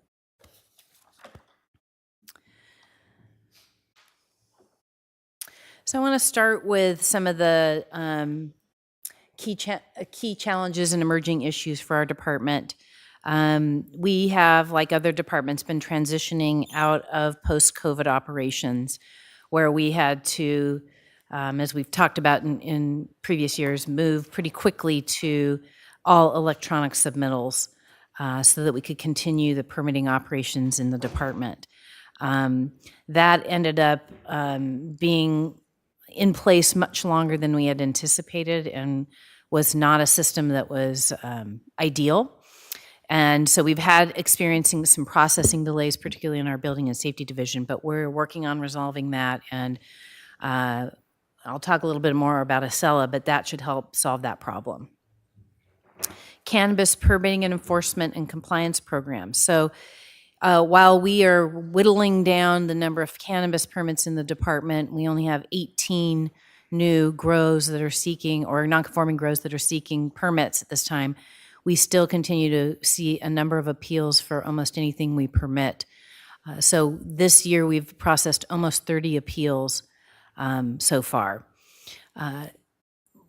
as the permitting declines, we are transitioning into the compliance realm, which means we will have compliance staff working to make sure that the applicants and growers are complying with their permit obligations. The transitioning to our digital services through updates to our technology, that includes the expansion of Acela, and I know you've heard other departments talking about that, and it's very exciting that we're all going to be using the same software and coordinating. We expect our first phase to be up and running and offered to the public by June of this year, so before the end of the fiscal year. Staff retention and succession planning, like other departments, we too have had some significant challenges. In the last 4 years, we've had either staff separate or retire from the department, and that the percentage in development review has been 77% over the last 4 years, 65% in the admin division, and 50% in long-range planning. So that's been very challenging for us. I can tell you that our team in administration who does the hiring has been working very, very hard to fill those vacancies. And so, at the beginning of this fiscal year, we had a 26% or a little bit higher vacancy rate. And through really aggressive recruiting, we are now down to 7%. So that's great. And we continue to strive to keep those employees, in those, 80% for the first 5 years. We'd like to be able to achieve that. We're hoping now that we're transitioning back into a more stabilized environment post-COVID that we'll start to see that. And then, we continue to have our challenges and opportunities on our long-range planning documents, the policies. As you know, we've been working diligently on the housing element, and there are a number of other programs that I'll talk about later, but they're complex processes, and our public processes works to engage the public on those. We also have fulfilling state mandates listed here. And in just last year, there were 34 housing bills. And each year they keep coming, and it is very difficult from a resource perspective to keep up with implementing those bills. And sometimes they produce a bill one year, we adopt an ordinance to bring our code into compliance, and then the next year they pass another bill which completely obliterates the bill the change we made the previous year, which we found with ADUs. So it's tricky. It's something I'd like to continue to work with our legislative team on at the state to see if we can bring that number down. We have, during COVID, adopted an urgency ordinance to create more flexibility for our permit holders and our business operators. And we have continued that for economic recovery. It was set to expire in October of this year, and we have decided to continue that one more year to give people a greater opportunity for recovery. So you'll be seeing that at the board in May. And then public service at our counters. Things have really changed substantially since COVID. Previously, most of our work was done at the counter. A lot of it, where people would come in, ask questions, submit permits. And so now what we have is this transition to this electronic submittal, and people have gotten quite used to it.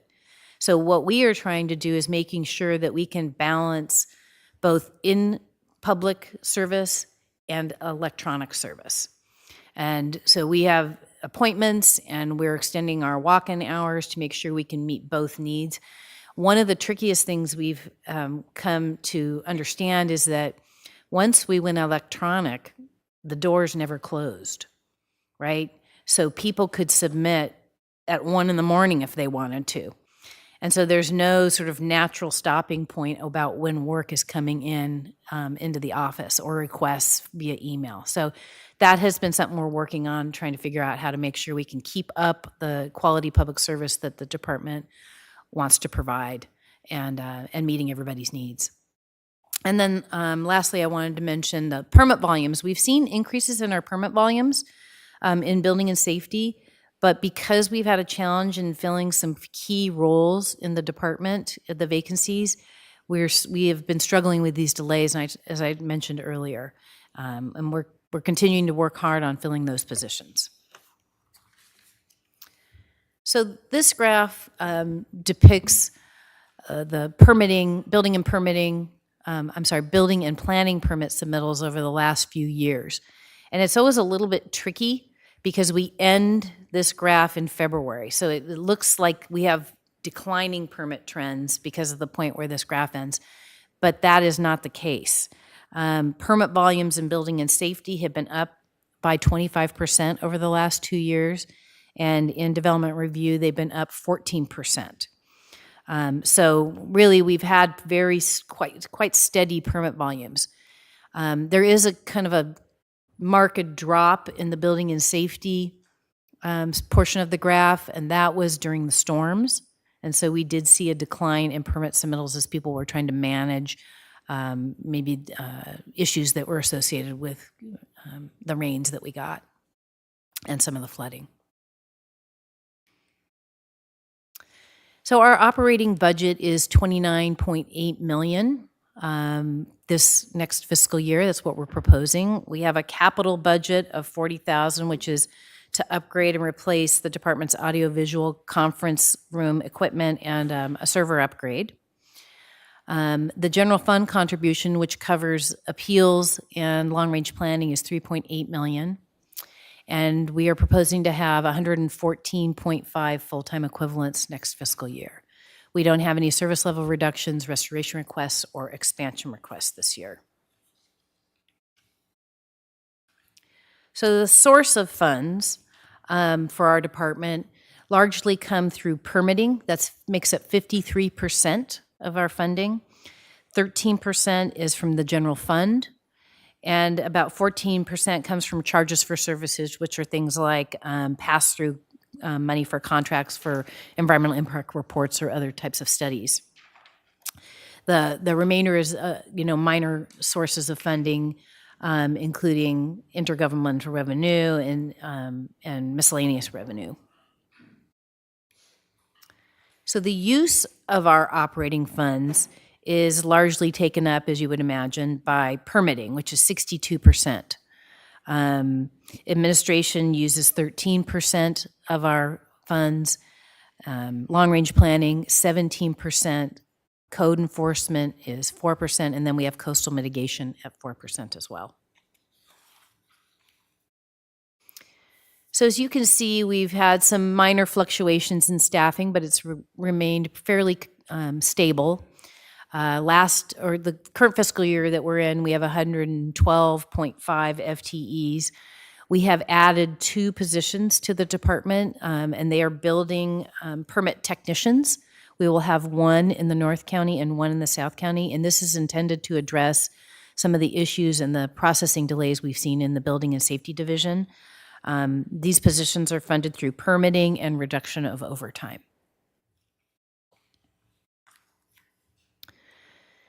This slide depicts the changes in operating revenue and general fund contribution. As you can see, we've had a slight increase in the next fiscal year from $21.8 million to $22.5 million in operating revenue, and the general fund contribution has remained at 3.8. So anticipated accomplishments for this fiscal year that we're currently in. We've completed a number of long-range planning projects, including ordinance amendments to the cannabis ordinance and then the amendments related to childcare. We've completed the draft housing element and submitted it to the state and have initiated the EIR that will cover both the housing element and the rezones. On the safety element, which is a multi-year effort, we had anticipated at the time of this PowerPoint presentation that the adoption of wildfire ordinance amendments, that will now happen in the very beginning of next fiscal year in July.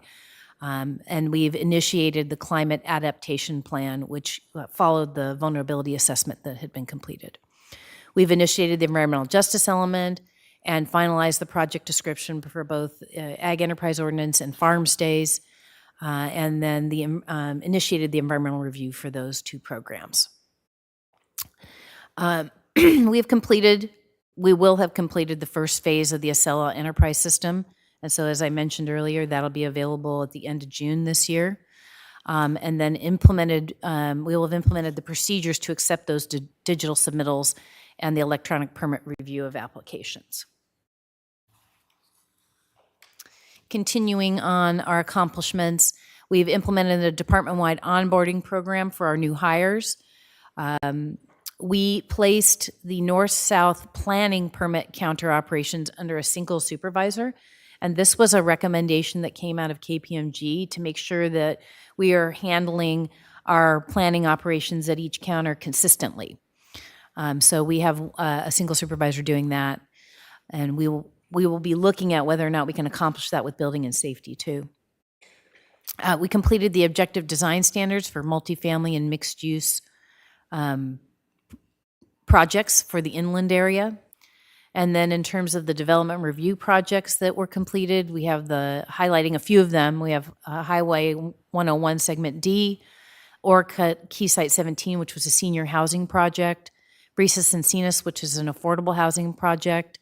We thought we would have 6 cannabis appeals at the time of this PowerPoint. It looks like one might be dragging behind a little bit, but that will happen in the next fiscal year. So we will have approved 5. And then the 26 cannabis appeals. We have 8 more in the pipeline. So for the next fiscal year, some of our goals and objectives include implementing the year 2 strategies of our 3-year strategic plan. And those include things like transitioning other aspects of our operations to paperless applications, like with our planning commissions and our BARs. We'd like to move in that direction, and continuing to enhance other online features that will make our permitting process more efficient. We will initiate the phase 2 of our online permitting, and that'll be expanding the online services to more complicated permits. We will continue to be working on cannabis permits and compliance. I think I've shared over time that we do regularly see new modifications coming in to existing permits for cannabis because they're just changes in the field that happen, and then they need to make changes to their approved permits. So we have about 33 of those in the process right now. We work very hard to attract, train, and retain our qualified staff, which is obviously a Renew department goal and objective. We're working on updating our job descriptions, particularly in the Building and Safety Division. We're starting work on that. We will continue our leadership development training and reestablish a departmental program that we had, but had sort of fallen by the wayside during COVID. And then we will begin our comprehensive study of our permit and service fees. And so that our admin division will be overseeing that.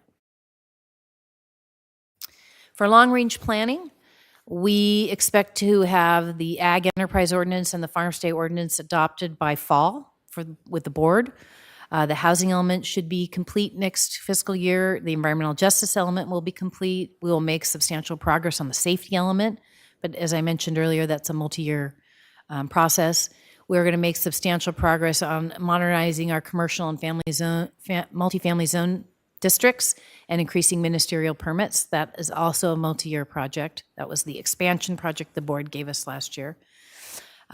We've had challenges with the utility scale solar ordinance. We had issued an RFP and did not get any responses, but we've reissued it, and we expect we will have a few responses and we'll be able to get that moving. We have our standard ordinance amendment efforts that are going to be undertaken by LRP. We're going to be focusing on bringing the AD ordinance up to compliance with the state requirements, and SB 9 and telecom will be the top 3 that we'll be working on. The circulation element update and community plan updates, that will start work next fiscal year, and that's really tied to the active transportation plan that Public Works is producing. So there are a number of tweaks that are going to come out of that process that will affect our comprehensive plan. And then, of course, we're going to continue coordinating with other departments on their efforts, the Climate Action Plan with CSD, the Recreation Master Plan with CSD, and as I mentioned, the Active Transportation Plan with Public Works. So performance measures. So we've identified, we have a number of them, of course. We've only listed 3 here, but these measures focus on constantly improving customer service in our department. And they represent really, I would say, challenges for our staff to meet these objectives and to continue to improve our service. I want to highlight 2 today. I always like to highlight how does that work? There we go. This one. It's actually meant to say conduct inspections, but that is, our building and safety staff gets a call for an inspection, and they get out there within 1 day almost 100% of the time. That's 23,795 inspections. It's quite impressive. So I like to highlight it and compliment our building and safety staff and the hard work that they do in the field. And then another one that I want to highlight is cost estimates. So these are for planning permits that require security deposits. And we have a goal of making sure that 90% of the time, our estimates for the cost of that permit are within 10% of that estimate. And we haven't always met that standard, and we're not currently meeting our objective, which is we like to have a high objective, but we have been improving, and we're now at 75.7% of achieving that. And so I want to congratulate our development review staff for making a pretty significant improvement there. KPMG recommendations. So the KPMG report really did focus on moving our department into electronic and online services. And so we have the Acela process that is in progress, again, will be available in June. And then the electronic plan submittal and intake in building and safety will happen through Acela. And then increase the over-the-counter land use permitting. This is part of that expansion project that I mentioned earlier. So we've initiated that process and we're working on it. We're working to, I think that process will really improve review cycle times for permits and employee workload, because what will happen is we'll have more permits that can be permitted over the counter and less permits will be going to the development review planners, and they'll have more time to focus on the more complex projects and move those through the process more quickly. We do not have any service level reductions this year. And then, just to hit the highlights and summarize, so we are going to continue on implementing our strategic plan. That was a really important work effort that we undertook, and it's a 3-year process. We've got a number of those efforts initiated. Cannabis enforcement and compliance programs will continue to be a high priority for our department. Completing the transition to the digital service will be important, and initiating new ones like the paperless hearings that we will be, we'd like to move towards. We'll continue to focus on staffing recruitment, retention, training, and succession planning. I really want to compliment our admin team for working so hard on bringing new staff on pretty quickly. And then, again, fulfilling staff mandates. This is going to continue to be a challenge for us as we move forward, and if the state keeps promulgating new laws that have to be included in our codes. So lastly, I just want to share our quote, because we love Ted Lasso, and so we decided to quote him.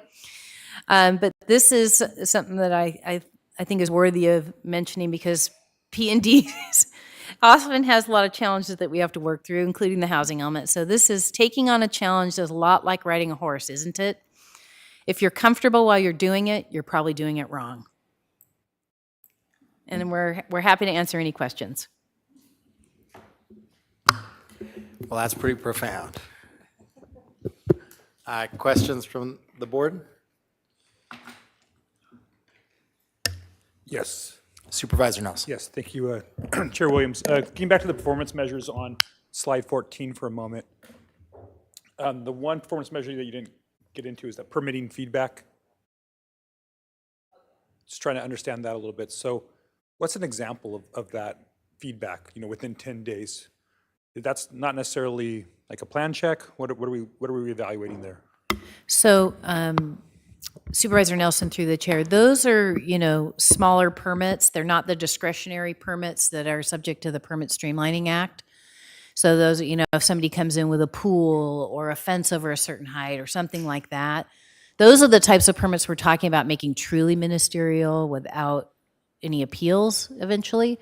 But right now, what we try to do is make sure that within 10 days of them submitting the application, we get information back to them on where their application is. So that's not necessarily completing the project or? That's correct. That's just we'll reach out to them within 10 days. Yes, that's correct. Okay. That's correct. Well, I want to thank you for highlighting the issues in the building and safety side. Plan check is continuing, what I hear from the public, to be a challenge. It's often to take 6 months just to get initial first plan check back. We're always talking about economic development and vitality. If we can't get through our planning process, that's really, a huge thing that will drive the economy in our county.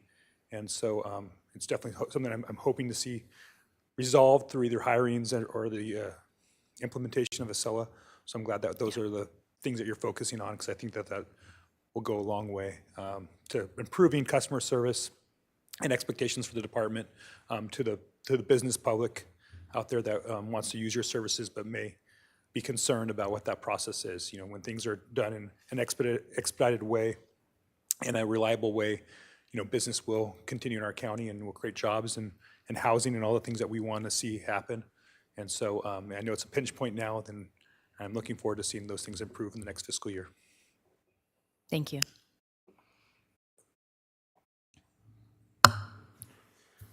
Well, I don't want to let a budget hearing pass without talking about the need for more staffing eventually, or less work in long-range planning, one or the other.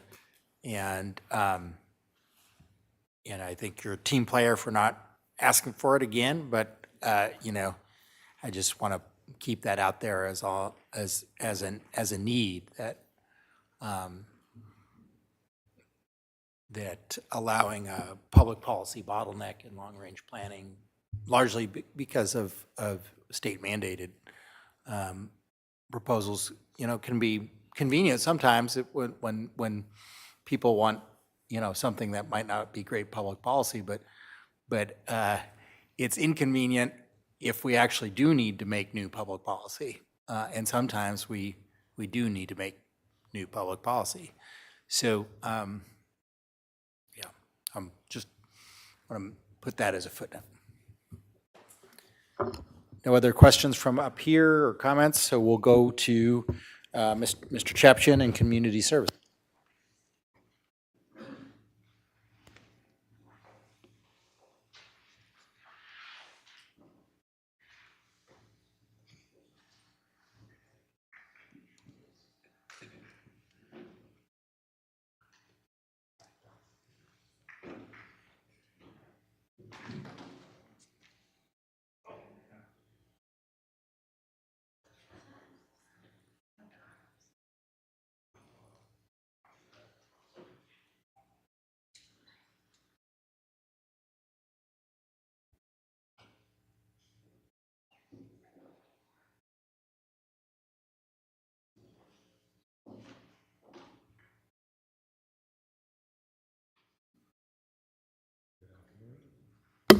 Good afternoon, Chair Williams and members of the board. My name is George Chapchin. I'm the Director of Community Services Department. Let me introduce you to the CSD team. To my right is Andrew Myung, our CFO. To his right is Sherman Henson. He's our Operations Manager for Parks. Sarah York Rubin is our Arts Executive Director. We have Jeff Lindgren. Jeff Lindgren is our Parks Administrator, out of sight, out of mind kind of thing. Lori Baker, Housing and Community Development. Ashley Watkins, Sustainability Division. And Capital Projects, Jill Van Wee. Okay. I've whittled this down to 30 minutes, so I'll try to get through it. It's great. Just kind of kidding. I should be able to do this in 10 minutes just to... All right, I'll be nice. I'm pleased to be here again to present the Community Services budget to you. Again, like Scott, this should be my last budget, and I want to thank you, and it's been a pleasure doing these budget presentations. We have 5 diverse divisions within the Community Services Department. As you know, we have the admin and support. This is essential budget and IT functions, administrative support, parks and open space. This division welcomes approximately 8 million visitors annually at our 24-day use parks and 2 camping parks. Covers over 8,600 acres of open space, beach areas, and 85 miles of trails. Housing and Community Development supports funding for affordable housing development, administers grants to improve community residents' quality of life, and through the continuum of care activities delivers housing and services to meet the specific needs of people who are homeless. Community support, this includes the Office of Arts and Culture, countywide free libraries, Human Services Commission, and the Women's Commission, as well as homeless shelters, warming centers. And our Sustainability Division, and they work on the Climate Action Plan, Tri-County Regional Energy Network, projects like that, Community Choice Energy. So last time we were here, I think Supervisor Levin, compared us to that drawer where you find the tool that you need. I consider our department kind of like a Swiss Army knife. It represents what CSD department does. We have a diverse department with diverse challenges that require different tools and responses depending on the situation. And as you can see by this slide, we face many opportunities and challenges in the coming years. So bullet 1, there have been unprecedented effort at the federal, state, and local levels in the past 3 years to address the homeless crisis. We've done exceptionally well in applying for and administering available federal, state funding, and rental assistance funding to keep people from losing their housing. We've administered over $30 million in rental assistance, as well as ARPA and CARES allocations for unsheltered and vulnerable populations. We also implemented the Room Key project, Home Key Real project acquisitions, which created livable units for individuals and families experiencing homelessness. We also established the Encampment Resolution Team. We'll continue to leverage our work and money with local community-based organizations and government agencies to address homelessness. Bullet 2, we continue to invest in our parks by addressing the significant backlog of deferred maintenance and are again thankful to the board for this approved funding. Bullet 3, our county is blessed with vast amounts of beautiful open space, trails, and parks. We want to maximize the use of our recreational amenities by local residents as well as visitors. With these goals in mind, we've partnered with cities and key stakeholders, including private landowners, in moving the countywide Parks and Recreation Master Plan forward. We still have much work to do, but can now begin to see an actual product and the potential of this master plan. Bullet 4, our Office of Arts and Culture continues to provide art opportunities, grant funding, and technical support to arts and cultural organizations. They continue to produce public art and are leading countywide social justice and equity initiatives, such as the County Creative Economy Assessment. But there is a looming issue with the arts budget, and I want to again put this on your radar because it is something that will need to be addressed in a few years.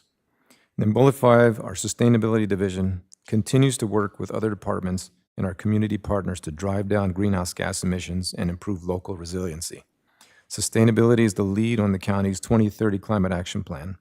Sustainability also works closely with other departments like Planning and Development on projects like the Climate Adaptation Plan and other cities and stakeholders through the Santa Barbara County Regional Climate Collaborative.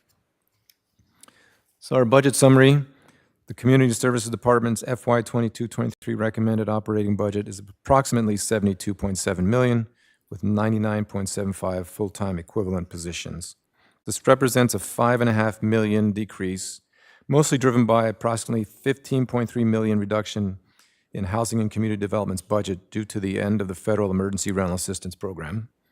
The overall reduction in operating budget was offset by Arts and Culture receiving $4.75 million in Cal Creative Corps grant. We're adding 2 FTEs. One is a grant-funded park ranger position to help protect Kachuma Lake from the invasive quagga mussel infestation. The other FTE is a team project leader to assist with some of the 22 active grants and 31 active park capital projects that we're currently maintaining. We again want to emphasize that CSD operates mainly with outside funding sources and revenue we produce. Of the $13 million general fund contribution on line 4, $5.5 million gets passed through to the community for libraries and Human Service Commission granting programs, and a lesser amount for homeless shelters and Chamber of Commerce contracts. So the department only receives $7.6 million in general fund support. And I'll touch on some of the expansion requests later. Here are a few capital projects scheduled for the next fiscal year. We have Manning Tennis Courts. We'll complete the rebuild of the tennis courts to address issues with playing surface cracking. This project has a similar scope to the one just completed at Kellogg Open Space in Community Service Area 3. Goleta Lawn renovation. We get over 1.5 million visitors a year at Goleta Beach. Winter storms in 2015 through 2017 destroyed the irrigation system and lawn area in the west end of the park. This project will rebuild the irrigation and re-landscape the area just adjacent to the beach. Kachuma Fireside Amphitheater. This is a renovation and modernization of the highly popular amphitheater at Kachuma Lake with new seating, audio-visual equipment, and ADA access. We hope to generate additional revenue by renting it out for weddings and special events. Then Rincon Beach Restroom will rebuild the current single-stall restroom with ADA-compliant multi-stall units. Our sources of funding, again, our two largest sources of funding in our recommended 2023 budget are other financial sources in blue, dark blue, and intergovernmental revenue in orange. These are the significant investments in housing and homelessness programs from federal, state, and local sources. Our next largest source of revenue, again, is charges for service, which is comprised of parks revenue of $10.7 million and the Arts Creative Core grant of $4.75 million. Use of operating funds. Historically, Parks has been CSD's largest division, but this is no longer the case. Our housing and community development budget has grown significantly since the pandemic hit. Federal, state, and board funding to assist community members impacted by COVID now represents over half of our department's budget. Here's our department staffing trend for the last 4 fiscal years. We've seen an increase in FTEs, again, due mostly to external funding sources for work on housing and homeless programs.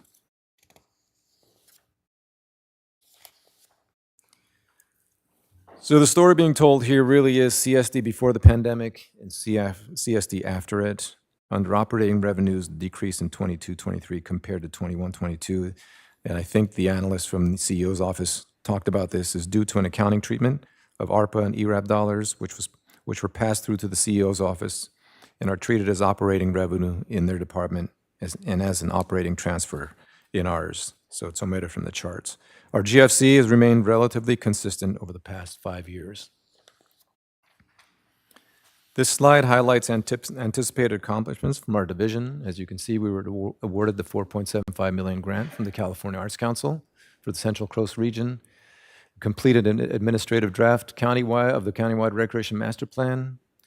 We were awarded $5.1 million in federal HUD Youth Homeless Demonstration Program funding. And to me, this is a big deal. They only funded about 18 programs nationwide, and so we were one of those programs. Released the draft 2030 Climate Action Plan, conducted widespread community outreach and engagement, and completed the draft environmental. Continued to administer state and California HUD federal grant programs and monitor grant contracts. Continue to administer human service grant programs to provide county funds to nonprofits. And complete development of the 2030 Action Plan. Department goals and objectives: commence construction of the RV hookup sites at Kachuma Lake, secure new funding sources that support the implementation of the Climate Action Plan and emission reductions measures that are currently unfunded, and produce a large-scale arts workforce development program for the Central Coast region of the California Creative Core.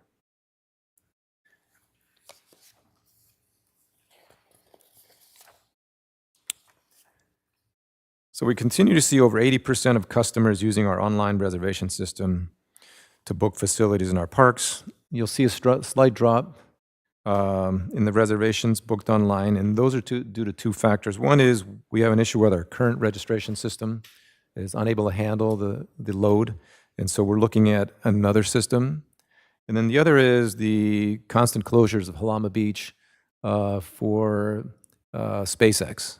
So anytime there's a launch, we have to close it. There have been times when they would schedule a launch and then reschedule, and so we have to continue get people out of the park. So that has an impact, and we are working with Vandenberg to deal with this issue, see if we can mitigate it. We continue to focus efforts on our emergency shelters, increasing their bed counts so they're available when needed. We continue to work with our local contractor community and training them in building performance. And we're doing a good job of retaining the majority of our employees. I think we lost a few, and those were 3 voluntary separations, 2 parks, and 1 in HCD. I'm pleased to report there are no service level reductions in our balanced recommended budget. So I think this is probably the problem for us in terms of the expansion requests. And so we'll start with library services and get to the sustainability divisions. The library services, the unanticipated cost to rent for Orcutt Library was increased by $4,500 a month as of January 1, 2023. This increase resulted in a doubling of the rent to $9,000 per month. Without this expansion request, the library would either have to reduce services and hours, or we would use almost 50% of the small library fund your board provides per year to cover this increase in rent. The additional $20,000 that we're asking for in this is to cover annual cost of the Black Gold Cooperative. When Santa Barbara and SLO County left the Black Gold Cooperative, they left them with a staff pension obligation. They're currently dealing with that with Santa Barbara and SLO, but there is a shortfall of $40,000 per year. So we're asking for $20,000 to cover half of that, which would cover our unincorporated libraries at this point, and Black Gold will come up with the other $20,000. Sustainability, the climate action plan. In that climate action plan, we estimate that we're not going to be meeting goals. In order to do so, we are asking for some positions, and really up to the board to decide whether to fund these or not. But the Sustainability Transportation FTE, during the FY 2022-23 budget hearing, on the board allocated one-time funding for a zero emissions transportation specialist for 1 year. This request is to provide ongoing funding for an FTE to focus solely on reducing transportation emissions, which make up over 50% of the emissions in unincorporated county. We don't have a person in this role now, but if we can get additional funds, we will have to rescope the role and have him do work that we do have funding for, like 3C RAN and other programs. Sustainability grant writing. The expansion would allow us to develop a stable of grant writers who could identify and apply for grant funding from federal, state, and local sources to implement measures and actions in the 2030 Climate Action Plan and the Climate Adoption Plan. There are billions of dollars available, but it's spread across multiple years in various state and federal departments and buckets. A 5-year, $54 billion climate package was approved by the state legislature during last year's session. It may be cut to $48 billion in the May budget revision due to the state budget deficits, but it's still a lot of money that's available out there for us to go after. The federal government's Inflation Reduction Act of 2022 is considered the most significant climate legislation in U.S. history, offering funding, programs, and incentives to accelerate the transition to a clean energy economy. A lot of this funding is for tax credits, but there's also funding that will flow to the California Energy Commission to bid out, much like California's $582 million allocation of the U.S. Department of Energy's the Home Energy Rebate Program. Another example is the $15 million available through Energizing Rural Communities, which challenges individuals and organizations to develop partnership plans or innovative financing strategies to help rural or remote communities improve their energy system and advance clean energy demonstration projects. Third is the emergency shelter and warming centers. This is for expansion of the county-funded emergency shelters, Good Sam, Path, and Freedom Warming Centers, which are operating at a deficit. While the anticipated deficits are larger than the request, this will work towards financial stability. The county currently funds these shelters at $425,000 annually. The program already runs at a deficit, relying on fund balance to cover costs, which is not a sustainable funding mechanism. Land and Stewardship and Carbon Farming Specialist, FTE. Conservation and restoration of natural lands and agricultural practices play a key role in avoiding or mitigating emissions and sequestering carbon. Carbon sequestration will be a key strategy towards achieving the county and state's goals of carbon neutrality by 2045. During the development of the 2030 Climate Action Plan, CSD staff conducted outreach to the county's Agricultural Advisory Committee, which provides guidance to the board on agricultural issues. CSD created an AAC subcommittee specifically to provide input on the CAP. CSD also participates in a land stewardship and carbon farming subcommittee that has been convening for years to elevate natural and working lands as a solution to climate change. Both the AAC and LSCF subcommittees have suggested the county allocate ongoing GFC to hire an FTE that can focus on supporting the agricultural community with implementing carbon farm plans and sustainable agricultural practices and applying for federal and state funding for carbon sequestration projects. The Climate Adaptation and Resiliency Specialist, in 2018, the board directed CSD to include resiliency actions into the 2030 action plan. Subsequently, the county completed a climate change vulnerability assessment and is in the process of developing climate change adaptation plan. On a parallel track, the Office of Emergency Management initiated an update of the multi-jurisdictional hazard mitigation plan. All of these plans outline programs and projects needed to ensure public safety in the face of climate and other related hazards. This position would coordinate across departments to maintain an active database of programs and projects, develop a process by which to prioritize projects, and then identify and secure funding for implementation in coordination with departments. The Civic Spark, or Climate Action Corps Fellow, would support Sustainability Division program managers with implementation of 2030 Climate Action Plan measures and conduct a community-wide outreach for the Climate Resiliency Santa Barbara campaign on interactive platform that encourages community resiliency and relationship development. The fellow would also assist with coordination of the County Sustainability Committee and the Regional Climate Collaborative. And then finally, the Arts and Fund Balance. Again, this is kind of a carry-forward request. The Arts community countywide service provision by utilizing fund balance for the county from the County Arts Trust Fund. This will be minimized in FY 23-24 as Arts can use admin from Cal Creative Corp grant to cover the majority of its budget shortfall. Arts will continue to operate the fee-for-service model and to apply for grants as available, but will need to pull from the limited trust to cover funding shortfalls. These efforts pull them away from regular county services and is not a long-term sustainable funding approach. So to summarize, our department proactively continues to strive to improve the lives of our community by providing safe and affordable access to our parks, libraries, and arts. In collaboration with our federal, state, and local partners, we'll work towards ending homelessness through funding essential services, strengthening our continuum of care system, and developing affordable housing units. We will continue to lead the collaborative effort to improve the countywide free library system, and our sustainability team will leverage resources from our community, government agencies, nonprofits, and other county departments to reduce greenhouse gas emissions and enhance resiliency in the region. And our quote, not as notable as Mr. McAlpin's, from a little-known minister, no work is insignificant. All labor that uplifts humanity has dignity and importance and should be undertaken with painstaking excellence. And I think we strive for that in community services. Thank you. And we'll take questions. Questions from the board? Mr. Nelson. Yes, thank you, Chair Williams. Just wanted to put out there that I'm supportive of the additional library unanticipated costs that are incurring. And part of those, as you mentioned, it was the Orchid Library and the rent, and that just highlights the need to find a permanent home that we actually own and control moving forward. And so I know the board hasn't been generous in the past on that, but that'll be something else I'll be talking about later this week and trying to make sure we have the funds necessary to move forward with that project. So again, thank you for bringing that up, and it shows a need. The rent, for the record, the rent did double, but it was only bringing it back up to market.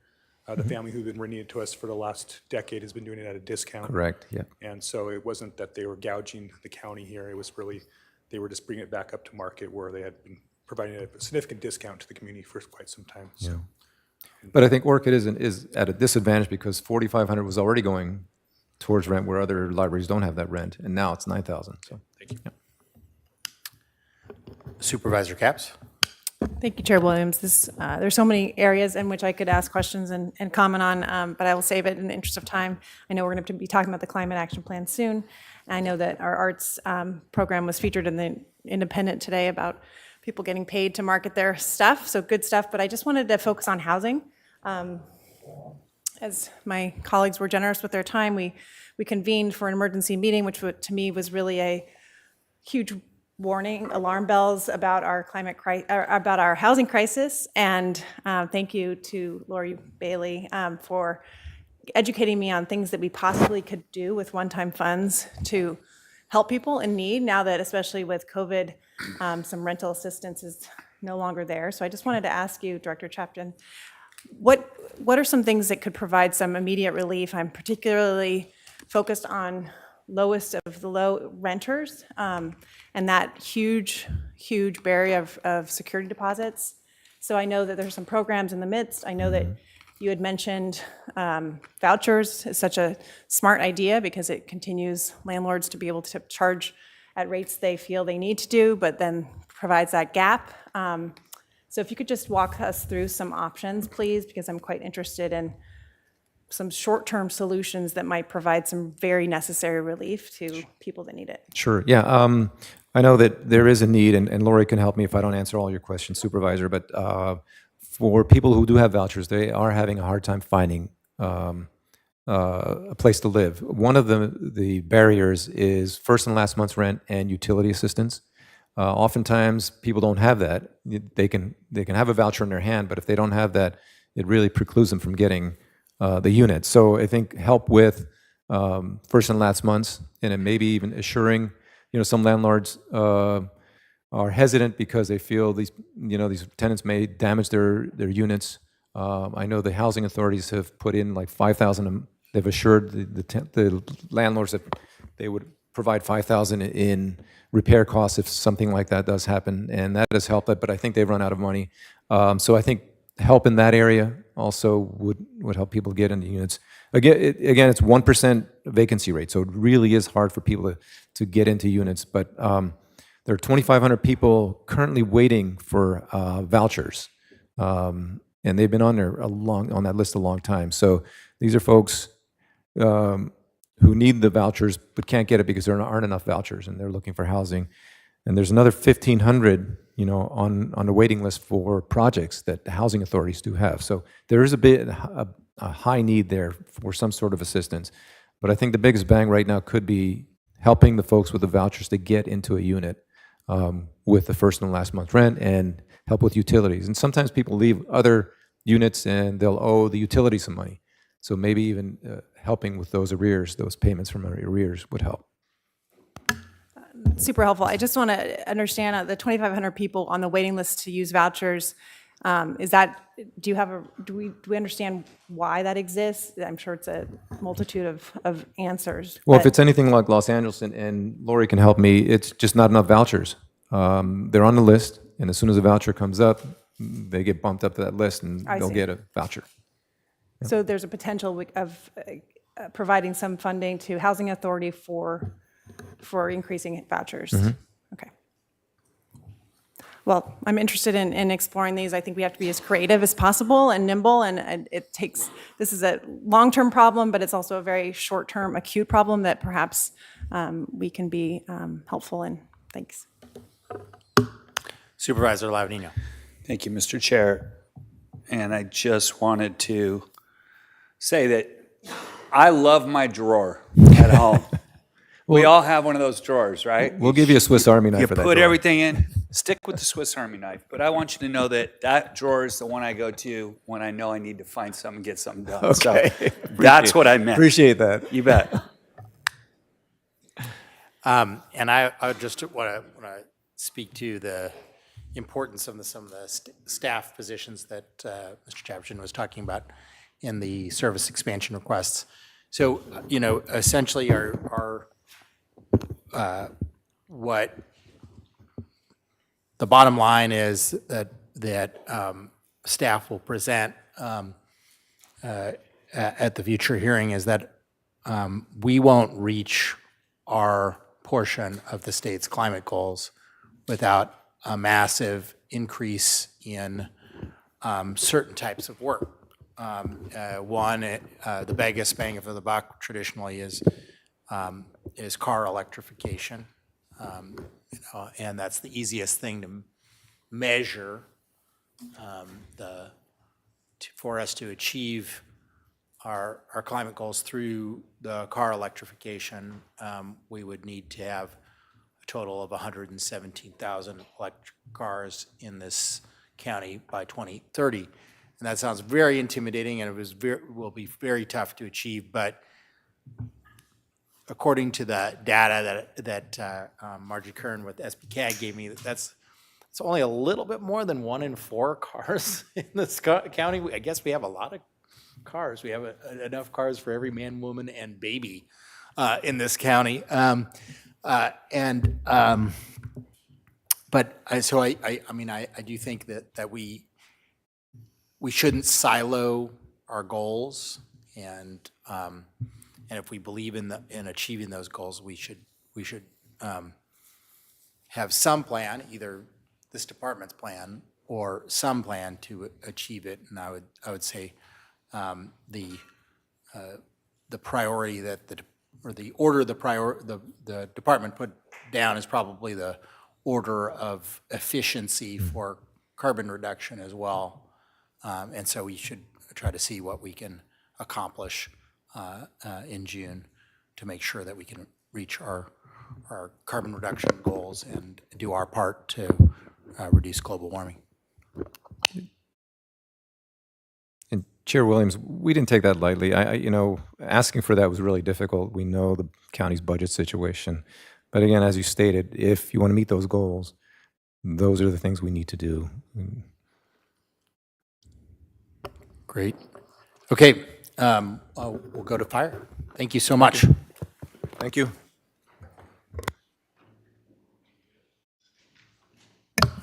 Is there any public comment on this functional group? Chair Williams and members of the board, yes, we have 9 requests to speak on this functional group. Departments, just to let you know, we have 9 requests to speak on your functional group. You may want to stick around. Yeah, you want to stick around. We will Amy begin. Plymouth, Thunder Striker. We're gonna have to have it And two minutes. And I incorrectly stated 10 causes of action. More appropriately, I saw 10 different departments where I had an issue, and some of them had multiple causes of action, including community services for their parks people. 3 times, the parks people came and cleaned out debris that wasn't actually necessary. And one time was just to get a better view of where I was staying. So it seems like maybe this mismanagement here, they just have too much money, if they can have people running around and doing things, and that's just. Other issue is the dogs off the leash. I mean, more citations, but also part of the problem is that people could just be harassing me. So when I'm at the beach or at a park and there's like 10 people out of maybe 12 that have their dogs off the leash, is it just me, or is it that there's not enough citations in order to help pay for some of the things that they're talking about?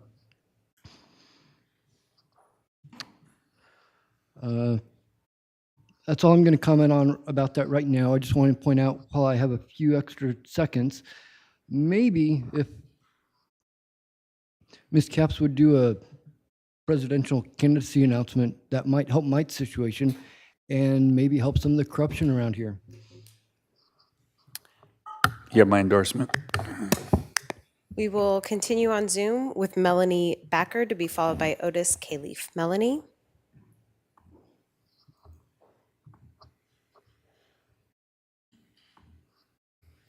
And Melanie, we have unmuted you on our end. If you can please unmute on your end to provide your comments. Thank you. Thank you so much. I'm from Guadalupe, California, and I really appreciate Steve from District 5 asking the question to Scott, our Public Works Director.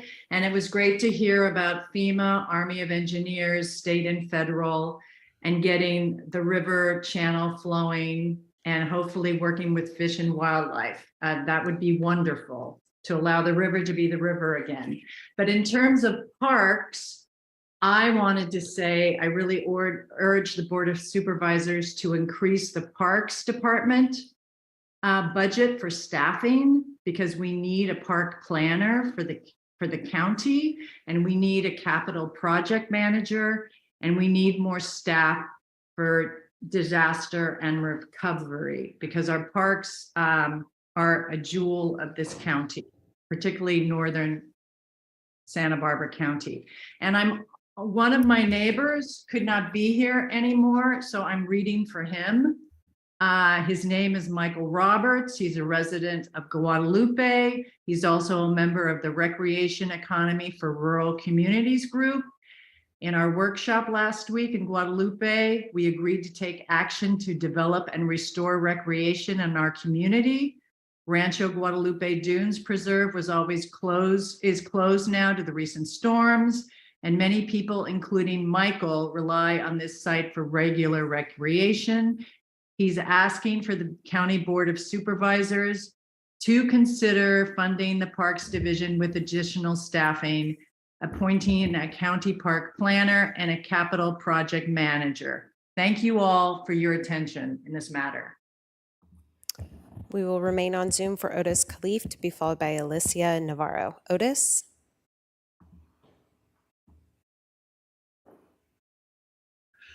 Hello, my name is Otis Califf. I'm chair of the CRATAC, the County Riding and Hiking Trails Advisory Committee. Advisory to you all, and thank you very much. I'm 2nd District. We'd like to commend parks. The Trails community has always worked very well with parks, and I'd like to commend especially Jeff Lindgren. And we fully support their request for budget. We're very enthusiastic about the recreational master plan. This is a once in a multi-generational opportunity, the first time we've had it to come along. Out of that, if it comes through and if you adopt it, there would immediately be 10 or 15 projects coming up with recreational benefits. And so Parks is going to need staff to deal with that. And I encourage you to, maybe not this cycle, but certainly next year, to employ another Parks planner. Thank you very much. We will now go to Alicia Navarro, to be followed by Kathleen Rosenthal. And Alicia, you are using a touch-tone phone, so you may need to just press *6 to unmute yourself. Again, that is *6. And I can see you are unmuted, but I cannot hear you. Okay. Can you hear me right now? There you are. Yes. Thank you. Okay. Please proceed. Thank you. I am urging for the county budget to include the Guadalupe Dunes Preserve under park planning to help replan the park. Since our road to the beach is completely destroyed, the road continues to get worse every day due to erosion from water broken off from the storms. I am urging for a larger budget for park staff, which would include a park planner for the county, as well as a capital project manager and staff for disaster and recovery. This beach is the only beach in northern Santa Barbara County for Santa Maria, Orchid, and Guadalupe. As a born and raised resident of Guadalupe, this beach is a huge staple to our community and has had a negative impact without it. Once again, I am urging for the county budget to include the Guadalupe Dunes Preserve under park planning. Thank you. We will now go to Kathleen Rosenthal, to be followed by Keith Sarloos. Kathleen?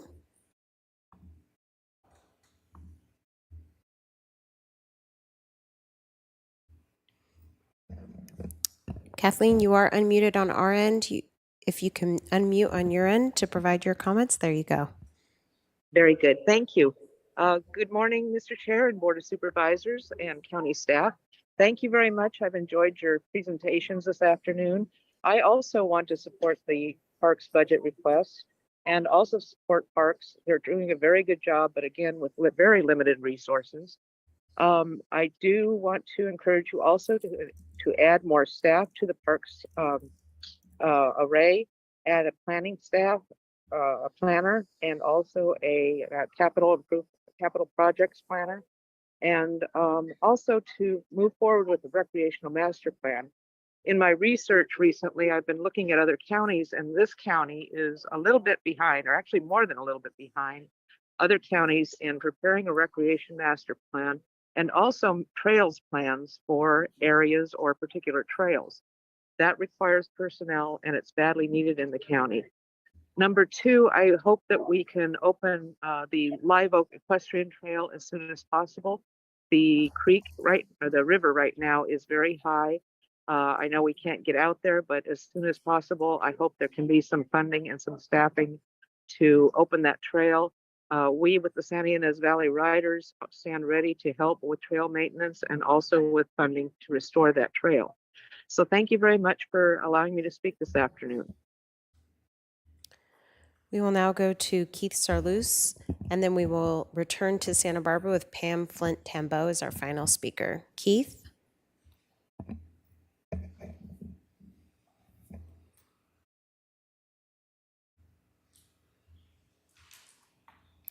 Keith, we have unmuted you on our end. If you can unmute on your end to provide your comments.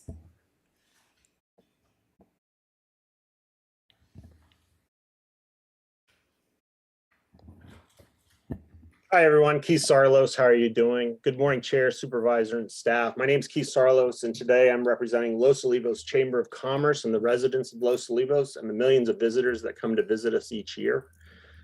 Our issue, Los Olivos has been designated as a special problems area by the state due to the groundwater situation, aging septic systems, and lack of sewer systems. Due to these challenges, many of the businesses are restricted from letting customers use their restrooms. A CSD has been created to address this problem, but the project is still in its early stages and years away from being implemented. In the meantime, it is critical that we have public restrooms in town for our visitors.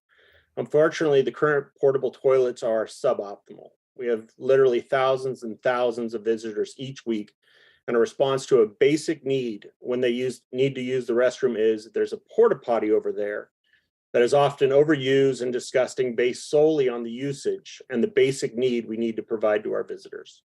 They are designed to be temporary, and since the town is so busy, they quickly become full and dirty most days of the week.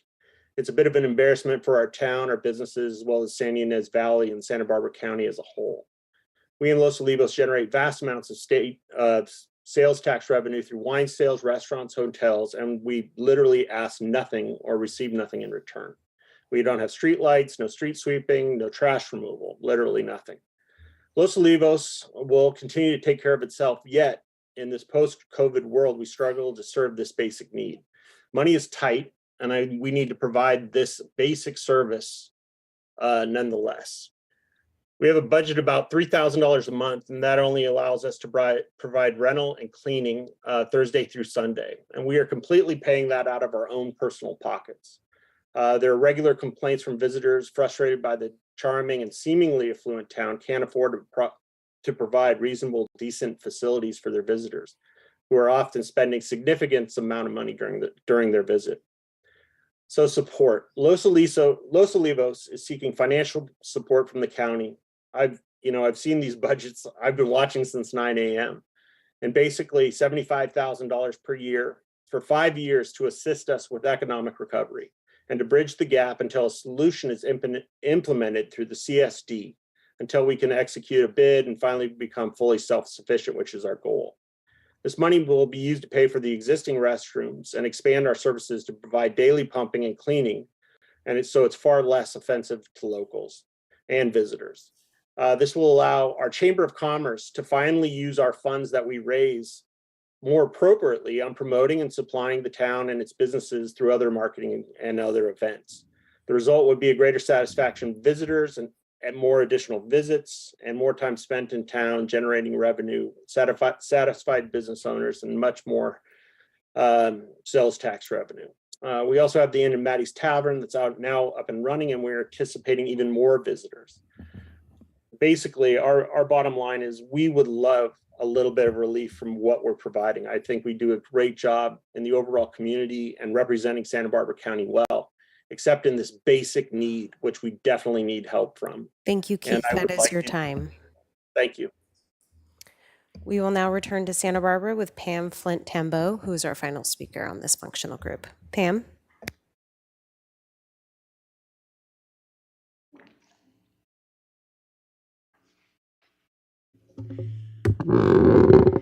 Chair Williams and members of the board. I'm Pam Flint Tambo, and I'm representing the League of Women Voters of Santa Barbara this afternoon. And we appreciate the opportunity to provide input on the budget.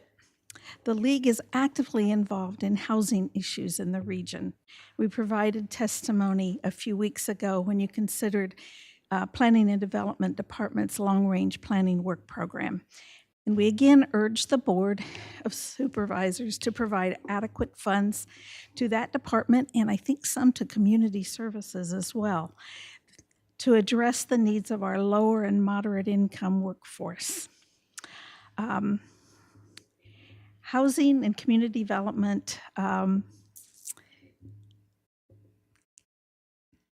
items include, I cut out a lot of this, they gave me way too much to say today.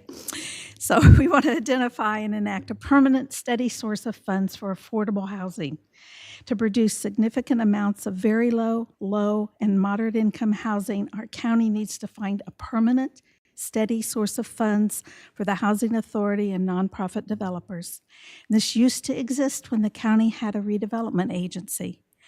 And since 3,800 of our county's next cycle housing units are to be provided for our very low, low, and moderate income workforce, a new source of permanent funds is critical. And timing is critical for this, as funding is necessary to maximize the number of affordable units produced by property rezones. We'd also like to see us implement Program 12, prioritizing county-owned property for lower income housing.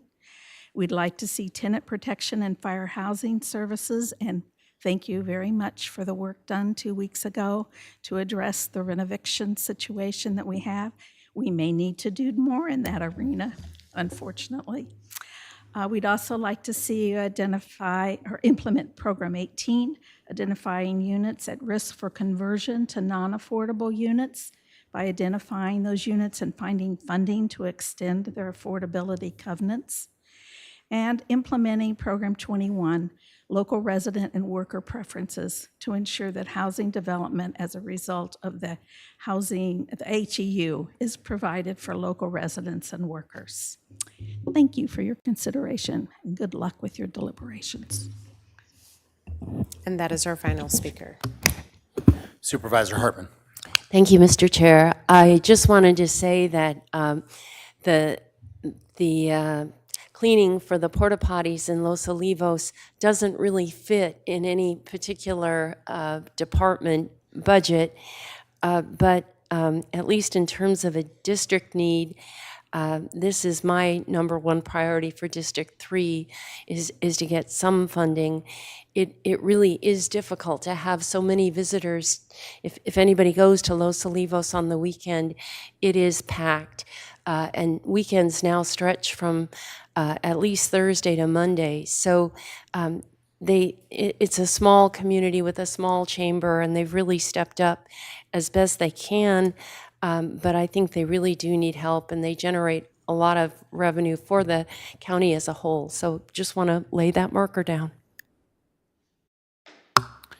Thank you. We'll go to fire.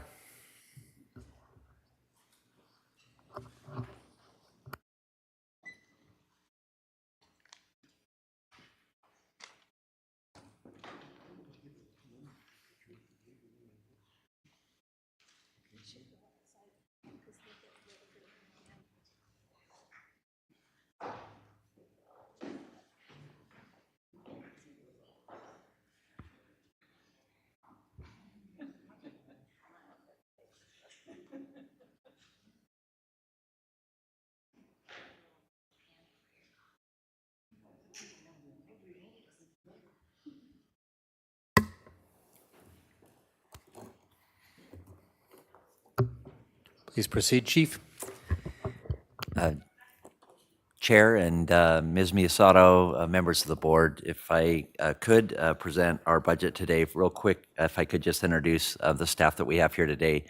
Deputy Chief of Administration Rob Heckman, our CFO and Deputy Director Shauna Jorgensen, and our OEM Director Kelly Hubbard. And not with us today is our Deputy Chief of Operations Anthony Stornetta, and who did probably a bulk of this along with Shauna would be Diane Sauer, our Finance Manager. I'm going to get right into it, and I'm probably going to breeze through it faster than I normally would, and I'm going to leave it open to answer questions or address concerns that you might have specifically related to our budget. I know you have our PowerPoint in front of you. The fire department, as I've shared before, is comprised of 3 budget programs: administration and support, fire prevention, and emergency operations. Our administration and support program provides department training and development, facilities maintenance, fleet management, communication, financial management, planning, technology program, public education, and community relations. Our fire prevention is responsible for public safety through continuous application and monitoring of regulatory codes and standards. Other responsibilities include fire cause and origin, investigation, code enforcement, and inspection. Also, vegetation management planning and fuels reduction is within the Fire Prevention Office. Emergency operations is responsible for ensuring prompt and response to all emergencies with effective complements of well-trained personnel and equipment. Our Office of Emergency Management, new to fire, coordinates and supports emergency management activities for the County of Santa Barbara and all 8 incorporated cities, 48 special districts, 20 school districts, multiple state and federal government organizations, public utilities, nonprofit organizations, and community-based organizations. The district has, getting into key challenges and emerging issues, the district has been engaged in several multi-year emergent issues, and I want to highlight a couple. Of course, the go live, focusing on the go live of the Regional Fire Communications Center with the groundbreaking coming up next week. We're finalizing department-wide capital needs assessment, which is taking a little bit longer than I had anticipated, and looking at long-term funding plans to meet our capital needs in the fire district. Partnering with the county to improve the county's EMS service delivery, purchasing and operationalizing the real-time incident coordination through OEM to include evacuation management application software. Also enhancing departmental diversity. We'll talk a little bit about that. We have a program underway within the fire district to improve service delivery to the community by promoting organizational and cultural shifts that support diversity within the department. Continue to lobby the state with our other contract counties to provide ongoing funding to offset air support costs.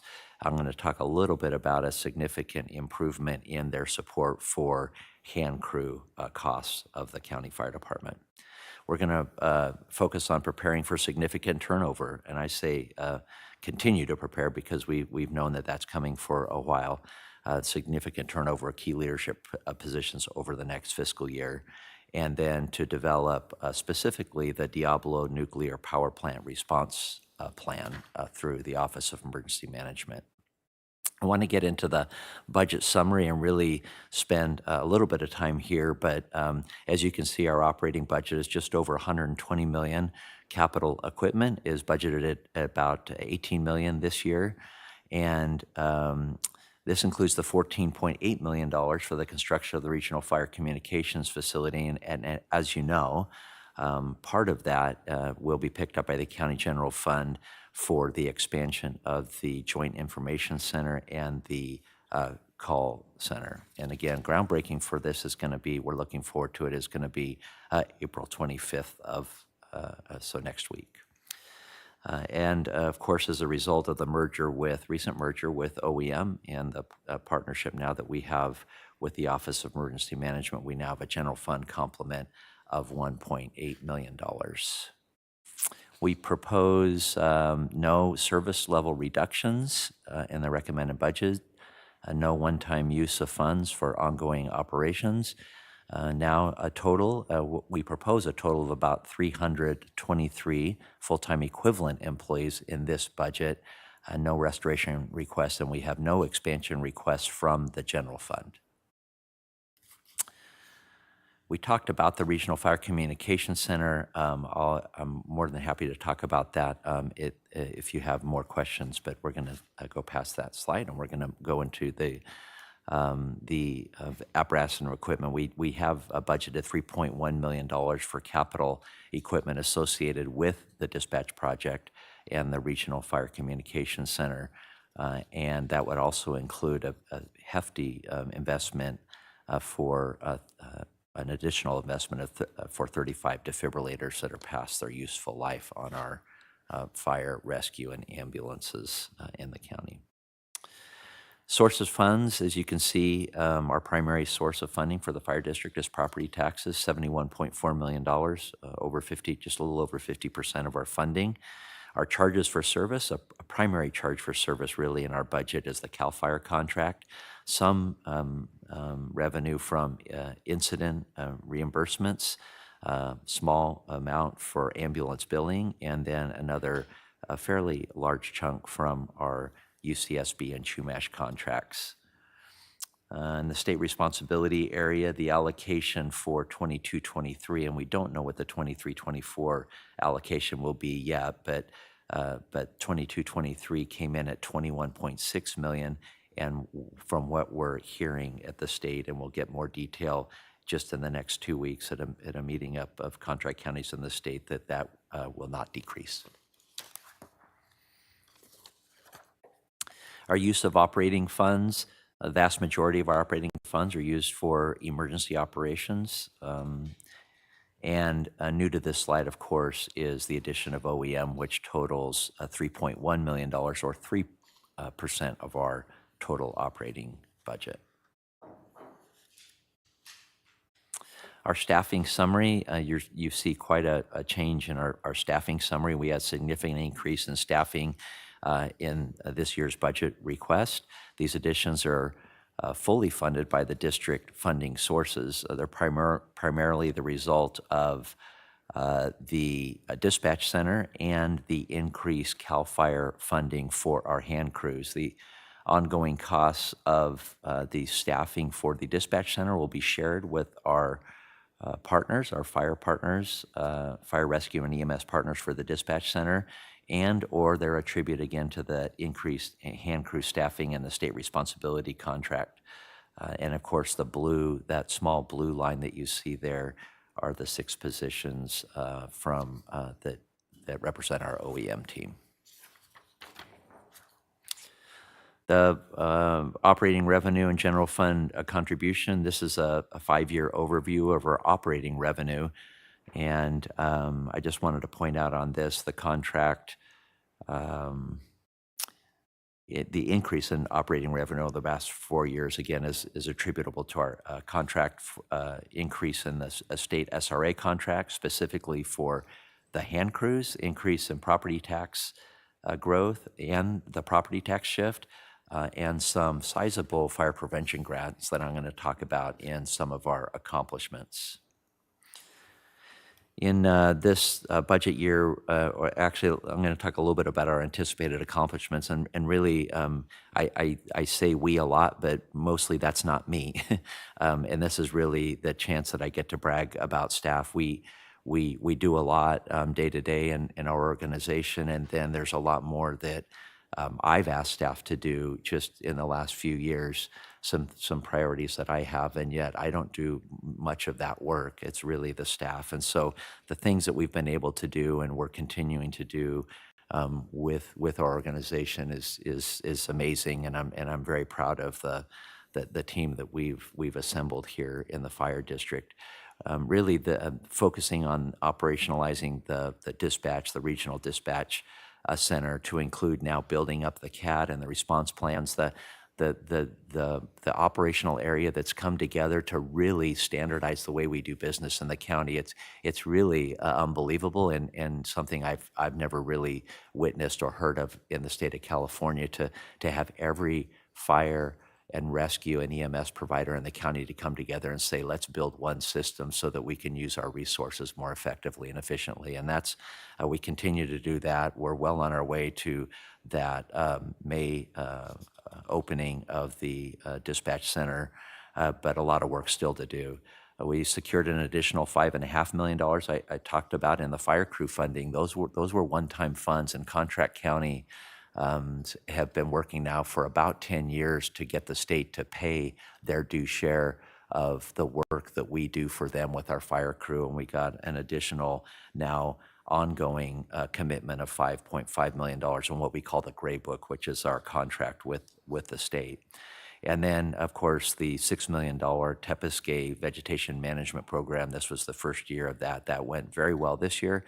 A little challenging with some of the weather up in Tepiscay Canyon and Colson Canyon, but the project will, in total, will encompass about 2,800 acres. A few other things. We're continuing to work on the EMS and submitted an ambulance contract, but really committed to working with our county EMS partners and our op area partners to continue to improve the EMS system and ambulance transport system here in the county. And then, of course, all the work being done through OEM and at the EOC, the activations and the response to the subsequent rainstorms and other disasters and pre-positioning that took place prior to and during the last storms of this winter. Our goals and objectives, again, of strong emphasis on the construction at the EOC building, which will house, again, that expanded call center and joint information center, as well as the regional dispatch center. We have, we're working on assembling the depth of the peer support team. I was encouraged to hear Director Navarro talk about her emphasis on peer support, and I see some partnership opportunities there as we continue to build that within our organization. We'll actually complete this next year the Spalding Midland Prescribed Fire Project in the Santa Ynez Valley, and that grant will be finished.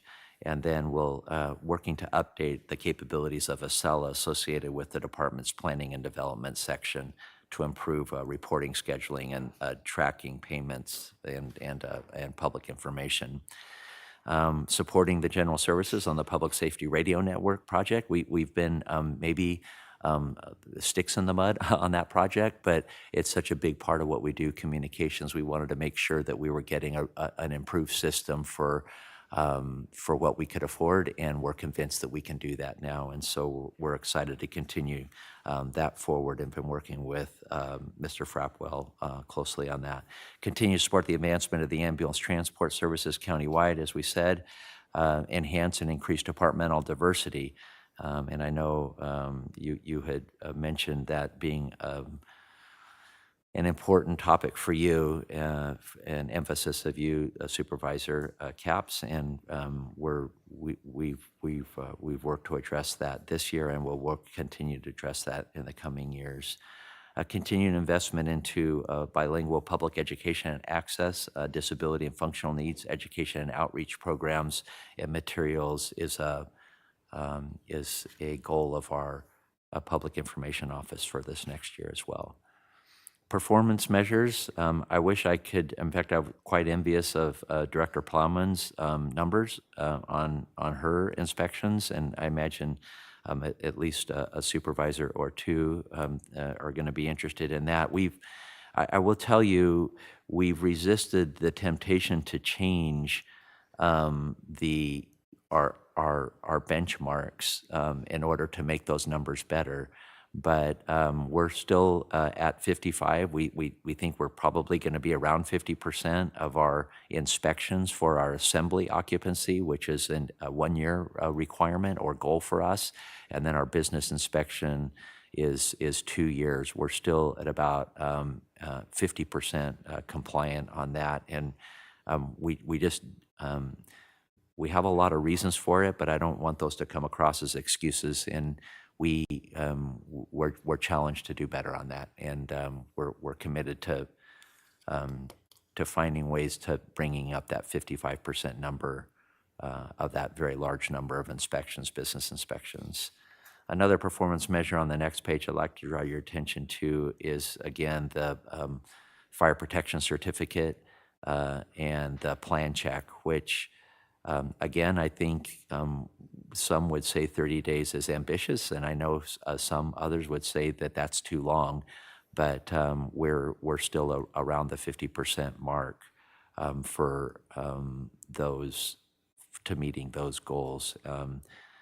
We think that as we focus in on how we can improve on that, we believe that projects are much more complex and becoming more complex than they used to be, and that we have quite a few more FPCs, these fire protection certificates and plan checks being asked for or requested. KPMG recommendations, we spent some time at a recent meeting talking about those. I wanted to talk about 3 that we expect to finish this budget year, and that is the capital planning projects and forecasting those with general services, a recommendation by KPMG, creating an inventory risk management strategy to really an asset management program, and we'll have that finished this budget year.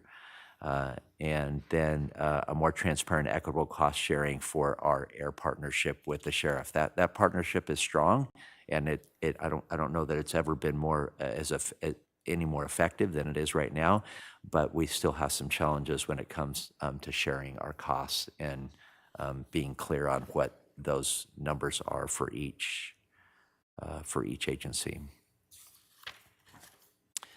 No service level reductions. And in summary, I'm going to finish with really 4 key focus areas. One is the support and construction of and staff development in anticipation of the Regional Fire Communications Center go live date.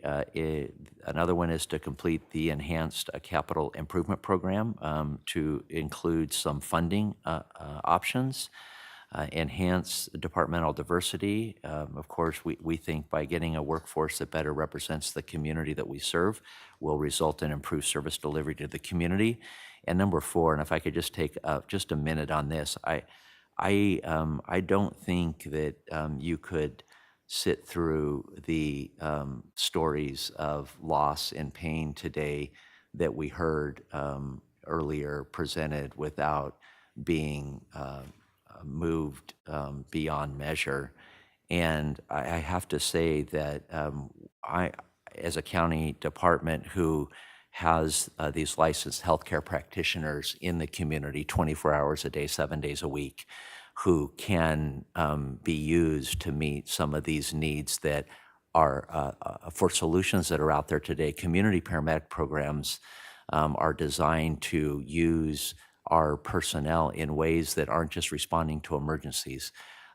We want to, and I think fourthly, as a focus area, continue to partner with county EMS, Be Well, Public Health, and the operational area fire chiefs to improve the delivery of not just emergency medical services for the county, but to develop these community paramedic programs and partnerships with not just our op area partners and EMS partners, but our county fellow county departments within the organization. That's all I have, and I'm prepared to answer any questions with my staff. Oh, I'm sorry. Last one. Booker T. Washington. Some people know him. I think most of us know and learned of him born into slavery.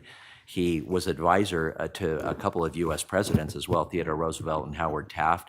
Some people refer to him as an academic, an intellectual, I think an influencer before social media was around, an educator he's well known for. But really, Booker T. Washington, if you look at the bulk of his life, was as a public servant, dedicated dedicating his life to the service of others. And so the reason that you have so many happy county employees is because of this quote from Booker T. Washington, which is, "Those who are the happiest are those that do the most for others." Like it. Supervisor Hartman. Thank you.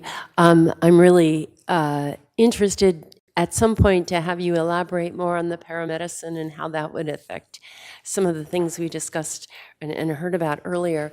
In our last year's budget, we talked a lot about co-response and the role that fire might play working with either social services or Be Well. I know it's coming back. I didn't see it as a goal or an accomplishment, so I just wonder if you could give us an update.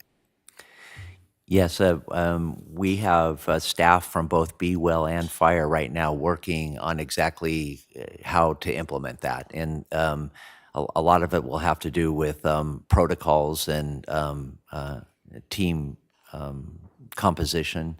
And so I was just talking to Tony today. I said, we have to be committed to coming back with something this early this year. I mean, this budget year, with a concrete project. The community paramedicine bill right now that's working its way through the state legislature is really formalizing a program that was really a pilot project for years. We were a pilot project in a previous job that I had, but that was all at the cost of that agency. And so now we're saying, now that it's approved, these programs are approved to include co-response, to include alternate treatment and destination, not just throwing somebody in the back of an ambulance and taking them to an emergency room like we heard today and hope that they get the care that they need, but maybe taking them to an addiction center or a mental wellness center.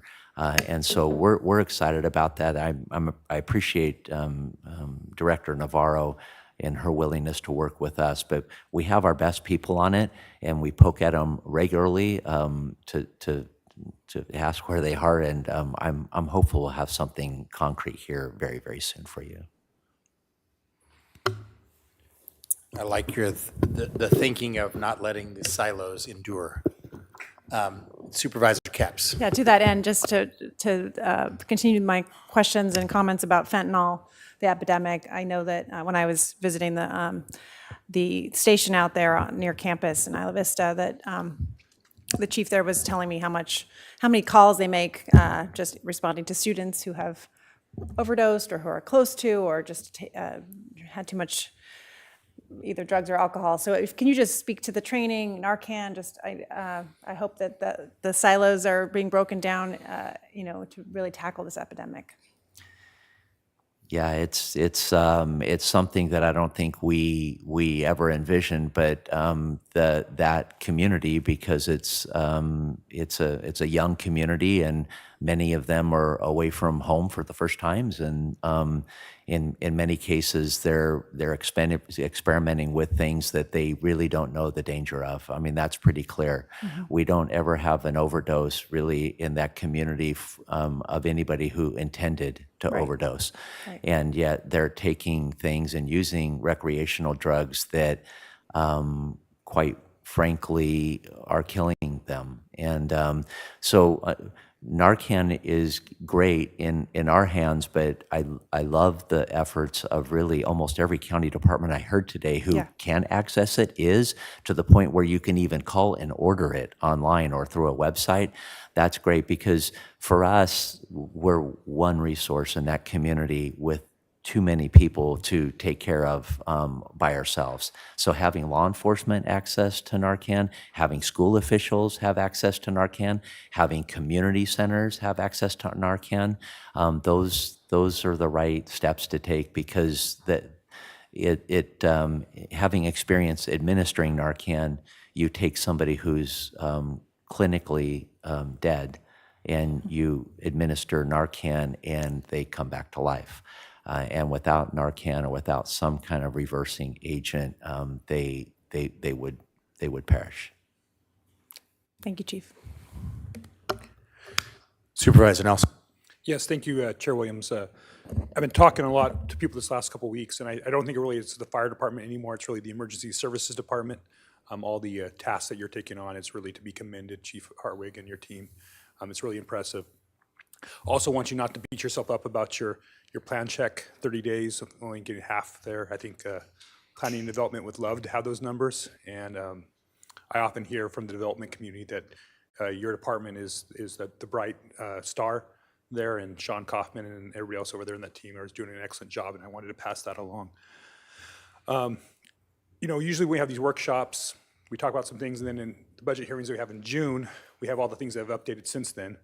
And I think, you know, after our discussion last week with the LIMSA and with the ambulance, I guess I'm anticipating that we'll probably have some updates to our budget in June on some of the anticipated movements that we'll be making. Am I right to assume that this is an incomplete picture of what your budget's going to be looking like?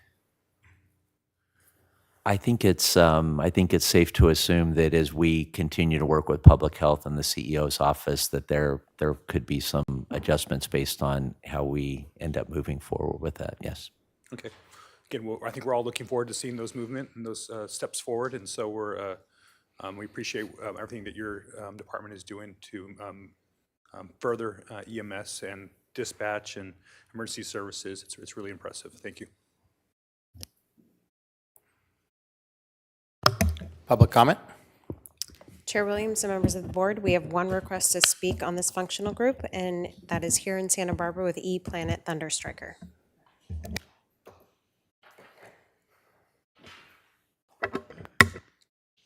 Thank you. I'm ePlanet Thunderstriker. I did want to comment about the fire because I'm just losing so much faith in so many people, and it's like the only respectable Americans might be firefighters these days. I mean, you go into policing because it's the right thing, but you know, it's not exactly what you think it is when it's high school. I wanted to comment about the fentanyl, all that use, because it seems like teenagers would probably want uppers, you know, things that, you know, why is it so, and it's just like, it feels like it's maybe like an international conspiracy.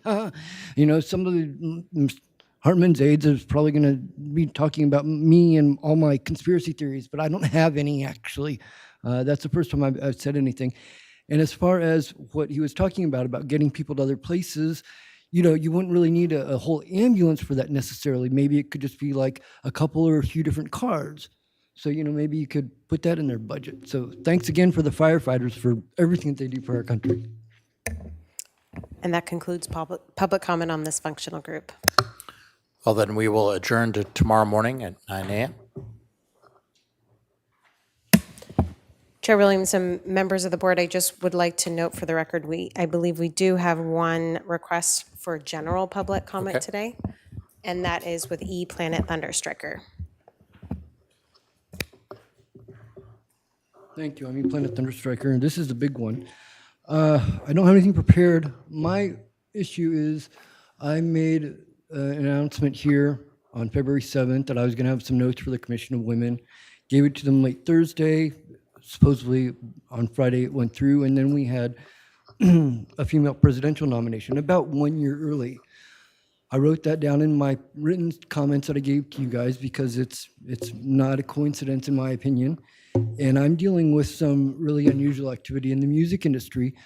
People put me in a position where when I say this song or these celebrities are related, I seem like a delusional megalomaniac. And with what you have in the written public comments related to Doja Cat getting Grammy nominations, I'm going to assert that the music industry is corrupt, that what's going on in America with all of our high crime rate ever since the hippies is completely intentional. And I don't know which presidents might have treasonous allegations, maybe Reagan related to 10 million people from Mexico getting citizenship. And it's like, well, they didn't extradite our murderers. And, you know, it seems like they were here. I mean, what's the difference between those people and Cold War era communists being, and it's like, well, clearly this is where our country's going. Our crime rate and how do you connect color TVs and cell phones to high crime rates? Because we made advances in everything else except for governing. And it's like, well, you know, maybe it was like the hippie movement in the 60s, and all these people pretend to be patriotic Americans, but do things that undermine our society. Why am I talking to you instead of understanding why I'm blacklisted in the music industry, why nobody would talk to me, why the UCSB students aren't doing anything to get dozens of female presidential nominees. And my time is pretty much up, so I'm going to wait until tomorrow. But yeah, I'm dealing with so much corruption that I don't think that you did anything here today or in the next few days. Thank you, in your Mr. whole career Thunderstriker. That's going to be bigger than what you should be dealing with. Thank you. We will adjourn for tomorrow morning at 9 a.m.